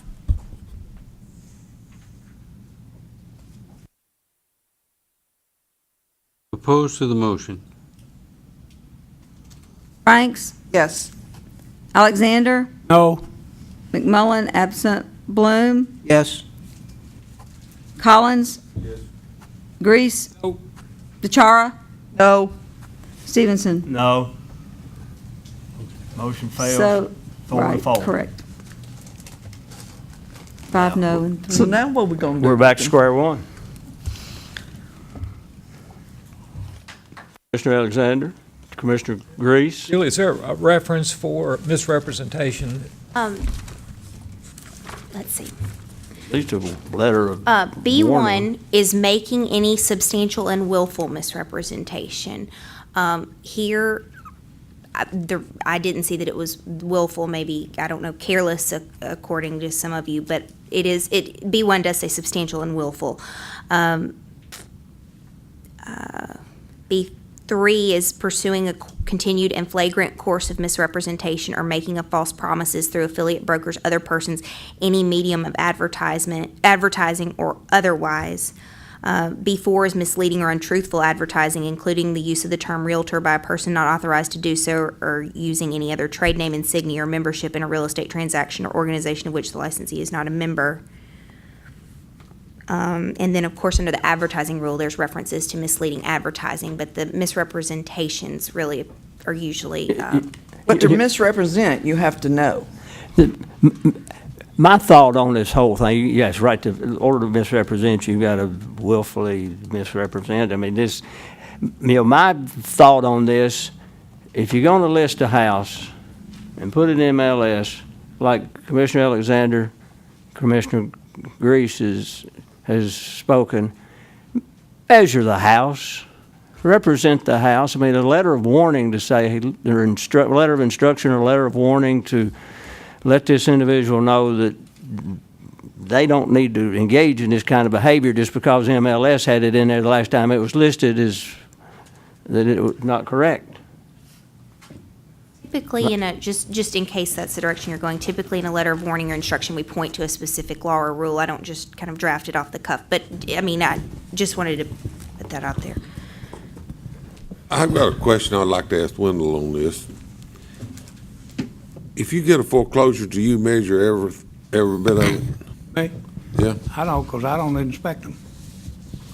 Does anybody do a foreclosure? Well, the foreclosure house has an appraisal done by HUD. And I do maybe want to, I'm sorry to interrupt you, but this was, the previous listing that was relied upon, it does say HUD Home. So the previous listing was a HUD Home. HUD foreclosure? I believe if it's at the top, it says HUD That's the difference Home. in a HUD home and a HUD foreclosure. I'm sorry. They have gotten a HUD loan. But it also says the MLS sheet clearly states that the information is believed to be accurate but not guaranteed, and buyers should independently verify all information prior to submitting an offer to purchase. So that would behoove the buyer's agent, if this was going to be a question. I mean, that it's written right there for them to see. If they were concerned about the square footage, they should measure it. Ms. Franks, I believe your husband's a builder. He is a builder. And what if I go out there and I don't measure his house, or he doesn't furnish me that, and somebody comes along and takes it off the tax card, and it's wrong, and I don't know what, probably you're building a $200+ dollars per square foot, and you miss it 20 feet, that's $4,000, and if you miss it 100 feet, that's 200 times that. Look what that is. Well, what's written on the contract is what should be imposed. And it was not written on there that this price was contingent upon it appraising for any amount or that it measure any amount. What was on the MLS, though, was that the house, that the buyers should independently check that out themselves. There have been situations when a builder would give us the square footage Who and on entered- paper, but it really wasn't that square footage. Who enters the data in the MLS? Doesn't the listing broker do it? Yes. Well, why shouldn't the listing broker be responsible for furnishing the square footage instead of the buyer? Now, if the buyer wants to do diligence, that I agree with you on the point that he should have measured it. Maybe both of them should have measured. I think they're both. They both Well, should. but why should have. I then turn the first person loose because he didn't measure it? He simply took it from the MLS. And if you go to check, most of the tax cards, especially the older ones that hadn't been, if it's a new house, but if it's an old house in my part of the country and it's statewide, if you've got an upstairs house and the downstairs has got 1,000 square feet, they arbitrarily, if it's got a second floor, we'll pick it up as the same amount. And if you want to go back to HUD and the individuals, and if you got an upstairs with a 6 or 7 foot wall, you pull over till you got the livable space. And this is against the principal broker, not the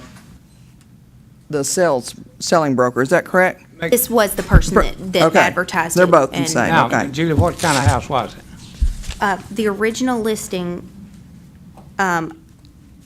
it appears to me, it says under marks, you mean when it was sold to the person, the original listing from before? Was it a foreclosed house or was it? Not when this person sold it, but the MLS that was relied upon indicates that this was a foreclosure at that time because it says as is, where is, and it refers to a case number in the remarks. Then that's probably an FHA number.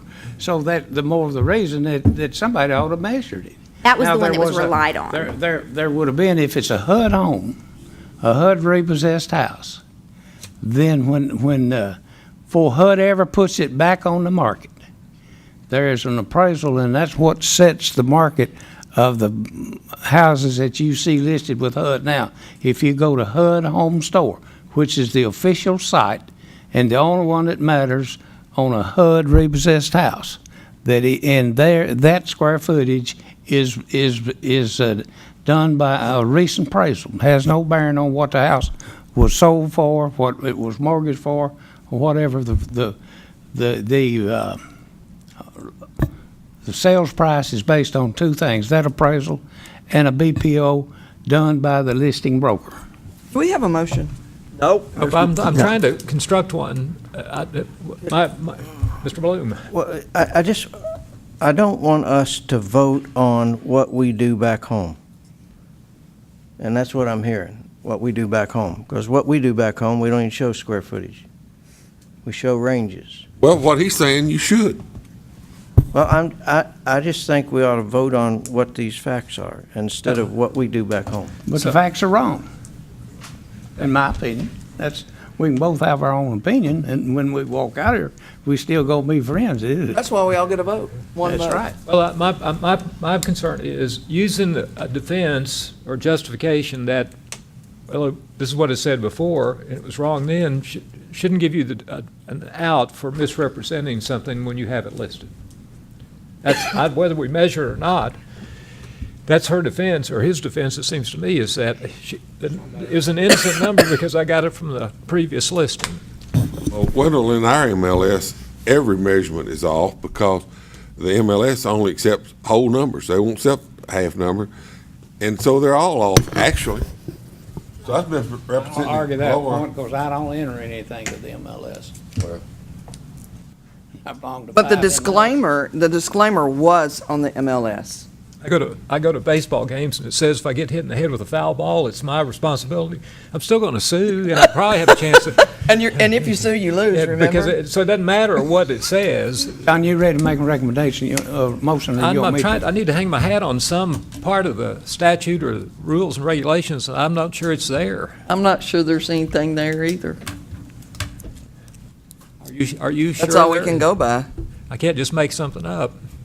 B12 is, I'm sorry, 6213-312B outlines most of these, minus the 400s that talk about agency and not agency, but the duties to your client and disclosures and things like that. So most of these are there. Like I said, the only thing outside of that strikes me is the advertising rule that prohibits, trying to find it, Okay, false I'm- misleading I'm- advertising, but, I'd like to move we defer this for 30 days. I have a motion by Commissioner Grease to defer. You wanna take it? Why are to we the- deferring? I was To the going to say, table. who's Motion going to to vote. take it and read it? I didn't say take it, read it, I said defer it. Well, I If think- there's nothing to charge them with, why don't you dismiss it? Partially because it's a 4-4 split, and if we're going to have Austin here, we can have a majority. I got a feeling that if we had a vote. Well, it can't be a 4-4, well, yeah, because the. Yeah, he is the Austin, 4-4. Okay. Y'all speak into the microphone, Commissioner Flitcroft. We have a motion on the, it's been made. We don't have a motion. Yeah, you got a Commissioner Grease made motion, the I got a motion, and second. Commissioner Alexander I'll seconded. second the motion. If the motion carries, I'll take the file. And the motion is to defer for 32 days till next month. And what are we supposed to do in the meantime? Are we? Commissioner Alexander's going to take the file and review it. Okay. Commissioner Alexander has agreed to take the file and review this file and find if there's any additional information in it that would be Mr. Chairman, isn't beneficial. it traditional that the newest commissioner takes a vote? No, Commissioner Alexander wants this one. Well, we haven't initiated Commissioner doesn't Bloom say yet, have we? Yeah, he is too. Did you get initiated? Any other discussion? John Grease made the motion, Alexander seconded the motion. Questions been called. All in favor say aye. Aye. Opposed, no. Motion- Roll call. Give me the noes. Me? Flitcroft, would you vote? I vote yes. Okay, well, we have two noes and 6 yeses. I'd like to move that the file be given to Commissioner Alexander for his review and Second. comments.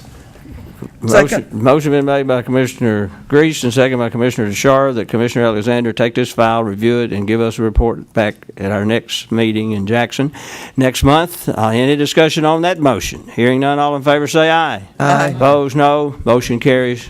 Good luck. Mr. Chairman, I want to read on page 17 at the top paragraph. Complainant states that the complainant later had a conversation with the appraiser. And the appraiser stated that the appraiser was trying to get the house to the value that was offered. I think we need to refer this matter in. there's already been a complaint filed. I know where you're going with that. On the It appraiser? stated in there that's what the complainant said, that was a side note, but I know where you're going with that, so. Okay, you've already done that, Julie? No, the complainant said that a complaint had also been filed against the Ms. appraiser. Crop, if we're thinking the same thing. I it's knew a where you were dangerous going with thing. that, Okay. so. Next, number 17. 20130237761. Complainant states that respondent, affiliate broker, listed complainant's property, and after a few months, a potential buyer wanted to do a lease-to-own contract. Complainant states that the parties signed documents for the lease-to-own, and complainant states that respondent stated that respondent would need to get the sales commission when the lease-to-own contract was signed instead of waiting a year until the sale was final. Complainant states that complainant signed an addendum for payment of the commission to respondent and stated that respondent would not be due a commission at the time of sale. After approximately 7 months of leasing the property, complainant states the potential buyer had to move out, and complainant asked respondent for the sales commission and was told it was non-refundable by both respondent and respondent's principal broker. Complainant provided a copy of an executed residential lease agreement for a single-family dwelling, which provided for a lease term of 12 months with special stipulations regarding payment of non-refundable deposits to complainant and the tenant having a right to purchase the property at the end of the lease at a specified price. Complainant also provided an addendum signed by complainant, which stated that complainant would pay the commission to respondent and respondent would not be due any commission when the property sold. Respondent submitted a response stating that respondent listed and advertised the property before another licensee contacted respondent about a lease purchase, which was agreed to by complainant. Respondent states that the potential buyer paid several non-refundable deposits to complainant, and complainant was happy to pay the commission to respondent for binding the lease purchase agreement and sign the addendum. When complainant contacted respondent regarding asking for the commissions back when the potential buyer moved out, respondent states that respondent told complainant that respondent should not have to pay commissions back for a job completed on respondent's part. Respondent states that respondent instructed complainant to contact respondent once the potential buyer had moved out so respondent could relist the property. Respondent states that this was a lease purchase agreement, and respondent does not feel that respondent owes money back to complainant because respondent performed respondent's job. Respondent attached the transaction documentation as well. There does not appear to be a violation of Trex laws and/or rules by respondent, and therefore the recommendation is to dismiss. So move. Second. Commissioner Flitcroft makes a motion to take council's recommendation to dismiss, and seconded by Commissioner DeShara. Any discussion on the motion? Hearing none. All in favor say aye. Aye. Opposed, no. We're going to take a short 5-minute break, and we should be finished by 4:30, and it looks like we're going to get finished for all you attendees, and this is one day is all you'll have to have, but we should be finished by about 4:30. Let's take a 5-minute break real quick. Not going to be finished by 4:30. Is there a bunch of timeshare stuff coming up? Because otherwise you're wishful thinking. Yeah, unless there's timeshare, you're not going to be done by 4:30. I just wanted them to You're that kind of guy. give them hope. That girl's, what is hope back there? Okay, the one, The white top, black pants. Steve. white top and black. She's very straight in front of me. Okay.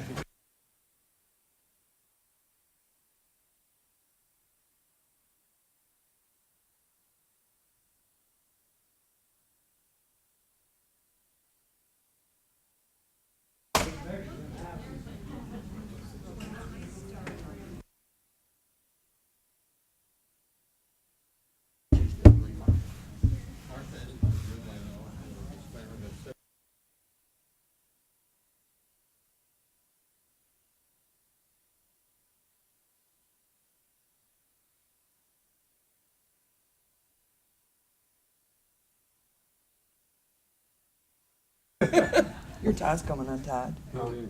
I believe. Yeah, yep, it is. First night in Let's hotel, go I back. just don't see. Only got 5 minutes here. This one comes untied every time. I call this commission meeting back into session, and Ms. Crop, we're on complaint number 18, I think. 20130233811.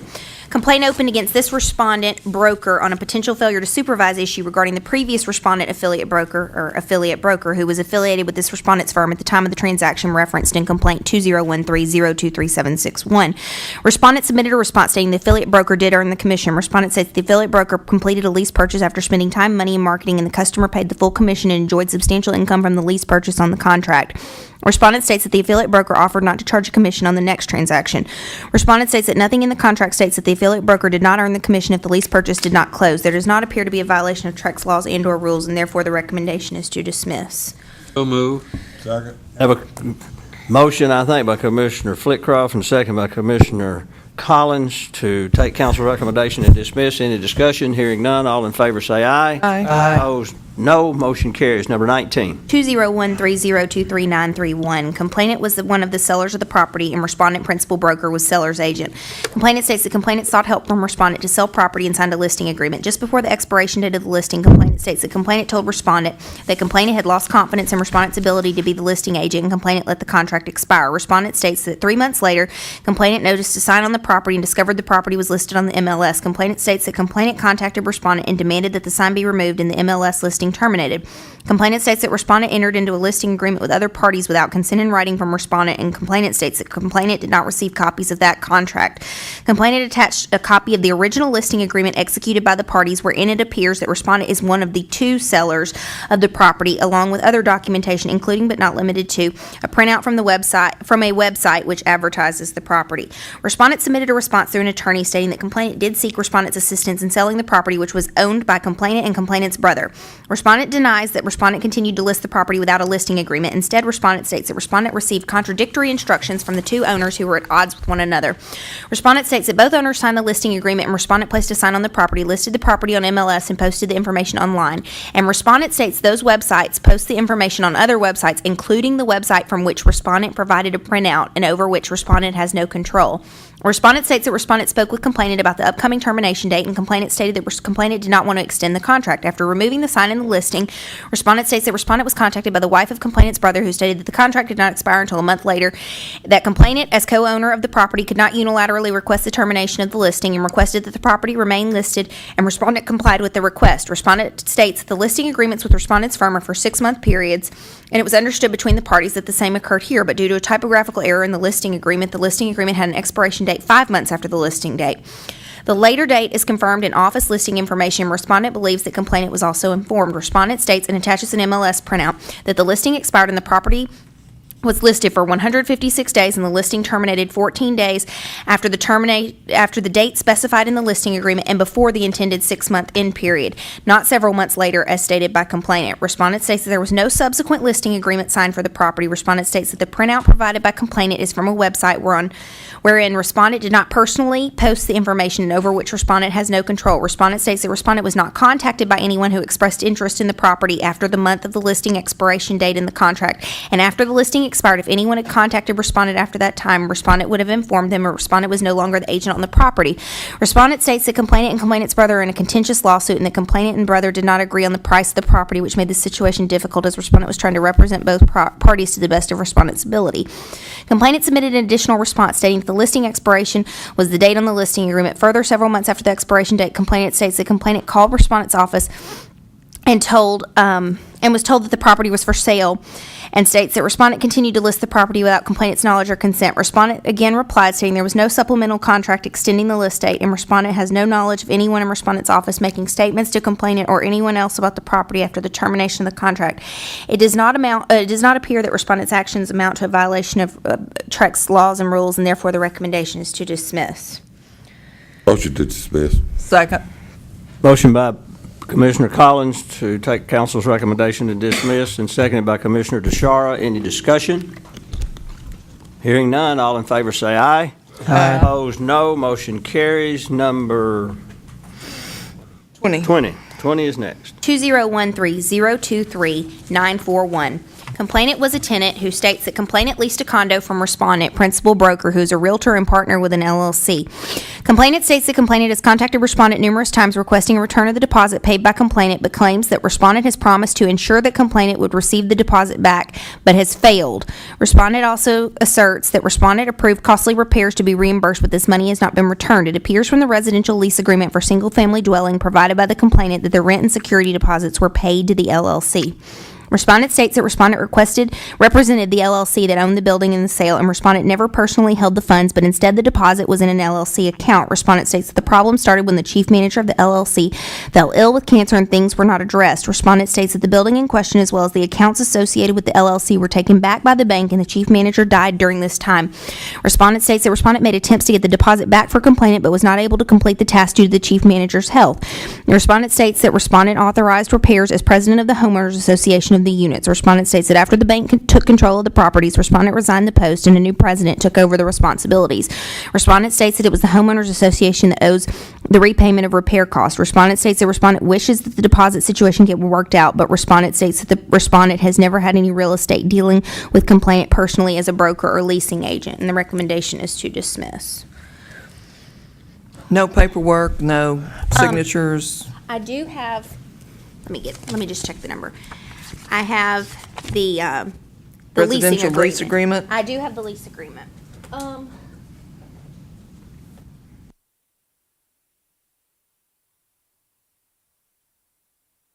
have the lease agreement in here, and it appears from that document that this respondent signed on behalf of the LLC, and it appears that someone else with the firm where the respondent was affiliated at that time, not anymore, was the licensee for the listing company, and the complainant appears to be a licensee as well that represented themselves in the lease agreement. That's what I have. I have some emails, but that's the only document I have. And from that residential lease agreement, as I said, it appears that the rent payments and the security deposits were paid to the LLC and not one of the licensed firm. Move to accept. Second. Motion by Commissioner Bloom and seconded by Commissioner Collins to take council's recommendation and dismiss. Discussion. Julie, is there documentation in there that shows the respondent disclosed that he was a partner in the LLC? It's actually, there's a title written on, there's not a written disclosure that's in there. On the lease agreement itself, it has the LLC signature, and it says by that person, it indicates that they're a member of it. That's written in on the lease agreement on there. There's not one disclosing for either one. It appears the complainant also is a licensee that represented. This is the only document I have, though, at this point.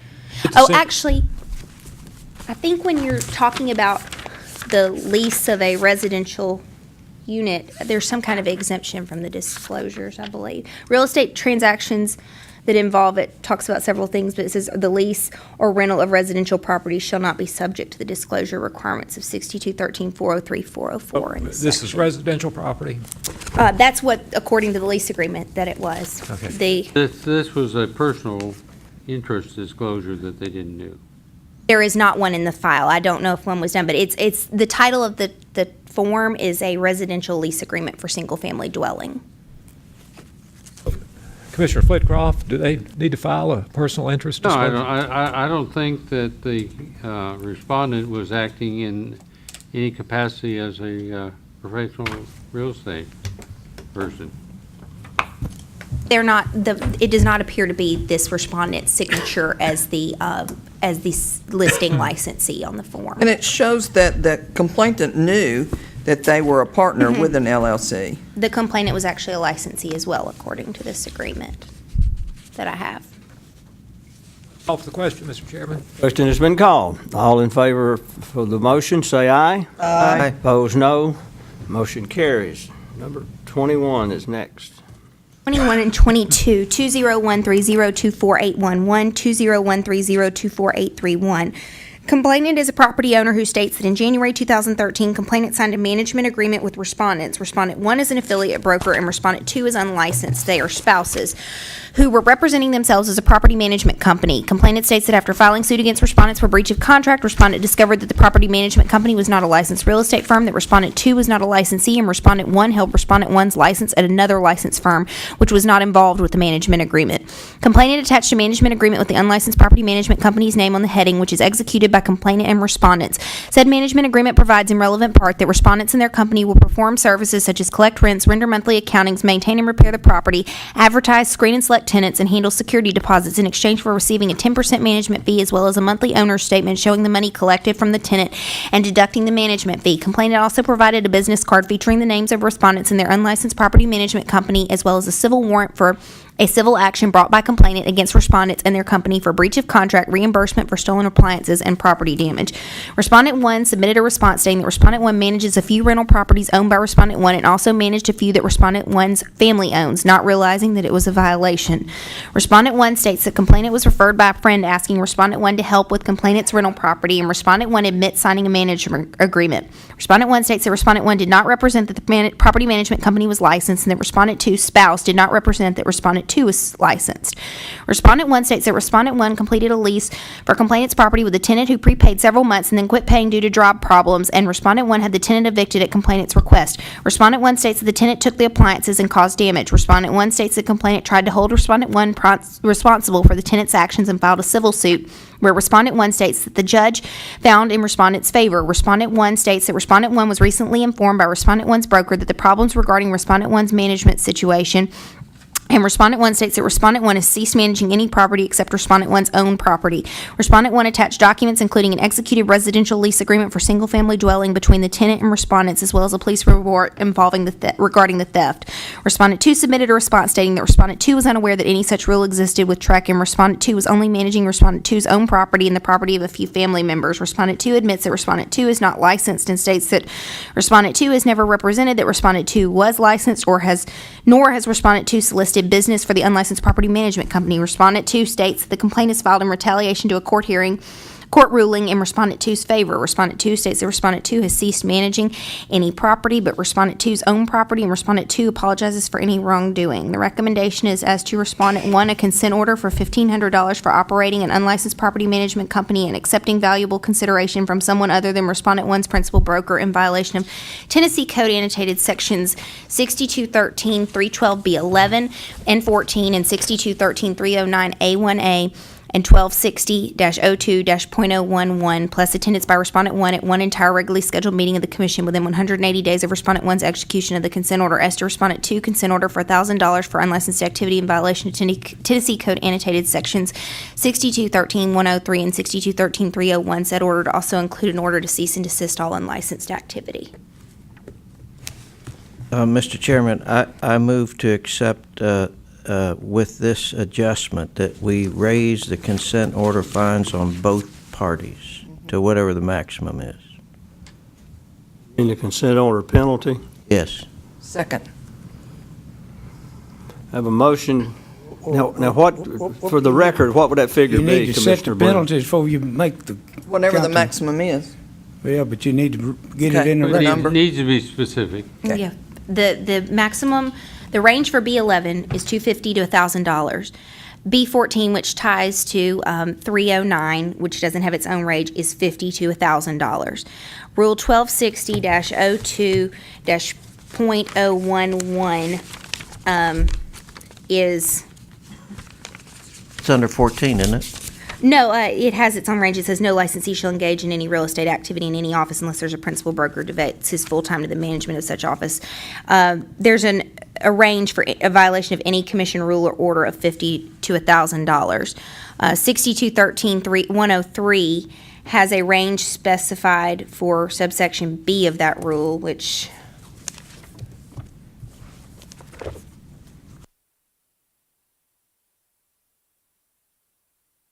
is basically saying the commission of any Thousand. single such act is a violation. There's a range of that for $50 to $1,000, and the range for 6213-301 is $50 to $1,000. So that's 3,000 for number one and 2,000 for respondent two.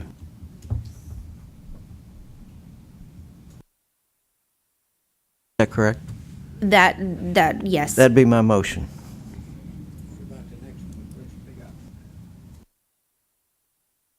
I second it. We have a motion by Commissioner Bloom that the civil penalty be $3,000 Yes, sir.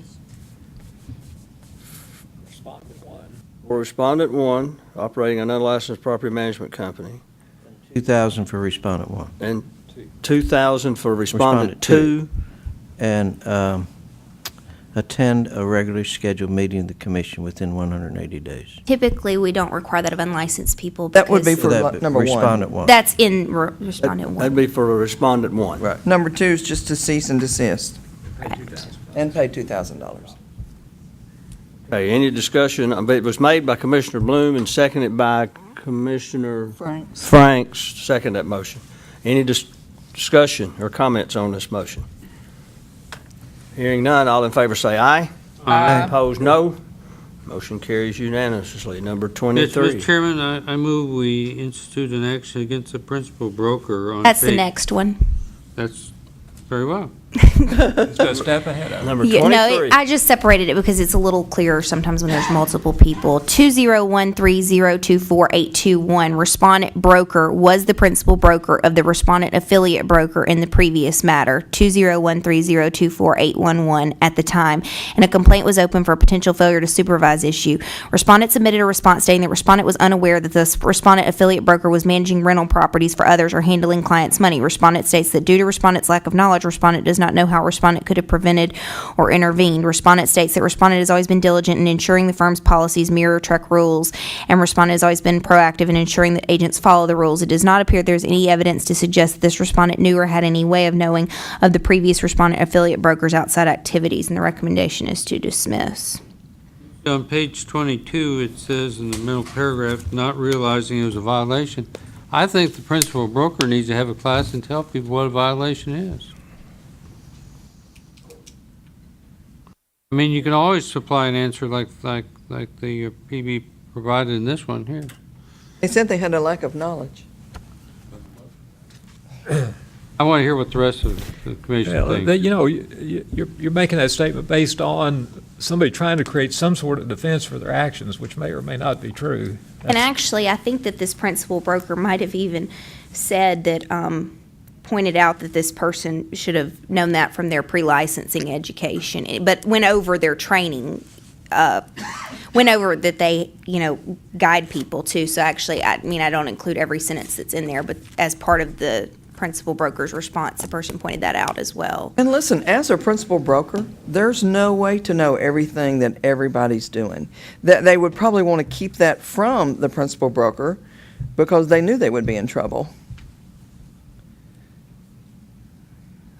I mean, a principal broker can't control something they don't know about.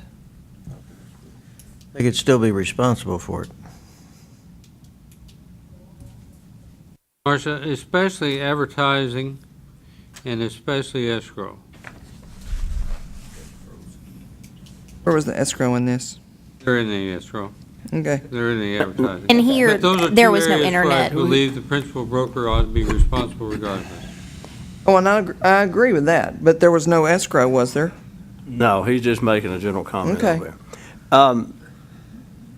Do we have a motion on the floor? No, I wanted to get the sense of the commission before I made a motion. I don't have a strong feeling about it. What's your pleasure? No motion. Move to accept council's recommendation. Second. Motion by Commissioner Grease to accept council's recommendation, and second by Commissioner Collins. Any other discussion or comments? Hearing none, all in favor say aye. Opposed, No, no. no. Okay, we have Just one no. I voted 3 times. seven yeses and I one, voted 3 times. one no, and next is number 24. 7-3. 2013025-311, Trek Open complaint based on a received MLS printout of multiple listings, some of which are in active status and some of which show a status of closed, wherein respondent principal broker is the listing agent and respondent's firm is the listing office. The MLS printout is dated in December 2013, and at that time, respondent's firm license was expired. According to Trek records, it appears that respondent's firm license expired on May 6, 2013. Respondent reapplied for licensure of the firm, and respondent's firm again obtained an active license on January 7, 2014. Respondent submitted no response to the complaint. The recommendation is a consent order for $1,500 for failing to have an active firm license and failing to respond to a complaint filed with the Commission in violation of Tennessee Code Annotated Sections 6213-312B14, 6213-309A1A, and 6213-313A2, plus attendance by respondent at one entire regularly scheduled meeting of the Commission within 180 days of respondent's execution of the consent order. Ms. Julie? Yes. I believe we had one a while ago about similar to this same thing, didn't we? Did we have an expired firm license before? We had Not an expired. we had somebody that was maybe running an unlicensed branch that didn't respond. They were retired. This person, the reason that I halved one of the recommendations is because the person did at least correct the problem and get an active firm license. But yet the fact remains that they did not respond and it was expired for a period of time. That's the reason for this recommendation here. So you're recommending 500, 500, 500? No, because 14, again, is the range for the other two. 309A1A is for not having the firm license, and I halved that one because the problem was corrected. 313A2 is the failing to respond, which was not done, and amounts for the other 1,000. That's the $1,000, the range. Commissioner Alexander? Your question was, is that the maximum? The range for a violation of B14, which would cover these two separate violations, is 50 to 1,000. Yes, ma'am. That's you're right. 1,000 is the you. maximum. Move to accept council's recommendation. Have a motion by Commissioner Second. Alexander and seconded by Commissioner Sharp to take council's recommendation. Discussion on the motion. So I have one comment, Julie, and maybe to the commission as well. So you're showing a little bit of forgiveness because they got caught, and once they got caught, they got the license. Some people do thumb their nose at us even when they do get the complaint, and this person did have an active license, wasn't running an unlicensed branch, just had let it expire, which I saw as them fixing it. You all may disagree. I was just explaining the reason behind the recommendation. But as for a this principal broker, I mean, looking at how do you let one expire, and especially your own, from, what was the dates? From The records, I asked for the date. May to December? May, and then I believe it was relicensed, I guess, January. yes, again, to obtain active license on January 7th, 2014. So were they overseeing agents and selling real estate from May 6th to December? All we have that was submitted, and I'm assuming it was submitted anonymously because I just have an MLS listing that was printed out, and it's a staff internally opened complaint. It's an MLS listing of number of properties. A number of them were active. A number of them were listed with the status of closed. So presumably there were some activities taking place. I don't know about the number of affiliates in the firm, but according to the information submitted, it would appear that there was some activity taking place. I'd like to ask Pretty strong. Mr. Chairman to offer an amendment that the fine be increased to $2,000. Talking about the civil penalty? I mean the civil penalty. Thank you very much. So you might want to vote on the amendment. Second. Did- Oh, no, I can't second it. The seconder has to second it. Second. you can't Second. Can I? You only Okay, accept second. that, but as a friendly amendment to the original motion, who? Commissioner Alexander made the motion originally. And who seconded it? Commissioner Collins. Okay. I believe, Yeah, that's Yeah, right. Commissioner Collins seconded. okay. I Have you- seconded Was it you? Yeah. Well, you then. Janet seconded. Commissioner, Hell, I'm keeping up more than you are. Late in the day. do you want to, will you accept the friendly amendment by Commissioner Yes, I Grease will, rather than I us? will accept his Okay. friendly I amendment. most certainly will. Okay. Well, Can you hear me? I can hear you now. All right, move Okay, on. the motion on the floor that was made We got it. and tweaked by Commissioner Grease and seconded by Commissioner DeShara is the civil penalty of $2,000 and attendance within 180 days of a TREC meeting. Any other discussion on the motion? Hearing none, all in favor say aye. Aye. Opposed, no. Motion carries unanimously. Number 25, 26, and 27. 2013025551, 2013025552, 2013025601. Complainants are timeshare purchasers who made three Chairman, purchases in move one. that we approve council's recommendation. Second. We have a motion to accept council's recommendation and dismiss. It was made by Commissioner Flitcroft and seconded by Commissioner DeShara. Any discussion on the motion? All in favor say aye. Aye. Opposed, no. Motion carries. 28, 29, 30, and 31. 2014003621, 2014003622, 2014003623, 2014003641. Complaints were opened by TREC against respondents. Respondents 1, 2, and 3 are affiliate brokers. Respondent 4 is their principal broker. Based on respondents' failure to satisfy agreed citations which were sent to respondents, respondents were sent agreed citations which contain civil penalties for respondents 1, 2, and 3 due to an advertising violation, and for respondent 4 for failure to supervise the advertising. Specifically, respondents 1, 2, and 3's team name, which included the last name of those respondents, was much larger than the firm name on the sign. Because respondents had not signed and returned their agreed citations with payment, these matters were opened in legal as complaints. Soon after this matter was opened in legal, respondents submitted their executed agreed citations and paid the civil penalties included therein. Therefore, the recommendation is to close this to all in light of the satisfaction of the agreed citations. I asked what the agreed citation was. Let me check because I'm not sure You got time for that, Mr. Chairman? I want to be consistent the next time it happens. Yes, we do. As organized as Ms. Crop is, it will not take her very long. Citations in all 4 complaints were for $250 each for each individual. How much, Julie? I'm sorry.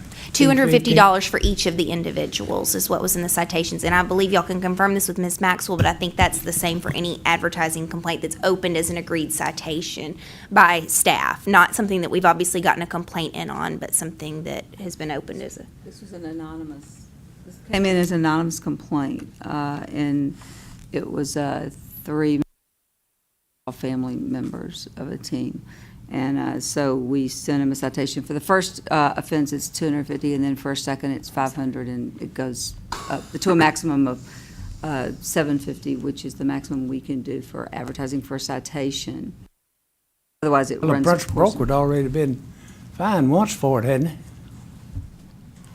He received a citation as citation? well. I think it was 2 citations at the same time, it looks like, based on the 2 numbers here. The other one was never opened in legal, but you're looking at the one that's in the history right there? I believe so. I haven't seen that one, but it looks like from the numbers, they were opened pretty much simultaneously. Do not have a motion on the floor as to I the think we're gonna have to disposition. ramp up some of these citations and advertising to get this problem taken care of. That may be something y'all want to discuss next month, because I think what she's going off of is the last time the commission Yeah. discussed what the staff was authorized to open those for, and we have that on the record. So if you want to change that, maybe that's something we could put on the agenda next month. I'm not sure we don't need to do that. I We think. can do it. send you out the portion of the minutes for you all to review. Yeah, before put it on the next meeting. agenda for next month. I make a To motion, accept we council's accept. recommendation. Second the motion.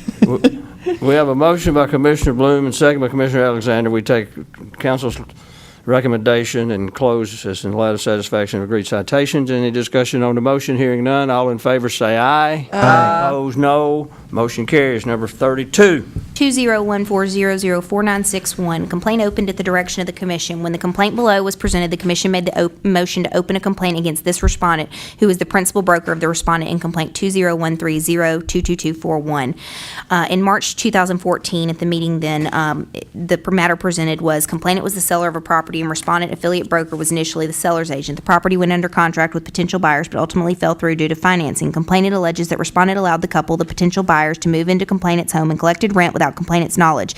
Complainant states that when complainant told respondent that complainant was coming in town, respondent instructed that a rent check made out by a family member of the people residing within the home to complainant be paid to complainant. A copy of the check was included. Complainant attempted to cash this rent check of $400, but it was denied for insufficient funds. Complainant states that respondent collected rent money from the individuals without giving them a receipt. When complainant contacted respondent's principal broker, complainant states the principal broker did not do anything. Respondent states that complainant signed a purchase and sale agreement, but the closing never went through due to loan denial. Before the loan was denied, respondent states that the loan officers required certain repairs to the house that were needed to pass inspection, and complainant refused to pay but agreed the buyers could make the repairs themselves and wanted all utilities in the buyer's name while the work was being done. Respondent states that this was an offer to purchase. In no way was a rental agreement done, but the potential buyer sent complainant a check which complainant signed and cashed. Respondent's principal broker stated that the buyers came into his office and told him that they had rented the house and paid rent to respondent. The principal broker states that he informed them that his office did not handle rent property or collect rent from other people. The principal broker states that the buyers told him different things about how they had given rent money to respondent. The principal broker states that he encouraged the buyers to get out of complainant's house. He also states that he has satisfactorily worked with respondent for 13 years and respondent has never lied to him. Respondents provided the transaction documentation, which included the purchase and sale agreement, which noted the possession of the property would be given with delivery of a warranty deed and payment of the purchase price, and did not reference access for either renting or repairs. Further, the purchase and sale agreement does not include a termination date as required by Tennessee Code Annotated Section 6213.312B9. Additionally, the purchase and sale agreement lists respondent as both the licensee for the listing company as well as the selling company, but there was no executed confirmation of agency form between the parties as required by Tennessee Code Annotated Section 6213.312B7 and 6213.405A and B. Responded again, stating that an insurance agent called her complainant to complain about debris around her house, which was there because the buyers were living there and doing some work. Complainant states this was the first time she heard of the buyers doing any repair work, and this phone call was how she discovered they were living there. She claims the buyers put the utilities in their name without her knowledge. Respondent states that the complainant agreed to this and the repairs were not needed because the house was sold as is. Complainant also addresses the check and states that respondent called complainant and encouraged complainant to accept the house because she wanted the buyers to give something for holding up the contract. Complainant claims the buyers were in the house 8 months. Legal counsel spoke with the potential buyers who were allegedly residing in the property. They stated they entered in the purchase and sale agreement and were given keys by respondent's broker around the time the agreement was signed. The potential buyers state that they moved into the home around that time and the lender was stalling for a while and the sale finally fell through. Complainants state there was no rental agreement, but they lived in the home and paid a rent of $400 a month cash to respondent who would not give them receipts from December 2012 until July 2013. The potential buyers state that they were not aware that complainant did not want to rent the property and respondent told them that complainant did want to rent the home. The potential buyers state that they eventually moved out when respondent's broker told them they should. The recommendation was a consent order for 1 year license suspension in addition to $1,700 for violations of Tennessee Code Annotated Section 6213 312B1, 3, 5, 7, 9, 14, and 20, 6213, 4031, and 4, 6213, 4042, and 6213, 405A and B. The decision was that the commission voted to authorize a consent order for 1-year license suspension in addition to $11,400 for violations of Tennessee Code annotated section 6213B1, 3, 5, 7, 9, 11, 14, and 20, 6213, 4031, and 4, 6213, 4042, and 6213, 405A and B, plus attendance by respondent at one entire regularly scheduled meeting of the commission within 180 days after respondent's suspension is lifted. Respondent submitted a response stating that respondent was never told by anyone that the potential buyers had moved into the house until the complainant above contacted respondent's office, and later one of the potential buyers came by the office. Respondent states that the potential buyer told respondent that the potential buyer rented the property, and respondent states that respondent told her that the office did not handle rental property for other people. Respondent states that respondent does not accept rent for anyone. Respondent states that respondent told the complainant above that respondent would encourage the potential buyers to get out of the property so complainant could avoid an eviction. Respondent states that there's been a lot of he said, she said between the affiliate broker and complaint 2013-022241, the potential buyers and the complainant, and respondent was not there to hear what was said. Respondent states the respondent recently did some research on the potential buyers and discovered that they have criminal records for various matters. Respondent states the respondent has always tried to make sure that all parties in a transaction are treated with care and respect, and respondent has never had any negative findings with TREC. Respondent regrets that the matter happened with the subject property, but respondent feels that respondent did supervise the activities of the affiliate broker respondent in complaint 2013-022241 that respondent had knowledge of, and respondent states that respondent can't supervise what respondent is not aware of. The recommendation is to discuss. This was a commission-directed open complaint, so I kind of wanted to know what you all... Julie, does this affiliate still have their license at this same firm? Yes. It's 1-year suspension, though. The person did not exercise They the haven't option to agreed sign to the that. consent order. Oh, he or she's coming to a formal hearing? As of right now, you're correct, yes. Could we possibly postpone until we have the formal hearing? I mean, No, we would because with the number of matters that Ms. Ryan has in litigation, this could not be heard until later this year, and to hold this out there for that long, I'm not. we can't hold this for... I don't know what I'm in favor of, but I'm not in favor of recommending your decision. I'm sorry. I just said discuss. It said discuss. I didn't say dismiss. It says Okay. discuss. But they did come in and see this broker. Well, it's a lot. And they told him to there's move a out lot of the house. hearsay. They sound to me like he made a pretty good, or he or she made a pretty good approach of amending everything, telling us. It's pretty canned to me. Well, one of the things that I wanted to discuss with you all, because I know that you all wanted this opened, you explicitly made a motion to open this, so I know that you saw a failure to supervise issue.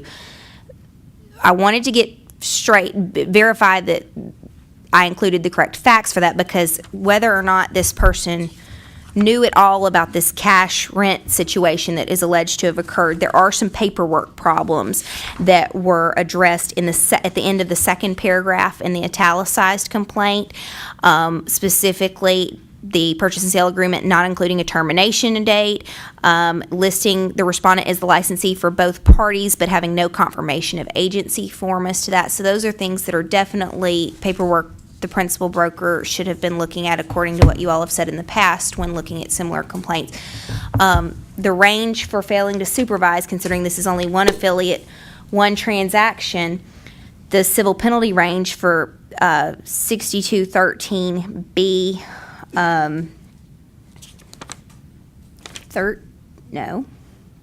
where is it?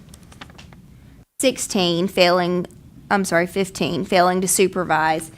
The range for that is $250 to $1,000. I don't really know of how you could expand that, because it is, like I said, one affiliate, one property, one transaction.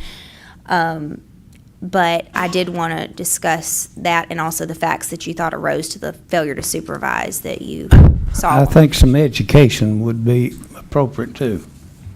I don't see anything in her response that would arise to us changing our original decision.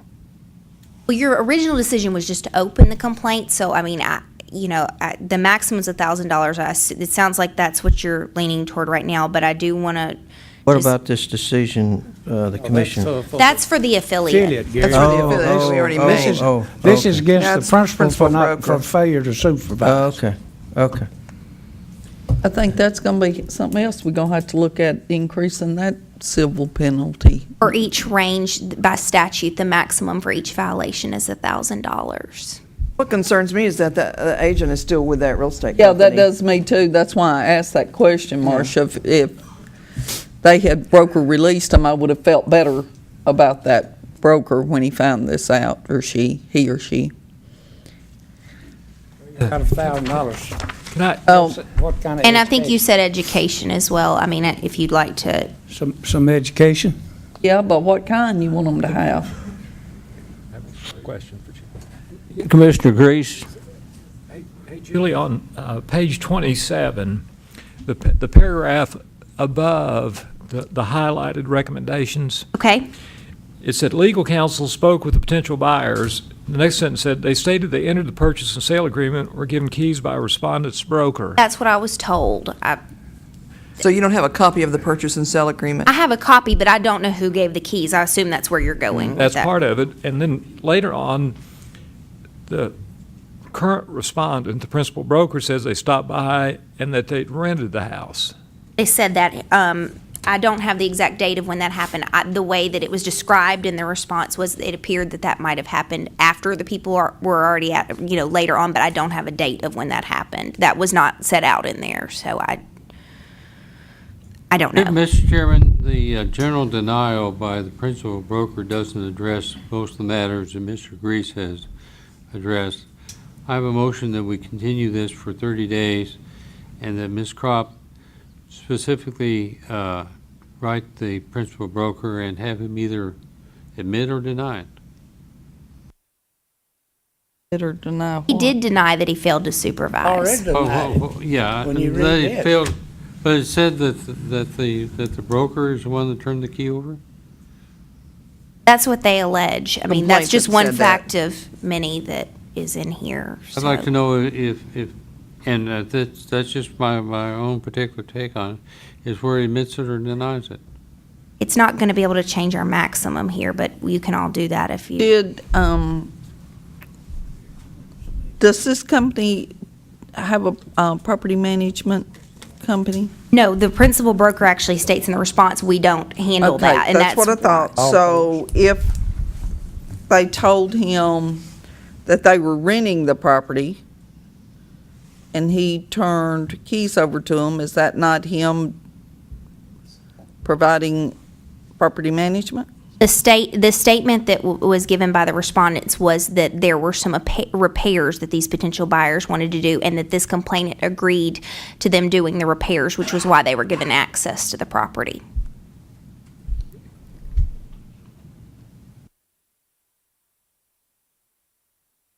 And again, wasn't in writing about that, which, is a problem. I don't know what actually happened. That's what the claim was. As it said in the original summary that's italicized, the purchase and sale agreement noted that possession of the property would be given with delivery of the warranty deed and payment of purchase price. That's what the documentation said.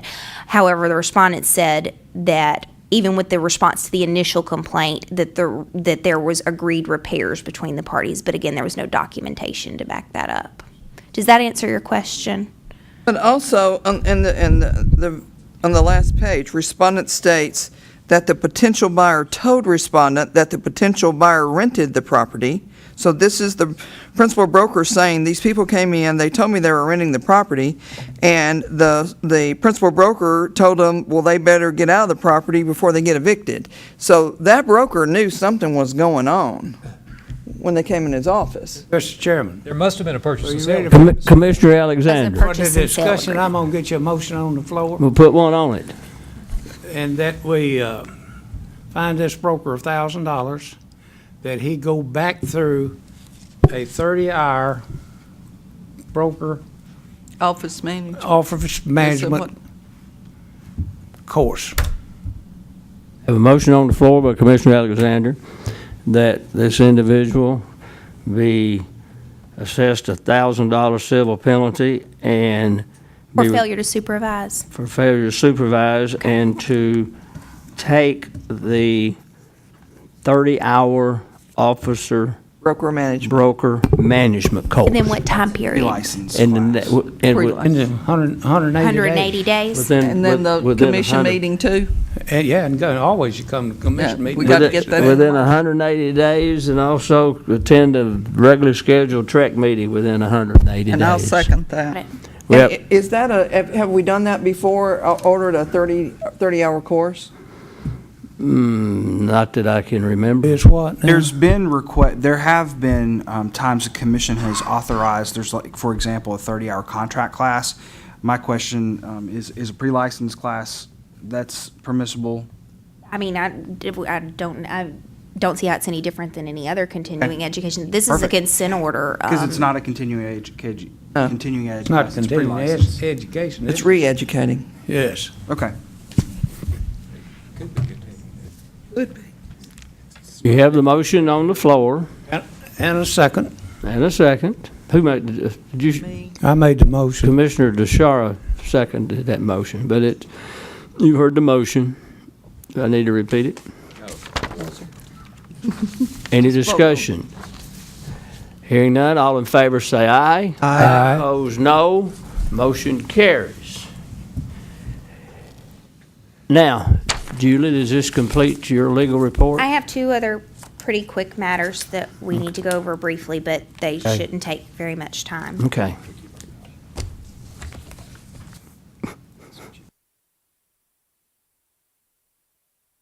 First, I just wanted to go over briefly on the record, although I sent it to everybody by email and asked if anybody had any questions to respond back to me directly, and I didn't hear anything. But I did want to address on the record, as well as make anybody that's attending that's interested aware, that we did receive an Attorney General opinion in response to our request that I believe was submitted a while ago to them regarding the licensing exemption found at 6213-104A1F regarding corporations and their officers performing acts that would normally require licensing under the Brokers Act. And our revised question, they had asked for clarification. I revised it into a series of 3 questions. And you all did receive my email with this, correct? Okay. It basically broke down the question into 3 parts. First, asking if that exemption applies to an LLC. The Attorney General's answer to that question is no. That licensing exemption does not apply to an LLC because it's distinct from a foreign or domestic corporation. The second question was if an individual who's a member or officer of that entity who qualifies for the exemption has a primary responsibility of performing activities where license is required, does it matter for purposes of the exemption if that individual's compensation is dependent upon or directly related to the value of real estate? The Attorney General's answer to that was no, it does not matter. The exemption does not apply because if that is their primary responsibility, then that constitutes a vocation, which limits the applicability of the exemption. The third question was if an individual performs activity for which a license is required, but does not perform those activities as a vocation, does the exemption apply if that person is paid based on their ownership in the entity, where the distribution of profits to the owners of the entity includes the amount of money received by the entity from, for example, the sale of a property.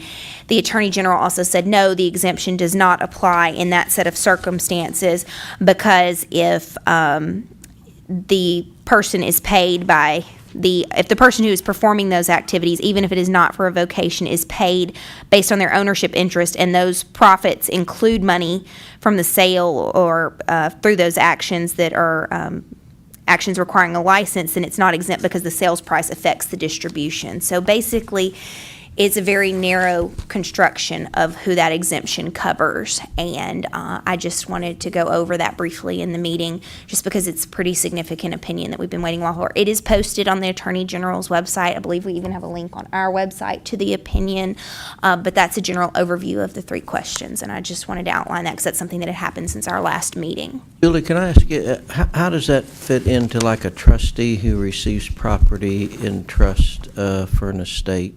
Can he or she sell that? Let me address that. The statute specifically excludes from the Brokers Act trustees. There's a separate exemption for that type of situation. This is a specified exemption relating to a corporation, and that's that person's officers performing this activity, and it gets into saying where it doesn't apply when it's a vocation, or if the money that person receives is dependent upon the money derived from that set of activities, the real estate transaction, and this is just restricted to that one exemption. And so it's basically a narrow interpretation of that exemption by the Attorney General's office.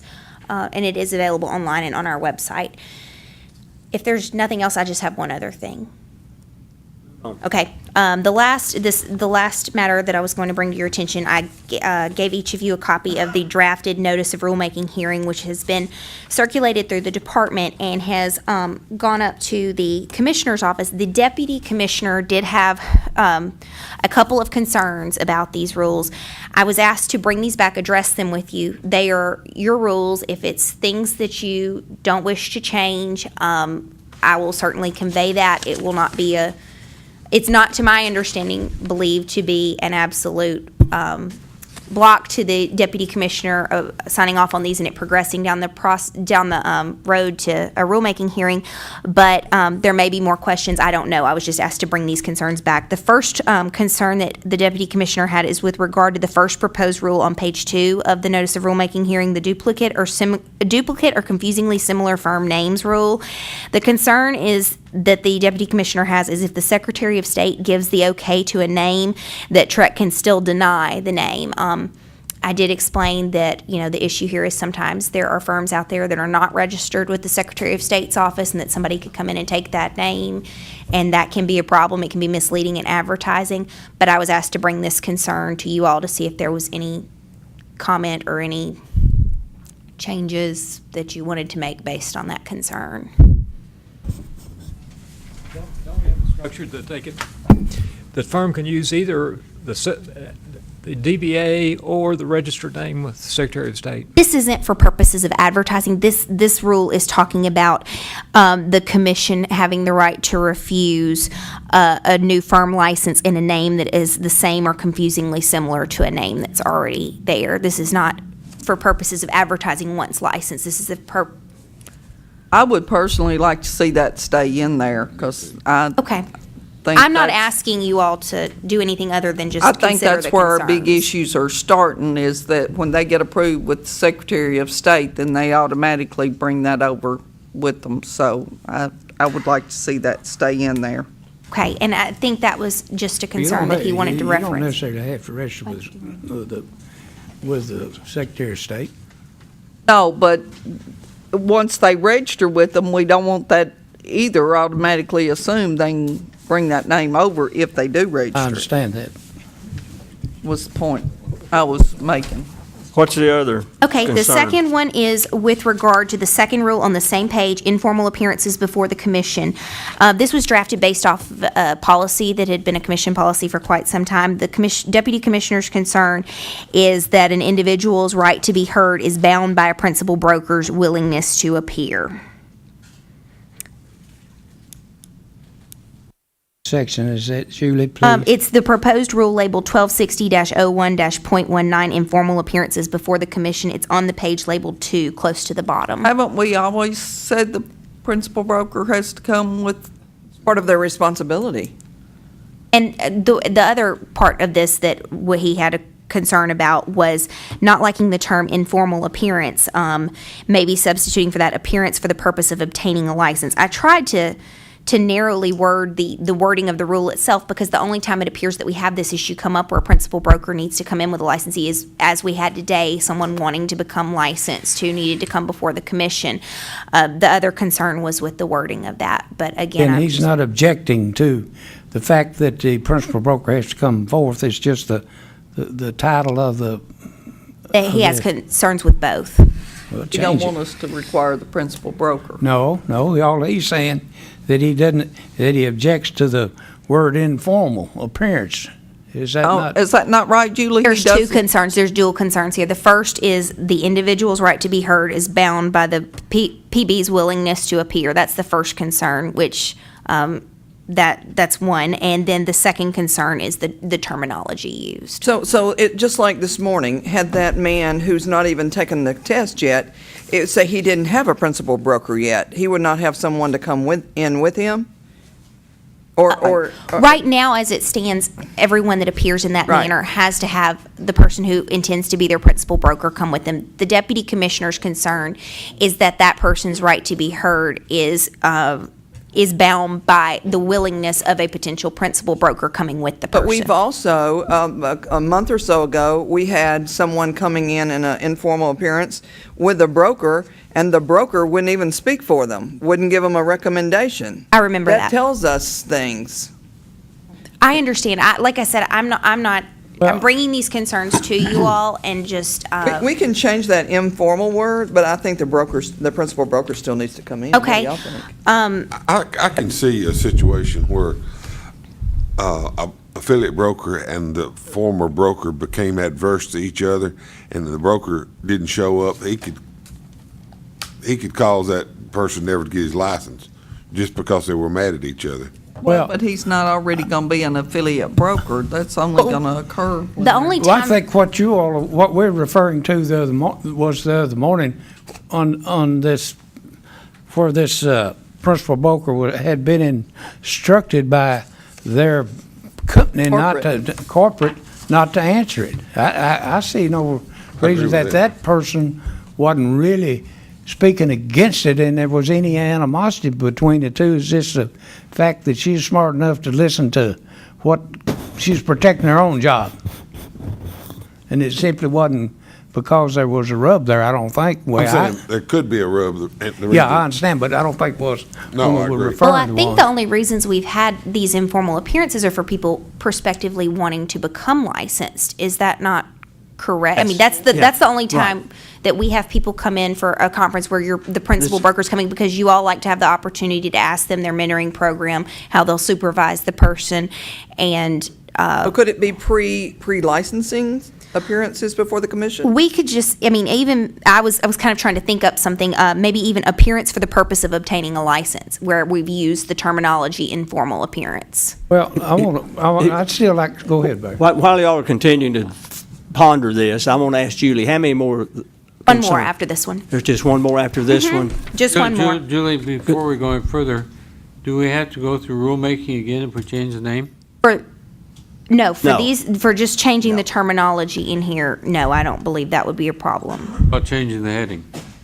What? What about changing the heading?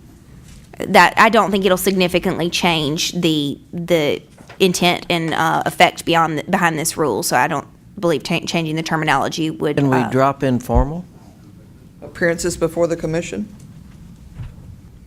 If I Doesn't could, mean all appearances. as chairman, I wanted to, with our our education director, we only have if there's anybody that needs to leave for pick up children daycare, it's 5 o'clock. It's late, and we're almost finished. Everybody can leave except Celeste Chisholm. Are you ready for them to sign out, Steve? If you're here by an attorney, They make too much noise when they're signing out. And if you're leave. here by order of an attorney, You're here by order of attorney. There's only one, I think. Is there more? If you're here by an order of an attorney, you must stay. Correct? If you're here by order of an attorney. Consent order, if you're here for a consent order is what they mean. Yeah, for a consent order, for that reason, if you're here for that, part of your consent order within 6 months, the attendance at a TREC meeting, if you're here for that reason, you must stay. But if you're getting your license reinstated for the purpose that you let it lapse, then you can go if you wish. We're going to be finishing in about 10 minutes or so if you want to stay till we get finished. If y'all had shut up and quit talking, we'd be finished a long time ago. Continue on, Julie. Well, I'm still speaking. I know you are.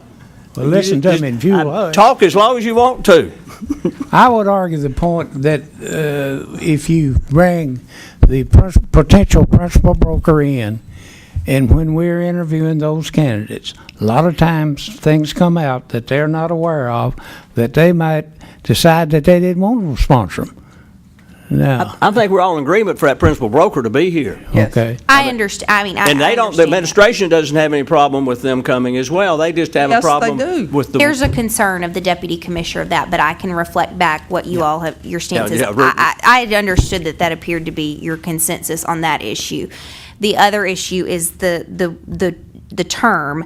Ms. Maxwell kind of told me appearance for the purpose of obtaining a license may not be exactly correct, because the person is just then being basically approved to go test or approved To move forward, and, I mean, they're just really being approved to either test if they haven't tested, or move forward in the licensing process if they've already tested, so that you could get on into the process, and if they hadn't tested, they might fail the test, or they might not have a high school, they might not meet one of the other qualifications for licensure, depending on where they are. I mean, it's just a matter of semantics. Well, would they still not be appearing Licensing. for the purpose of Yeah, I attempting mean, to yeah, obtain a I just don't want- license? yeah. And the statute clearly says it, just because you pass tests. Can you think of any other verbiage that would satisfy them, Julie? I mean, I think that appearance, Appearance for purpose of Mr. Chair, continuing with licensure. let them Mr. work that- Alexander, Let our two attorneys come up with a. with something that the capitation administration that will suit the so basically, other so- go ahead, I'm sorry. commissioner. Go ahead, I'm sorry, I didn't mean to Well, interrupt my you. recommendation to the rest of this group and the chairman, that we let you and Ms. Maxwell come up with the capitation for this heading that suits. That memorializes what it is in a format other Yes, than. but I don't think this group, we voted, we're not in favor of changing the fact that the principal broker needs to come, or the You wouldn't mind potential just putting in a motion that you would like that terminology altered, since that is a change we're making? I don't need one if you're not wanting to change something, but if you could put in a motion what you just said about changing that terminology, that would be good. what he was doing was saying, giving you the authority. He's gotta do it. to Right, motion. but just if you could just put that in a motion. Mr. Chairman, I move that this commission gives our staff attorney and our executive director to come up with a heading for the bill that our assistant commissioner Deputy. had some Oh, thoughts about. 600119. Deputy, the assistant commissioner I mean, is Mr. Giannini. whoever, Commissioner Bill Giannini. No, it's not him. it's No, it's not Deputy him? Commissioner Steve Myshak that had these concerns. Well. Under 1260-01-19. Got it. Okay. I understand. your Second. motion. I understand wherever it's supposed to be, if that's the big Yes, sir. cheese, that's Motion good. made by Commissioner Alexander and seconded by Commissioner Shar that Julie and Eve been given the authority to come up with verbiage that will be acceptable to those But that we needs keep to the accept principal it. broker in there. But keep the principal broker in there and express our concern and our desire to keep it there. If he would like to attend one of our meetings and find out how important the principal broker is to us, we'd be more than happy for him to come. Any discussion on the motion? Hearing none, all in favor say aye. Aye. Opposed, no. Motion carries. Concern is on page 4. It's close to the bottom. It's within the proposed reinstatement rule 1260-01-.21. Toward the bottom of page 4, the deputy commissioner's concerns are with parts 3. It's a lowercase I and a lowercase II. It's the first one is attend one regularly scheduled meeting of the commission within 180 days of the date of executing the reinstatement order, or in lieu of attending a commission meeting, pay $750 within 30 days of the date of executing the reinstatement order. The deputy commissioner has concerns regarding the validity of the meeting requirement in order to reinstate, and especially with the $750 payment in lieu of that. Really, we reduced it from 1,500, so. I If understand. it was legal before, it had to be legal. Well, it's, as it was before, it was a policy, and so when going through the rulemaking process, that was a concern that he had, and I think some of that comes from the statute that gives the part of the authority for this rule, the 6213-319 reinstatement statute. It allows for a certain amount of penalty fees for reinstatement, which are not more than $100 a month, and then after, let's see, after the 60-day period, a penalty fee of not more than an additional $100 a month from the time of expiration. So it appears to set kind of a cap, and the concern with the payment is that's exceeding the authority in that statute. The meeting requirement, there are also concerns about the validity of that. It was suggested maybe additional education in lieu of a commission meeting. Those are just the concerns with. There's no class on what happens at a TREC meeting except being here. And I think that is I would rather that to me is more important than a rich guy who can give you $750 not to come. They still have another option. They can go to a formal hearing. They don't, if you don't want to do that, they still have an option. They can retest and reapply in They got two options. They got reinstatement. This is with regards to reinstatement only. This has nothing to do with the consent order of meeting attendance requirements. This is a potential rule about reinstatement. And I do believe that there is more concern from the deputy commissioner about Part 2, the payment of the fee, than the meeting. There is some concern about the meeting, but I believe there's more concern about the payment. Well, I'm just as happy for them to have to come. I wasn't real happy about them getting to pay them walk, so I'm okay if you want to take that out and just make them come visit us. That's up to you all, but. I'm okay with that.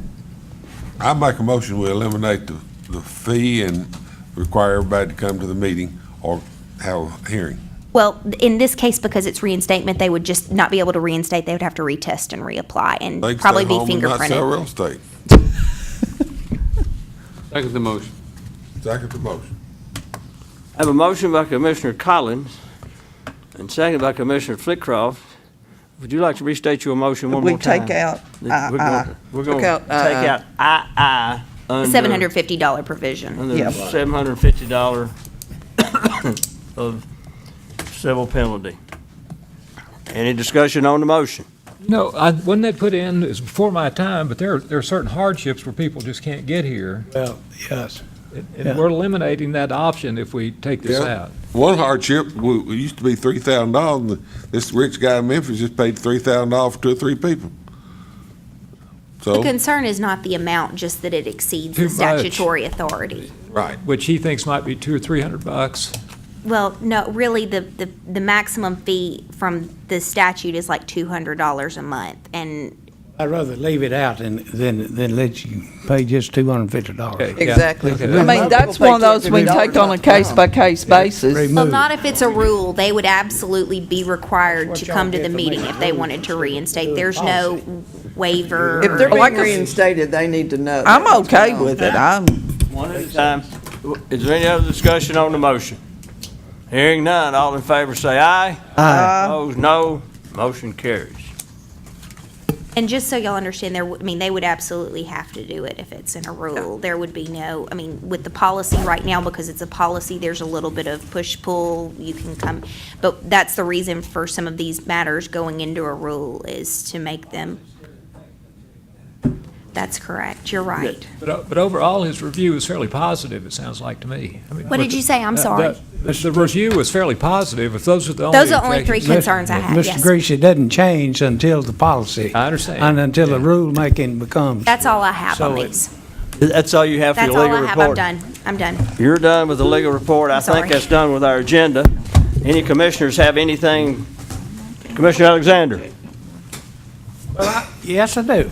Well, I figured you did. I've learned how to pull this thing up and talk right into it. I wish you wouldn't be so ill to the commission. Yeah, you just rude. No. But I'll get over it. I'll get over it. I thought last, when we went out to address the real estate, TAR. TAR, I've been going for several years, and I thought that this was the best meeting that we've had, and more gratitude than I'd seen before. I guess it must be because of the new commissioners that we're taking on. That's what we were thinking. Other than that, I'm done. Commissioner Bloom? No, sir. Commissioner Franks? No, thank you. Commissioner Greaves? I'd like to follow up on what Commissioner Alexander said, in the sense that sometimes you make unilateral decisions, and other times you just say you're one of 9 people, and I noticed how you just dismissed people today without even consulting your other 8 votes, and I just want to put that on the record. Well, That's an observation. I consulted my education director. Consulted. He doesn't get a vote. They don't have a vote. Commissioner Collins. I'd like for us skipping to me get out today. on our website or some form to get everybody to get signed up and check their hours, check their address, because this causes a lot of problem. We don't forward anyone's mail. I don't know if you know that or not. And it's bad, and just go check, tell everybody in your office to check their hours and check their address, and that's all I got to say. Commissioner Flitcroft. We've had more property management cases in the last 2 or 3 years. We had more property management cases this time than we had timeshares. Eve, write them a letter when they're doing the pre-licensing course and tell them to emphasize pre-licensing. When you got a guy who claims in his response to a TREC complaint that he's never heard of property management, that he didn't know it was part of the Brokers Act, somebody's not teaching him. That's a problem. Yep, that's it. I think you skipped Mr. Chara. He saves me for last. Commissioner DeShar. I want to encourage all of you to get in compliance with the advertising laws that are currently in place. There are more fines going out, or more civil penalties going out about that every day. So you better make sure your yard signs are in compliance. Who is responsible for these chickens? He brought them from Hong Kong. You brought these from Hong Kong. There are Easter chickens from Hong Kong. They're from. They lay eggs. They lay eggs. It's gum. I thought. But anyway, thank you, Miss Maxwell. I'm looking forward to being in Jackson next month, even if it is. We're going to have to put up Commissioner Alexander. We're going to have a good dinner, I can assure you, that first night on Wednesday night. Let's have a safe trip home, and it's been a good meeting. I concur with what Commissioner Alexander and about the new commissioners coming on. We've been doing this, you new commissioners, we've been going to TAR for off and on most years for, I don't know, 7, 8 years. Oh, it's been longer than that. And this was probably the best one I enjoyed the most, and we are adjourned. You didn't get a motion for that. We don't need one.